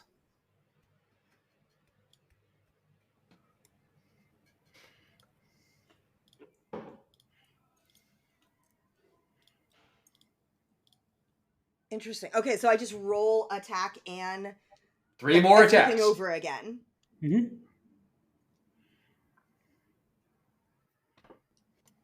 Well, that's a nat 20. Yay! That'll do. Wolf. That is going to be a 28 Yep. to hit on the second one. And a 27 to hit on the third beam. All hit. Roll away. I think that'll do. And I get to double for the 1 beam for the nat 20, right? Yeah. Double plus double whatever dice. bonus you get for the damage. So, yeah, I guess that's 4d10 plus 12 this guy's taking. Yep. So that's 10. Did he take the 7 on the Thunder? Did he save? Nah, he failed. Nice. Okay, so that's 10. They don't have a lot of con. 22. 34 for that guy. Jesus Yay. Christ. Still up. Went from okay to fucked up real quick. Hello, Raiders. Welcome. We are finishing the Whoop whoop. the second session of this very long, almost over combat. Where I know this looks like so sedate now that we've like removed all the arcade horrors and demons and The whatnot. portal is gone. And Yeah. we're just mopping up the assassins who got left behind. there was some fuckery early on. It has since died down, but welcome. And How many people have we went killed? down? There's so many. It's been absurd. This ballroom floor is just awash with blood and organs. Slippery as hell. Because the blood golem just exploded. The blood golem disintegrated. Exactly. Right in the middle of the ballroom floor. It's like ice skating, yeah. I see. Jesus. Slip and Bonbon slide. fails to death saving throw. It's the slip and slide ball. No. I'm coming, Bonbon. Terrence is going to go after this assassin. Go. Get him. Rip him to pieces, Terrence. Terrence has been just consistently outputting damage. Good for him. Yeah. So He's keeping all of his cooldowns for himself. That's right. Just shows up to work every day, puts in the hours. No. He actually does have a lot of That's cooldowns. that merchant work ethic right there. Yep. Oh, hey, thank you for the bits. Oh, yeah. Much appreciated. So, 3 fingers. My bad. I saw the movie. I know what I'm talking about. So, I did. It's been a while. But no, much appreciated. Yeah. So, yeah, everything we do here is for charity. So, if you hit the hashtag donate, or sorry, not hashtag, bang donate, goes for First Nations Development Institute and gives the players advantage points to use in this combat, which they've burned through so many. 9, 10 today. Yeah. I call it cheating, but they call it charity. So, whatever. It's because people care, and they're giving money to care. But no, Terrence still has a lot of cooldowns because you never know how things are going to go. So he's fiscally conservative. Is what I'm hearing. Oh, for sure. Not hedging his bets in case we. As a fiendish entity and as an entrepreneur. I do feel like if Terrence is the kind of entity that would utter the phrase, "Well, I'm socially liberal, but fiscally conservative." Yeah. He's a fiend. He's great. Fiendishly liberal. Socially. Fiendishly liberal. But he's badly hurt. But I mean, he's not. Oops. I just deleted him from the initiative roster. Okay, Blood Golem's gone. Arcane Heart's gone. Shuva's gone. Man, you guys are killing it now.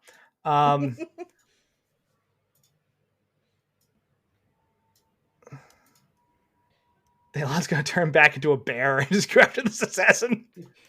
Yeah, I wasn't done yet. See. He's got a couple things he'd like to bring to this dude's attention. And proceeds to just rend into assassin. Was that 10? 13? Is 13 still have hit points? Oh, You numbered them. Hey, numbers are hard, right? Ass 13. Yeah. We've had so many asses. Coming out the ass over here. Anthar would love to get into this fight. I don't know that he actually can get through this wall of people. It's fine. Just jump off the table, just over the top rope. I think There's he might a lot just more assassins down on the ballroom if he wants to join the slip and slide. I think he actually might. He's gonna jump. Let's see. He can jump over this balcony. That's a 6 crash. I think you mean slipping viscera. Anthar takes him.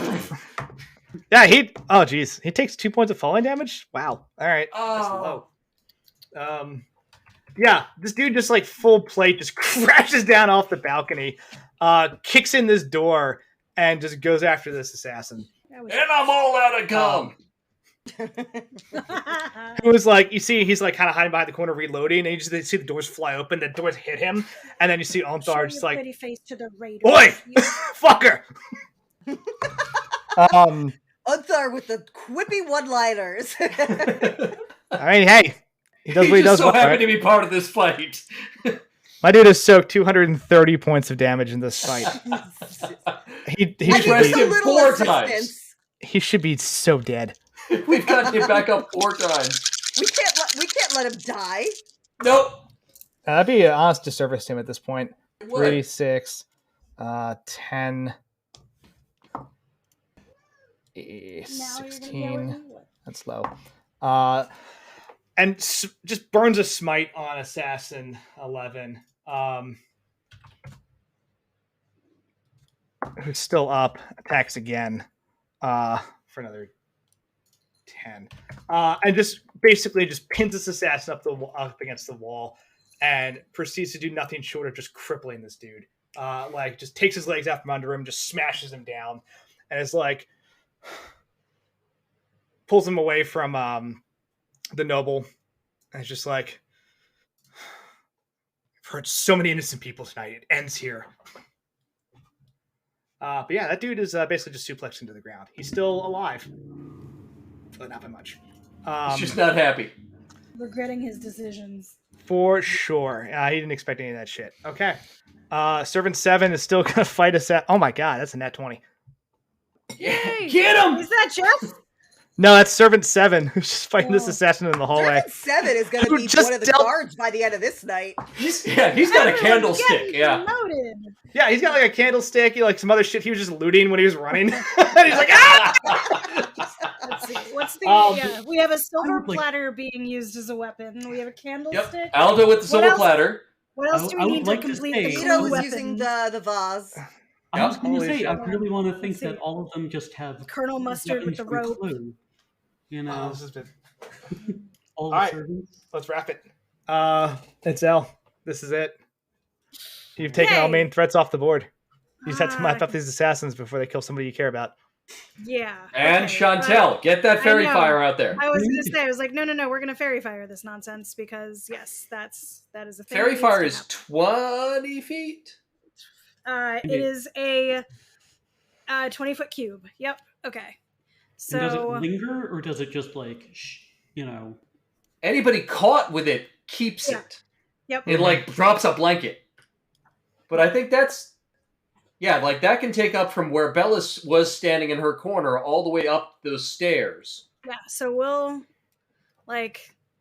And hope that she's about there-ish. So if it's going to be 20-foot cube... didn't you roll like a perception? I did. That's how I know it's that way. That area. Okay, that's cool. We know where she was when she threw the dagger. Yes. We don't know what she did after that, because she has legendary actions. Yeah, but 20 feet, I can get everything from, like, Ryan down the stairs completely, and, like, the first 5 feet of this, you can't see where I'm pointing, this area. So I can get, like, this with the fairy fire. Nice. Yeah, okay. So it's a dexterity saving throw, which is not great probably for her, but we're gonna do it anyway. And it gets asked 13. But is she even there? Does she need to roll to save? You're going You're going for that top landing. Like, show me on the map where you're boxing this thing. So it'll be everything from like the assassin down, and then it'll get the first 5 feet down here. So like this square and everything in that little nook and niche everything there. up here, because these are 2 layers of the same thing. All the way up to the rail, all the way up to that candle on the bottom floor. What's the DC? In a square. 16.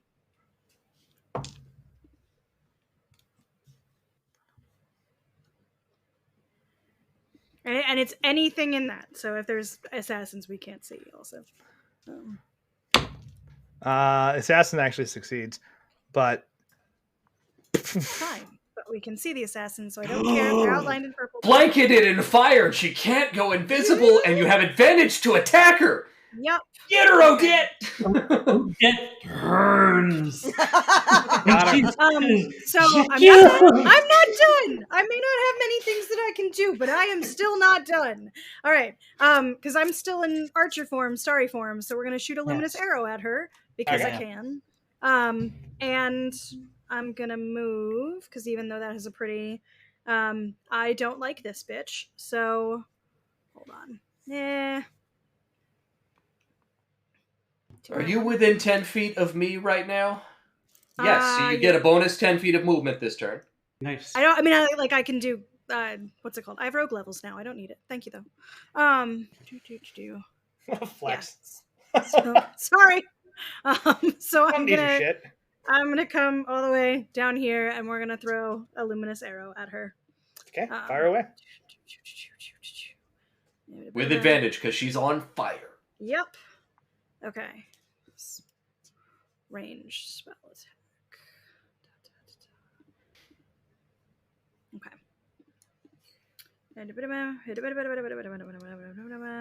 Yeah, no, we're gonna roll that again. Much better. Okay. +8, so that's what, 25 to hit. That'll do it. Yay! Yay! Get her. Fuck off, bitch. Okay. Okay. And it's a D8 plus my wisdom modifier. Okay. Better. Okay, so that's 8 radiant damage. Okay. 8 radiant damage. Got it. Yeah, no, And she like, looks... as I'm running, I'm just gonna like flop it over my shoulder like pitching a baseball. Like, she looks shocked as you both hit her with the spell and then follow up with this just like radiant blast, and she kind of tumbles. The fairy fire that almost outlines her is going to be whatever clashes most with what she was wearing. So, Oh. like, if she happened to be in pink or whatever, we're gonna do this in like terrible chartreuse, like mustard tone. That's so fucking petty. Oh, I love it. She's a Okay. winter, so that doesn't go well with her. So Yeah, I don't remember what she was wearing, but it's whatever color clashes with it. So there. Fuck yeah. Yep. All right. I'm gonna have her burn one of her actions because now she's been discovered. She turns as you're coming down the stairs itself, pulls out that like kukri style knife and just slashes at you in like just a whirl, right? I also want to like say to her, your demon friends are gone now, bitch, because she made deals with them and now you have no backup. So yeah. I was like, I'm sure they'll be happy if I bring you as a consolation prize. Slashes at you for 12 points of damage. Oh, she had 11 hit points. And you do go down. I need you to make a. I don't have. Well, I can bring up I haven't done my reaction though, so I can bring up shield. Okay. That is a.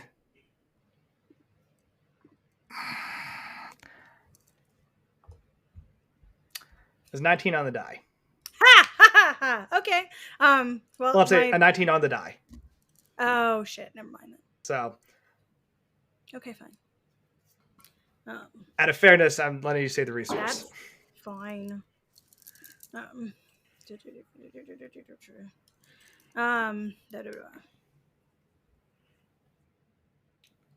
you go down? Yes. Okay. I need you to make a charisma saving throw, please. Charisma? Mm-hmm. DC 18. Okay. And of course I used all of my like that. It's charisma.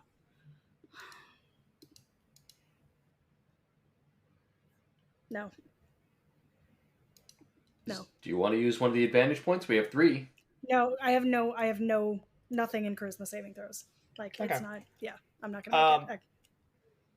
Yeah, she slashes into you, and you actually felt this sensation before. And as you kind of go unconscious, you hear in the back of your mind, like,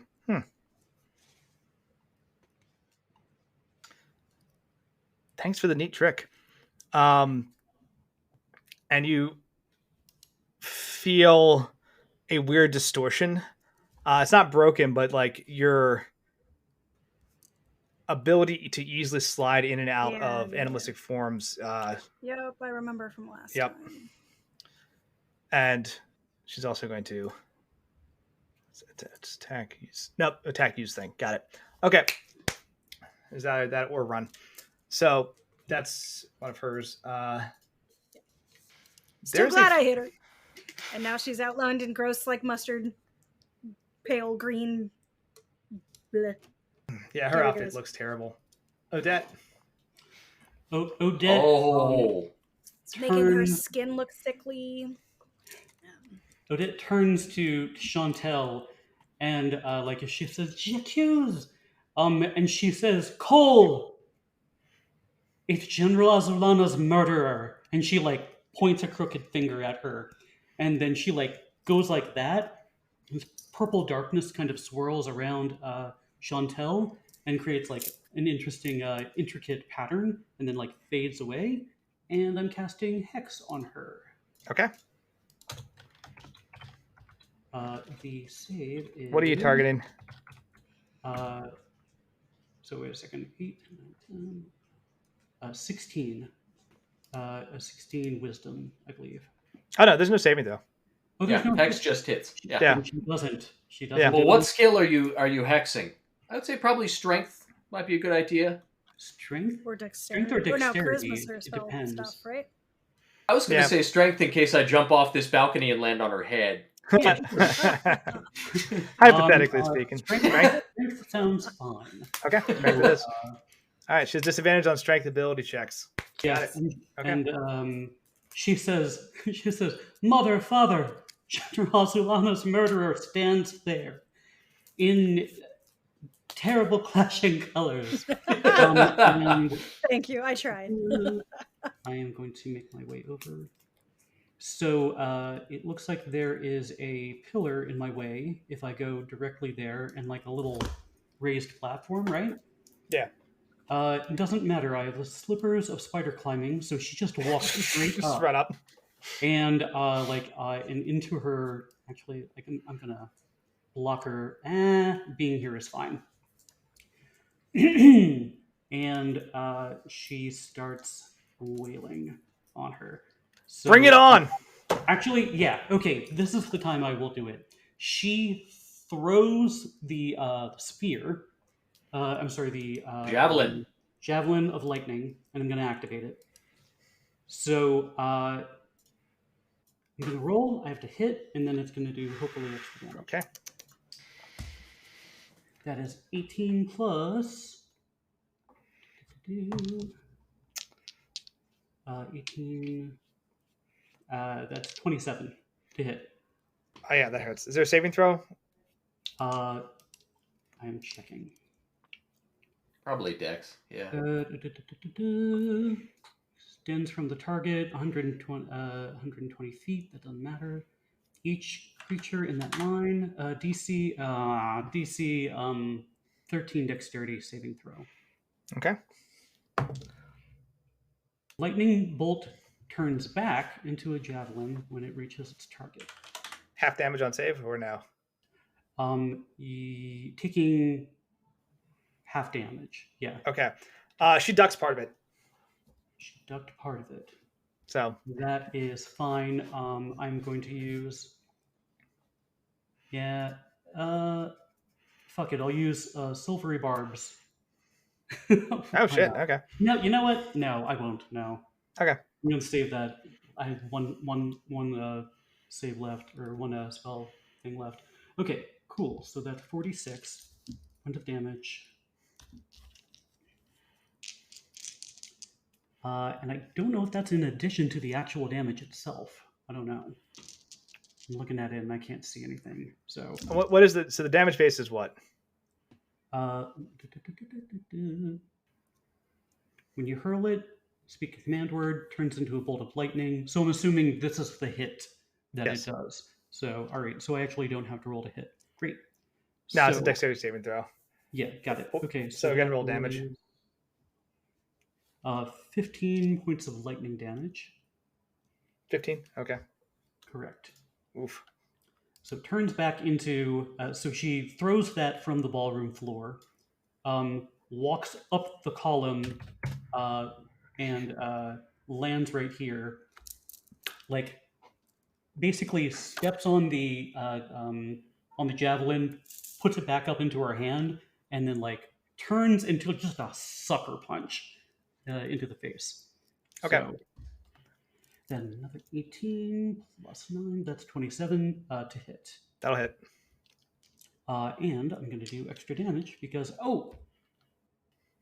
it has to be melee damage. Okay, so that is 11 points of magical bludgeoning, plus 2 points of necrotic. 13 points? Okay. Yes, and then she calls out to her parents and Cole to aid her in taking down this murderess. And that's it for me. Okay. Cole is going to continue fighting Assassin 10 just because he can't break away without getting hurt. No trouble. So I'll be right there! Nat 20. Fuck. Ooh, nice. 8, 5, 13. Okay. 18 damage. Oh shit. Okay. And Tassin Tank gets thrown out the window. Nice. As Cole manages to drop him. He can still move. Can't quite get there. Can't quite Getting closer. All right. Hezru and Rizu. Okay. I'm going to take an action. All right. I'm going to take another legendary action. And what Chantel is going to do is she looks bloodied, beaten, burned. Her hair is singed from the javelin. Her outfit clashes terribly. Right. She's holding herself with like poised confidence, but you can see like every time she moves, she's kind of limping a little bit. Like just like everybody else in this fight, she has been wrecked by just everything that's been going on. She gives you a smile, kind of wipes some of the blood away, and says, Odette, I regret to inform you that my dance card is full. Maybe another time. I'm going to use one of her actions to cast a spell. Someone can counter this if they like. She's going to cast. Ellie, you're on mute. I want to counter spell. Okay, she's going to cast Dimension Door to try to get the fuck out of here. It is a DC 15 counterspell check. You can add your charisma modifier to the roll, which should be, I believe, +4 for you. She doesn't get her whole spell check, her whole spell casting. Oh, nope. Is only the spellcasting modifier. Just because of the way they calculate spell DCs. So, DC 15. As she her hands start to swirl together, and you see the beginnings of a door start to form. 18. 18. And she lays a hand on the door, kind of that appears under the stairs, and gives Odette a very flippant au revoir, and then slams into the wall that is the stair. Meanwhile, it's Bella is actively running towards Bonbon, is hell no, bitch, and just I don't think so. Does it on as she's still moving across the slip and slide floor. Drops down, sliding on the floor, cast, then turn around and stand back up. Yeah. pulls a base sliding slide a la baseball, and just is bam, and then up and running again. Good thing I wore red tonight. Chantel's so clumsy. Didn't you go to dance school? Fucking hell. It's move. A good thing I remembered earlier this evening that I have counter spell. Yeah, right? It's really helpful. You're using it in spades now. This is a time to use it. It's a good thing you didn't use it earlier and use up those spell slots. Yeah, I know. Good thing the arcane horror just screwed up. Man, that arcane horror had the potential to do so much fucking damage if I could roll above That would have changed tonight a lot if he'd gotten that lightning bolt off. Damn. Oh, people would be fucking the lightning bolt and the fireball. People would be dead. DED dead. More people that are already dead. People that have I guess they're named people. Nobody important is dead.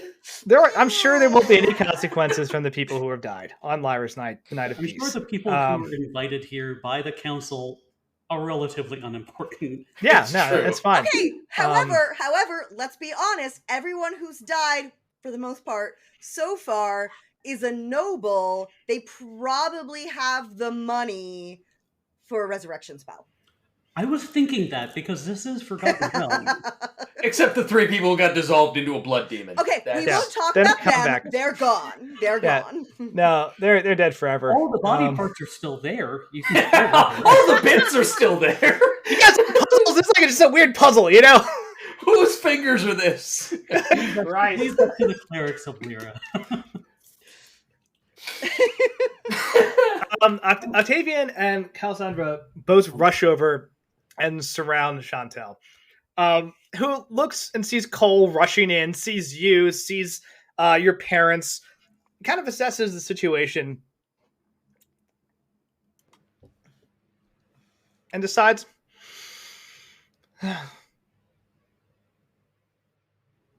very well. You win this round. And just drops her knife. She's betting hard that he won't do it. To Octavian. And I say, are you going to give us what we want? And she kind of extends her wrist like this and says, feel free to take lead. Take you? I will take from you what I want, and I want my mentor back, you bitch. And then she just she holds the javelin to her throat. Yeah. I had this conversation at the beginning of the night for this scenario. Yeah. Yusef is gonna run down the table. Yusef is up.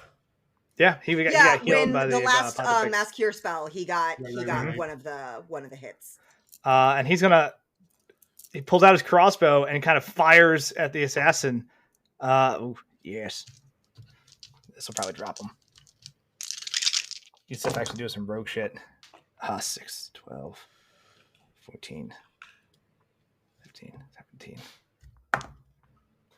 20. Assassin 13 drops. As Yusef just in the chaos that is Assassin 13 trying to fight from every direction. Yusef just gets the high ground on the table, fires over Ryan's head, and just right into this assassin's chest, and he goes down. Yusef finally getting some work done. It's like, hell yeah. He's had a hard night. Sorry, my friends, I did not expect the poison and the fire and the lightning. It's been ice. And the ice. Appreciate your friendship, but please stop inviting us to parties. There's an after party if you want to come. It's really popping. No demons allowed though, so we'll be safe. He doesn't have a good track record, yeah. I get him over too, but third time can't be the worst, right? Third time's the charm. Uh-huh. Oh man. Yeah, he's assassin. Yusef is a great dude and probably the cause of all your problems. Assassins 8 and 9. Read the room, man. Actually, gonna jump out the window and run for it. Keep one of them. Get one of them if you can. We still don't know who poisoned us. They're gonna. We still have ass 11 pinned under Othar. That's fair. There are 4 assassins. Also, I'm down right now, just as a There's 4 assassins I'm sure you're left fine. standing. We can see 3 of them. We don't know about Servant 7 and Assassin 12 just duking it out in the back corridor yet, but that's for them. Yeah. Let them have it. I'm also down. So Assassin 1 whips around, I'll get you in a second. Ducks under that serving tray, and then proceeds to just put a slash into Alda's leg, and then comes up with a slash across her chest, and she goes down. No, she was having a good time. They were killing it. Doing so well, right? Vito's still got his thaws. This is important. This is actually going to be one more of them rolls. Mr. Suicide Bomber here. Double move makes it. Okay. This assassin is going to attempt to run up to the rest of the council. He's now just glowing with orange energy. It looks like he's about to burst into flames. He gives Oldar another smile. It says, "You tried." And proceeds to try to run past him. Oldar has the sentinel feet. Oh. Oldar's going to take a swing. He's swinging at +8. The assassin's armor class is 16. If he hits him, he stops him. Okay. Rolling in the box. You can do it. That's a 2. That does not hit. Yikes. It's one of our 3 points. Yeah, I'm okay with that. Okay. I would burn be an okay advantage with that point. too. All right, you get 1. Phew, that's a 12. Still not it. Older, come on! Anybody have any other actions? Nothing I can do as a reaction. I'm spent. Yeah, I can't see them, so... I swear to God, if we manage to keep the council alive this long and this takes them out... Well, he's only going to run up between guards 2 and 4. I don't know what the range on this explosion is going to be. 2 is dead. Yeah, 2's dead. Just past guard 4. Mm-hmm. And then Valen, you're there, depending on how close he gets. Question from up here. Actually, I might be able to see them from like this part of the balcony where I'm standing with Chantel. You can throw guidance, but the guidance it was a 12 total. So actually, yeah, on a 4, if you want to give guidance on a 4, that'll hit 16. I'll play that. Question: Can I see Uldar? I redeemed give guidance in the channel. Odette, you cannot see him. Just because there's like this is all walls. But I'll roll guidance on a 4 that connects. That's 3. 15 on a 16.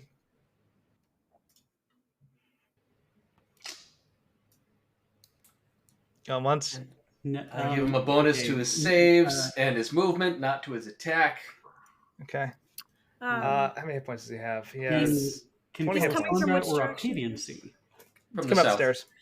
Yeah, I know, but which side? The other side, not where you guys are. Yeah. Okay. So it's not like he's going to pass through the fairy fire thing. No. Nope. I've thrown literally everything I have this time. He's going to pass by guard 4. Guard 4's got a +5 swing. Doesn't have sentinel though. Misses. Okay. Wait a second. Valen doesn't make an attack. Yusuf does though. He's just swinging at a +9. And Ryan rolls a net 1. Holy Yusuf! Ryan has alert though, right? Yeah, that doesn't matter for this though. Okay. That's only for surprise attacks and initiative. Yeah. Okay. You gotta do the thing. Does the Archmage have any kind of, or even the Cleric of Lyra have any kind of reactions? Nothing that would stop him from moving. All right. How hurt does he look? If we gave an advantage point to Yusuf, could he kill him before getting there? If he has sneak attack, yes, but he doesn't. Even on the nat 20, I don't think Yusuf. If anybody else had hit him in the process, he could have dropped. But that's every roll in the box of like. All right, I'm gonna roll dice. 15. Okay. This dude runs up here and proceeds to just explode. Yeah. In a fireball of death and bones and body parts. It is terrible. Good news is it's only 15 points of damage. Whew. Okay. All right. Which I think everybody can take. Oh, He rolled real low on that. All right. Do they do deck saves or? Yeah. Ariel's gonna go. All right. She saves. So she takes. I was gonna say, Andy, if at the end of this entire combat you just throw a suicide bomber in there to kill the whole council, we will never speak to you again. No. That's fair. Now, he doesn't do that much damage, but he rolled pretty poor too on that. Okay, Delan saved. Guard 1 failed. Ryan saves and takes no damage. And Pontifex saves and takes half. Okay. One last ditch effort. All right. Pontifex actually goes down. So she had 6 hit points. Okay. That's it for the assassins. I think Assassin 12 is going to book it. Servant 7 beating him with that candlestick. Assassin 12 is feeling real doubtful about his own skills right now. Real emasculated by this servant right now. Just gonna run it for the window. Servant 7 attacks. Servant 7 gets an attack of opportunity. Oh. Yeah, he missed. Rolled a 3. All right, that's the assassins. Lady Silverhand is going to. Oof, everything is pretty much mopped up here. Turn and look at. Give some Delan. CPR. Attempt to look at Delana and just points at the Pontifex. Says, "Help her." Rushes over to the side of the balcony and casts Scorching Ray at this assassin.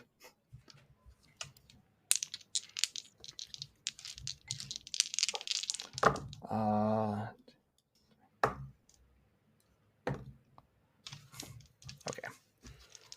That's 5, 12, 23. Sorry, no, 17, 27, 31 points of damage. Actually, she gets her intelligence modifier too, so 36 points of damage. An assassin one is just blown apart by the Scorching Ray. Okay.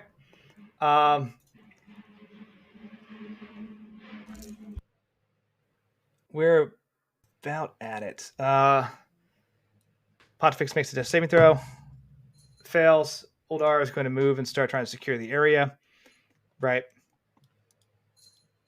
Guards move to also secure the area and try and help anybody who's still down. But not dead. Right. Valen, you're up. All right. So Valen comes over here. He is at the top of the balcony. He throws 2d6 HP at Itzel. You get 4 HP back. Thank you. He is watching this transpire with Chantel, and he is going to hold his action. He's going to give Odette this one because this is hers, but he is holding his action for Chantel to move. Okay.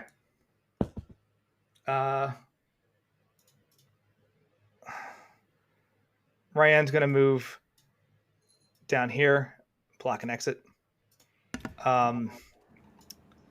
Sorry, I was muted. Odette does say, look up at Valen, like through the blood in her eyes and dress, and she says, if you want to come down and help secure her, please be my guest. All right. Bella, you're up for Bonbon. I am going to do double movement to get to Bonbon. Okay. And then I am going to use 2 sorcery points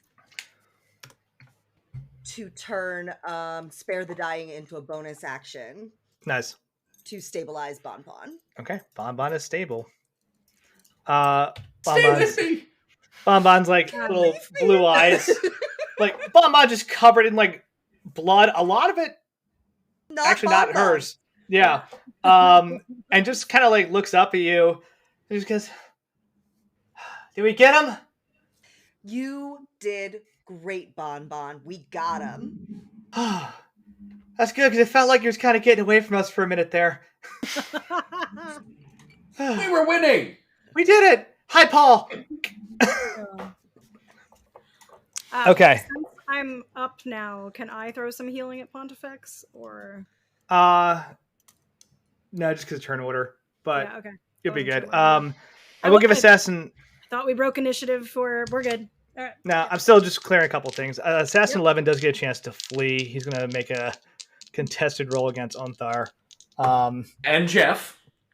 Yes. Oh yeah. Don't forget Jeff. It doesn't even matter. He like tries to run, and Unthar just like, even though he's about 4 feet tall, picks him up by his collar and like holds him off the ground. He's like trying to run. He's like, "Oh, you're not going anywhere, lad. You got a lot of shit to answer for." And Alta just like throws him on the ground. Like one of the most ineffective assassins who got into the place spent most of his time hiding, doing absolutely nothing, and now he's the one who gets to like get questioned. Yep. Shot at a dancer, she threw the coral back at him. He's like, what the fuck? Right? I do like the idea of Jeff writing out one noble, and that noble didn't even die. Yep. Jeff kind of like comes running over and is just like, yeah, we got you.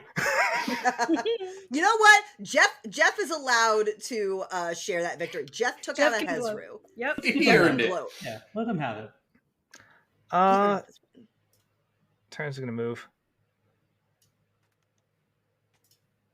And he's gonna cast on this assassin. Yeah, get him, Terrence. Terrence just kind of walks over, like just the mess in the bodies. This is assassin's like halfway out the window, and he just goes,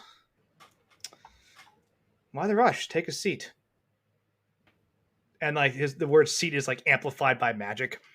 And assassin 12 command stronger. And assassin 12 is like,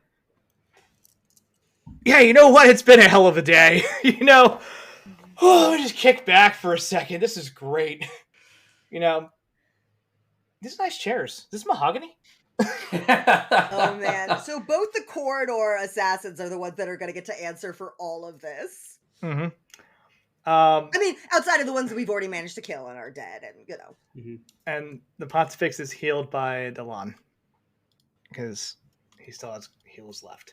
Which assassin shot Bella in the back from a tree? I believe that was 8. I think it was 9 actually. 8, 9. Yeah, the guys who said "fuck this, we're out," just fucking fled. Yeah. I think it's the one that I did hit with the larger of my twin spells, though. So I did fuck him up quite a bit before he made his escape. Assassin 8 had 4 hit points. Assassin 9 had 8 hit points. By the time they decided to run, because of your Eldritch Blast barrage. But that is it. Close. Initiative breaks. All right. As guards come pouring in, the wall of force dropped. The guards come pouring in from every direction, both like council guards and additional clerics of Lyra come rushing in. I'm going to make some rolls for everybody who is dead. I had no interest in capturing Chantel. I don't give a shit if she put her hands up or not, but this is Odette's kill. All right. She's stabilized. If we've broken the initiative for those who are like down but not dead, do we have anyone that's down and not dead right now? I think everybody. Oh, there's the servants that I don't think you ever did. And then there's the noble by the 2 nobles by the door. Yeah. So I'll say this with the onrushing of like clerics and guards that come in, anybody who is down and not dead is immediately healed.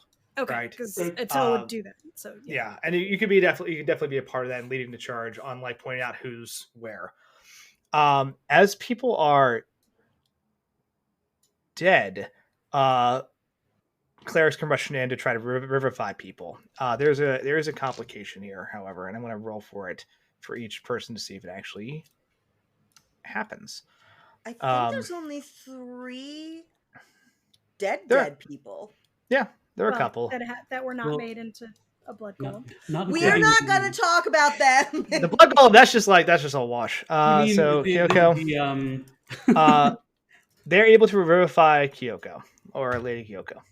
Okay. Yay. Okay. A flurry of viscera and bones. Can you separate that out? When they go to revivify Georgie, they pull out a scroll of revivify, begin to cast it. And for a moment, nothing happens.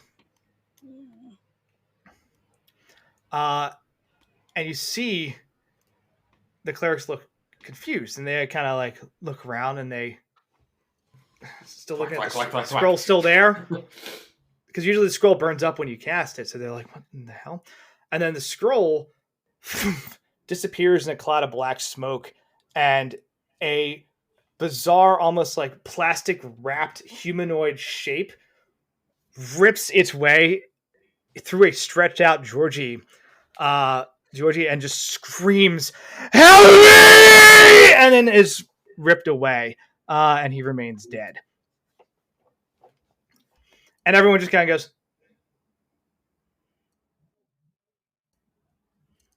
"The fuck was that?" That's not normal. Should we not try and revivify the guard then? I've never seen that happen before. The Pontifex herself runs over to try to revivify the guard. Do we need to bless it first? It's a percentage roll. And she's able to bring him back. Yeah, I know. I meant that in a do we need to pray over it? Oh, for sure. Okay. Combat has broken. The council starts patching up their wounds. They start getting people in to clean up the damage. Obviously, you still have Chantel at spear point. She has surrendered. How down does she look? Fuck it, I use medicine to see how much HP she has left. Okay. On a scale of 1 to 34, she's... Let us see. That's a nat 1, never mind.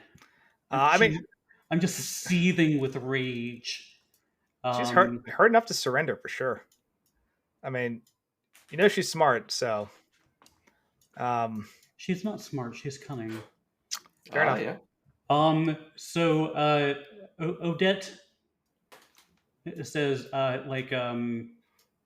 she's like, Mother, Father, is there anything magical on this poor excuse for a dancer? To quick detect magic.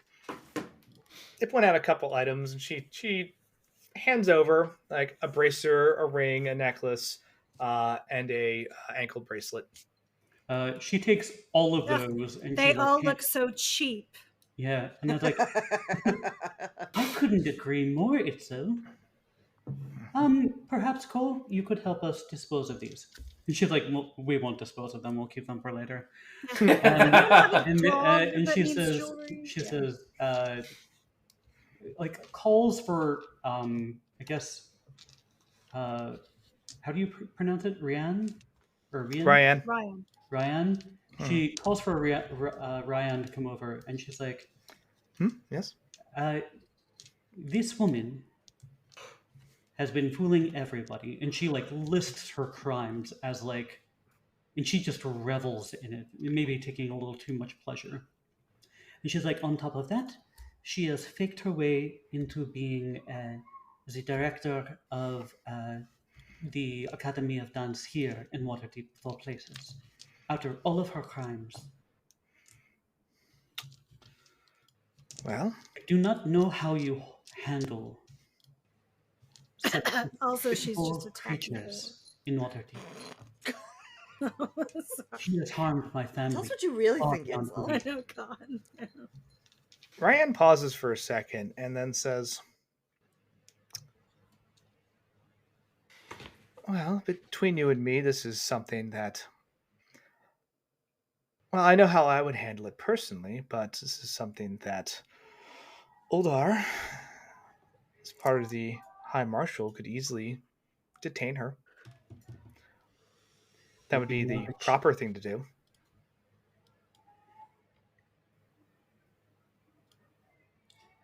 Odette, holds her hand as steadily as she can, as she, takes the knife from Octavian, and she, comes as closely as she can to Chantel's face. And she starts to slowly carve a little symbol in Chantel's cheek. Okay. She winces, but does not try to stop you. Okay. Well, the hex that I have is still on. What I would like to do is mark her with something that she cannot wash away. that explains that like she has done something criminal. There are ways to the do that. Beauvoir family. Physically, when she eventually gets to somebody who can do cast restoration, that will probably go away. If there's magical means of doing so, that will last much longer. But this will definitely work for the near term because like that's not going to heal normally. Oh, sure, yeah, but that's why I was just like, I don't know if hexing the hex necrotic damage would like do anything extra, or Gotcha. by like bypassing that in order to like solidify something like ugly on her, if that would be possible. But otherwise, I do not have anything of that caliber. Okay. To the pain. To the pain. So she looks at you and just says, "So, what now?" Kind of Odette, wipes her cheek a bit. Shivers, and she says, "You will stand trial for all of your crimes. And I will stand there and I will laugh as I bear witness. And they will hopefully take your magic away forever, so you can take nothing from anybody else. And if they don't, I will be there to make sure that you are incapable of setting foot on a dance floor, let alone being able to physically take anything from anybody, even if it was a coin from some good Samaritan on the street. And mark my words, as Odette Beauvoir, I will hold to that promise if they cannot deliver a justice I believe you deserve. And I want to know why you didn't." You get a very, you get an approving look from Ryan as you make this speech. She's kind of like listening off to the side and kind of gives you a nod. Feel free to roll insight. Sure. Dad, I was coda hoping you were gonna say a bag, some like stones, and the bottom of them like beer, but okay. I missed that. I'm sorry. Itzel's just gonna like mumble when you're done with your like lovely speech. Like I was hoping maybe you're gonna say a bag, some stones, and the end of a pier, but okay.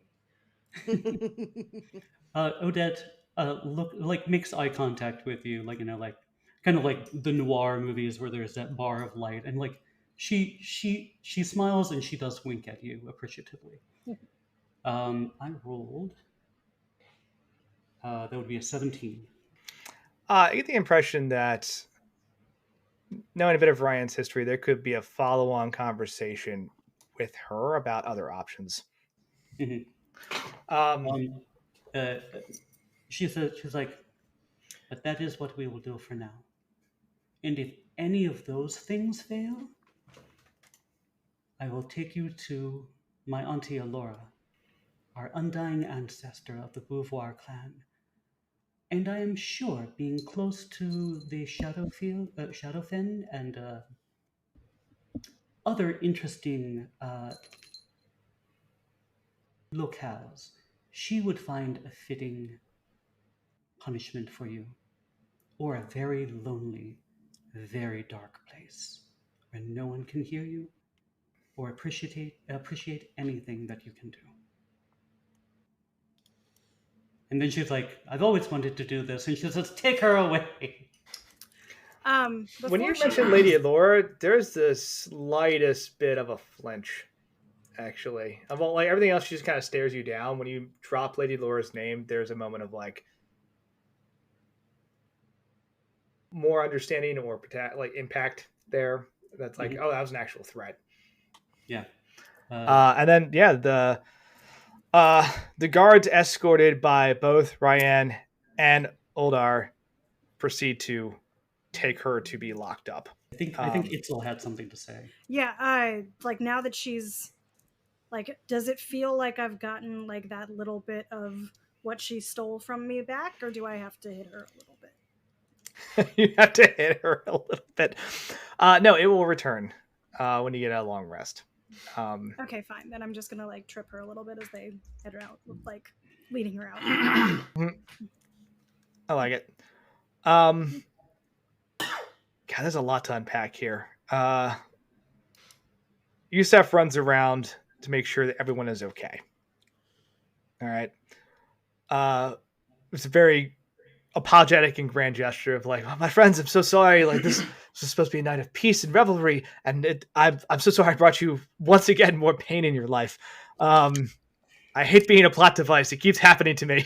Like, just apologizing profusely. This is what happens when you mess with politics. Yusef. Delan comes over to you, Itzel, and just says,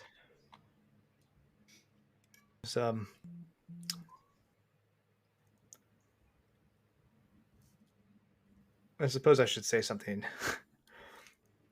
inspiring, but to be honest, you're just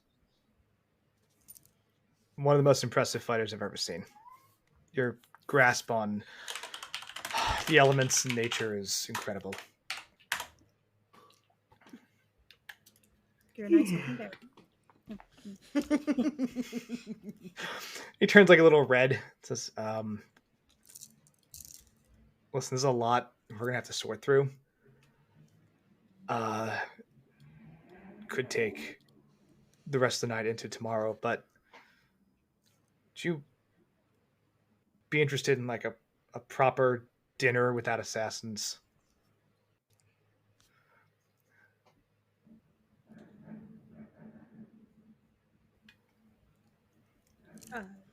Picnic? That sounds incredible. Deal. Okay. Deal.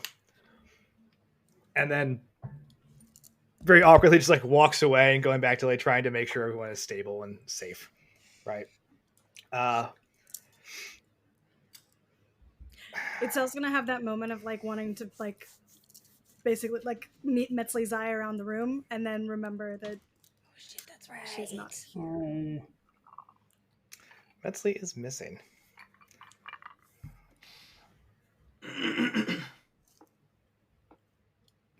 Let me ask this. What does everybody do as we wrap up? Right. Odette has obviously sent Chantel away in irons, right? It's like you had like a bit of a extended meet cute, but there's still a lot of stuff you may want to do around here. What are people doing just to kind of reset and recover from this absolute fucking bloodbath of a fight? Valen is walking around to the people who actually died, and he's giving each of them a prayer from Tempest. Yeah. Well, I think only one person stayed dead. Now, the clerics were not able to save 3 people that were blended together for the blood column. They are I dead. just keep saying we don't need to talk about them. You mean Itzel will join Valen for like her own sort of That's what the floor looks like right now, yes. like rights and moving on, but she's also gonna check out like the area like immediately where Metzley disappeared to see if I can find anything, like if there's ash on the floor or just before everybody traipses over it to see if there's a hint of whether this was like where she went. I'll investigate. Okay.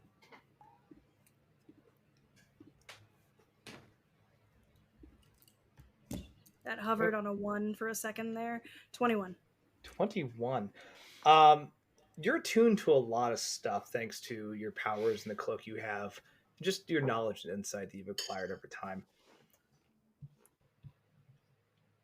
You feel like there is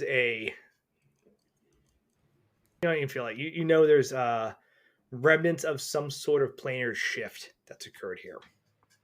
And not from the gate. Like the gate has a very specific energy you can tailor into. There's a secondary thing here for whatever happened to Metzley took her somewhere to another place. One could conclude likely the plane of shadows. Okay. But beyond that, it's hard to tell. Awesome. Joe, I hope that you're writing that down because I have a cat on my arm and I can't write the notes for you. I'm writing this down. Thank Sure. you. What is Bella doing?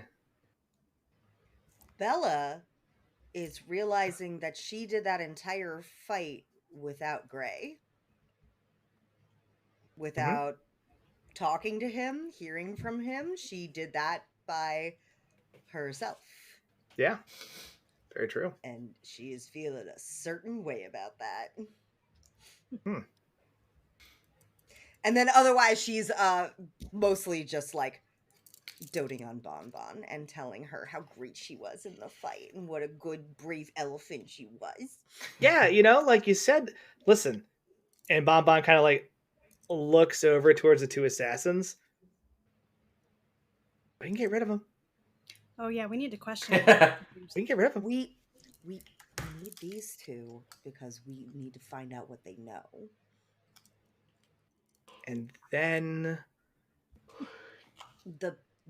I'm guessing the council will deal with that part.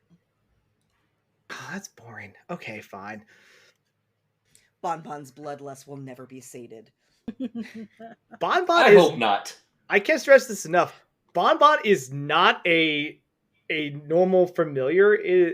Bonbon is a creature from the Fey realms who does not understand human morality at fucking all. And it's just like, I would just kill him. That's fine, right?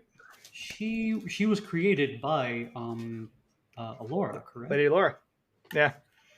So Yeah. I understand that they slighted people that I enjoyed. Yeah. That calls Let's for kill them for it. retribution. Well, Bonbon, if you have anything that would aid in tracking down the two that escaped, maybe we can get rid of them instead. Let me check. Snout goes up in the air. It's like a little radar. I Yes, I can't guarantee you she doesn't have that ability, but God, I want her to have it. How is an elephant's sense of smell? I think they can smell water from really far Her away. investigate's not half bad.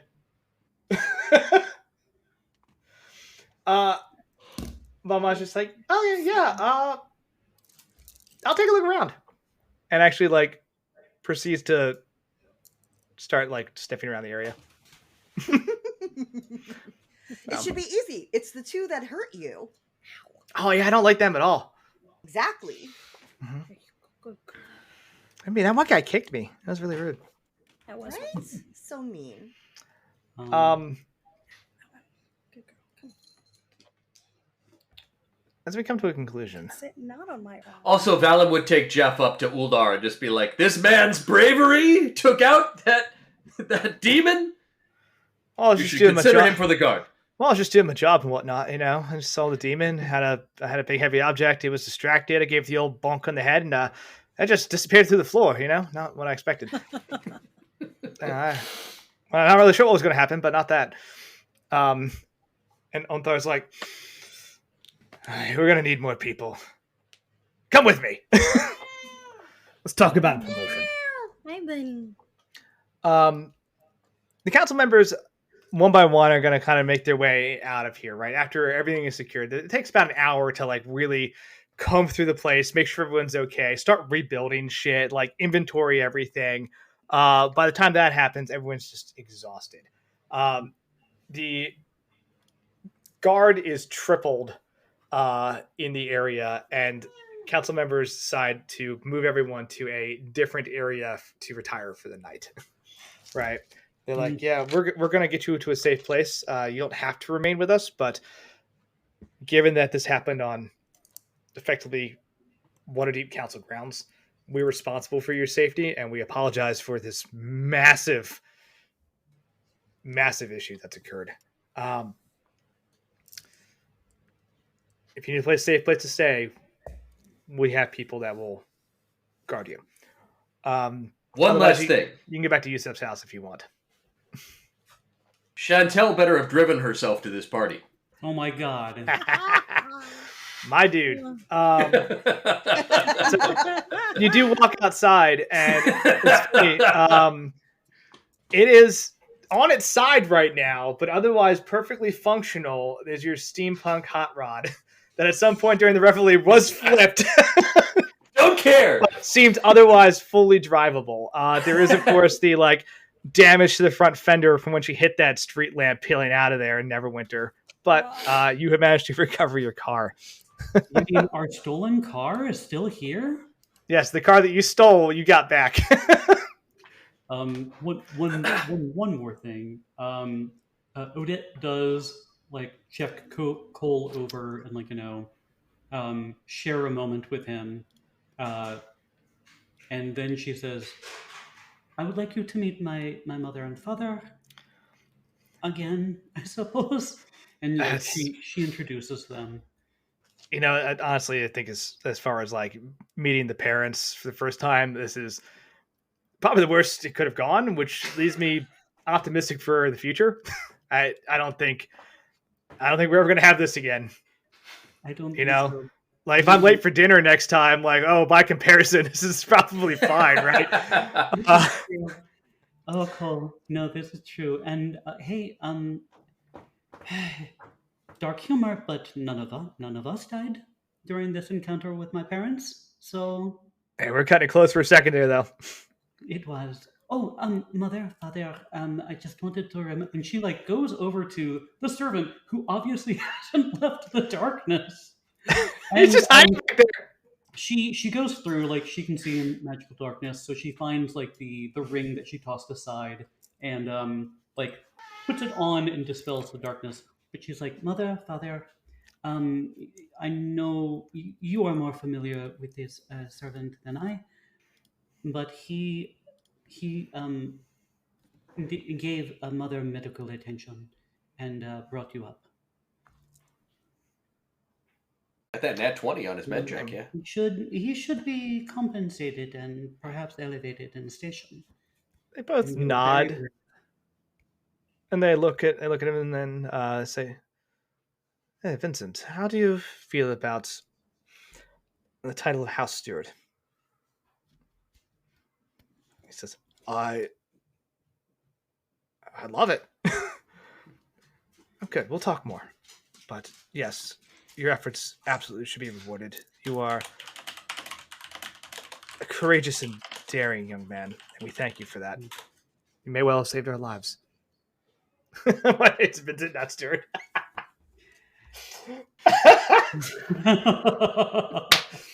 Fuck yeah. Oh my god. And thank you, mother. And father. I know both of you have done your own studies, and I don't know if you approve of this, but I'm glad I was here. And I thought I would lose you. They both pull you into a hug, and Octavian says, I know that your path is going different than ours, but this doesn't mean it's a bad thing. I think that difference changed the tide tonight. Yes. And all that to say, I'm not one to believe in destiny, but I think you're on the right path. Thank you. That means so much. And they both pull you in front of the big hug. Mm-hmm. Then Cole kind of bear hugs his way in there too. Yeah, get in here. Come on, you wolf. As everyone's kind of settling down for the evening, limping back to your beds, finally, even with because the way I view D&D 5e, you've healed, that's great, but your physical body was still just beat to shit, right?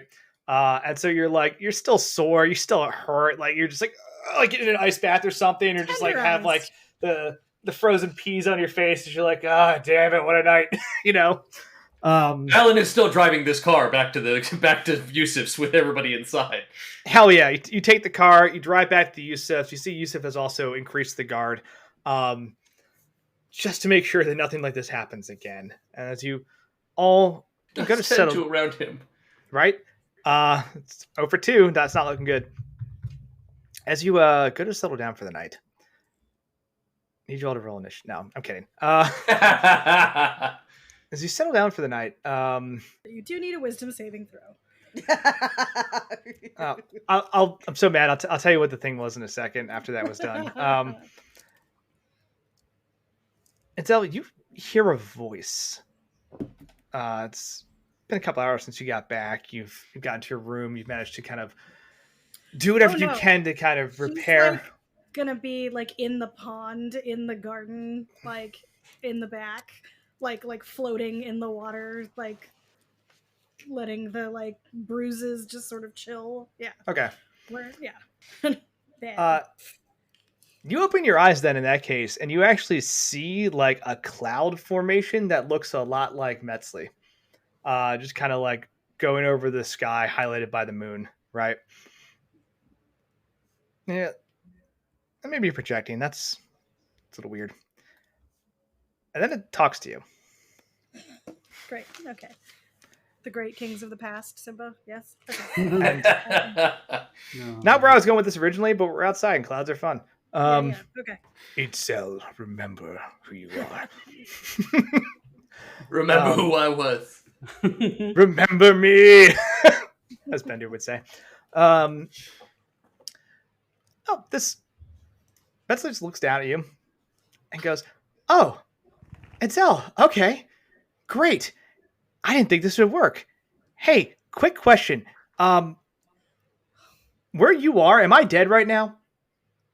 Did that already happen, or has that happened yet? Not here.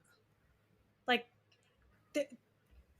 you just like clearly there was a shift between planes, but like you don't exist here right now. Where's here? The material plane? No, where are you? Yusef's pond. You're still in Waterdeep. Okay. You haven't left yet. Great. You disappeared like 23 minutes ago. Okay, this felt different for me. Listen, there's some really important stuff we gotta talk about. Just follow my instructions very carefully, and I think we can sort this whole thing out. Okay? Are you're okay though? Like, I mean, do you have a body? Like,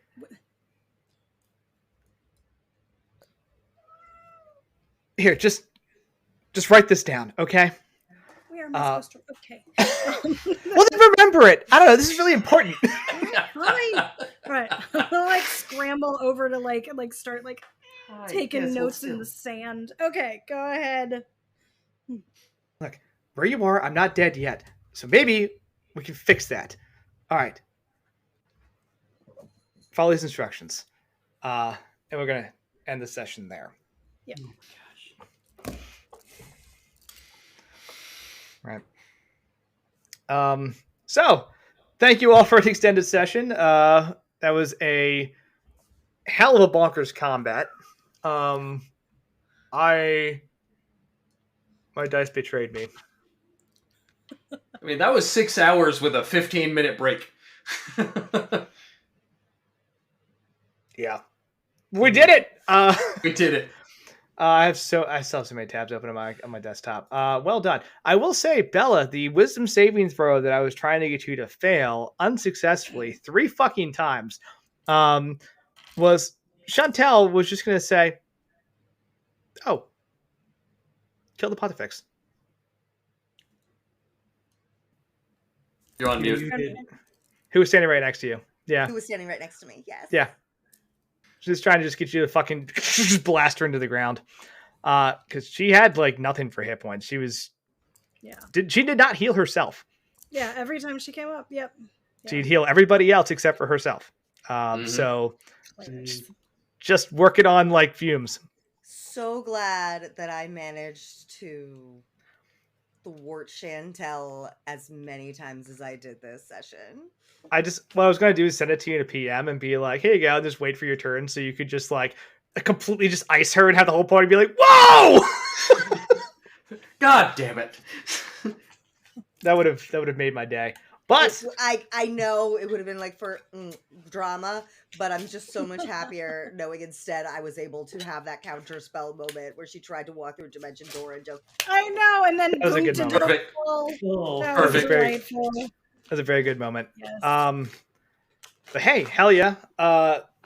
Well done with the combat. You all gained 2 levels. You're level 13 now. So, because that was just an absolutely epic fight, right? You'll have a chance to interrogate the assassins. You'll have a chance to follow up with all the council members, right? More importantly, you kept them all alive. It did not look like we were going to manage that for Yeah, a lot of with that the fight. suicide bomber, oh my God. No idea what you're talking about. We were winning the whole time. I appreciate Chris's confidence, especially at the end of that first round when like 75% of the battlefield was like 5 HP or less. Like, we got this. Yeah. No, we managed to save them all to some extent to like the direct opposition of their own apparent wishes. Yeah. Mm-hmm. Boy. Yeah, very well done. We will not be back in 2 weeks. So we'll figure out some scheduling and we'll let everyone know what is up. As always, let's see. Let's put some socials in here. Let's put our Discord in here. And good game indeed, friends. I don't know how it was for you in the audience, but I can feel your tension as the players, and you know that was fun to kind of ride that roller coaster of successes and fails. It absolutely was. Because I saw you hitting some like high numbers and like the elation that people had when they're like, "Yeah, fuck you, we're doing it." I was like, "Okay, cool, you guys seem invested." You know, Yep. I'm happy about this. I am always happy to be petty about Chantel. Yeah, because now I'm back on your side. The fight's over. We're all friends again, right? You didn't kill Bon Bon. We're cool. I tried. You I tried. hard. 2 assassins together is no joke. A lot of damage. I won't lie. I was so afraid Chantel was going to go kill first Cole and go after Mom and Dad. And like that's why I did the shadow shit. I was like, stay in there. Oh. And they're like, we're going to wander out. I'm like, you idiots. Oh my God. Order of operations, she was actually going to take out Metzley first. Because that was the first line of sight person to her. Then Metzley picked up that lantern. But she was going to just turn around and just fucking cut her down like while she's right next to the demon and just roll out. I'm glad one of us didn't pick up the lantern because I kind of wanted us to, and Yeah. It's a very cool artifact if you can figure out how to control it. Valen runs over, picks up the lantern, and disappears, and everybody else is like, "Well, It's like, Shit! That is the save that we would have to reload. We're like, what do we do?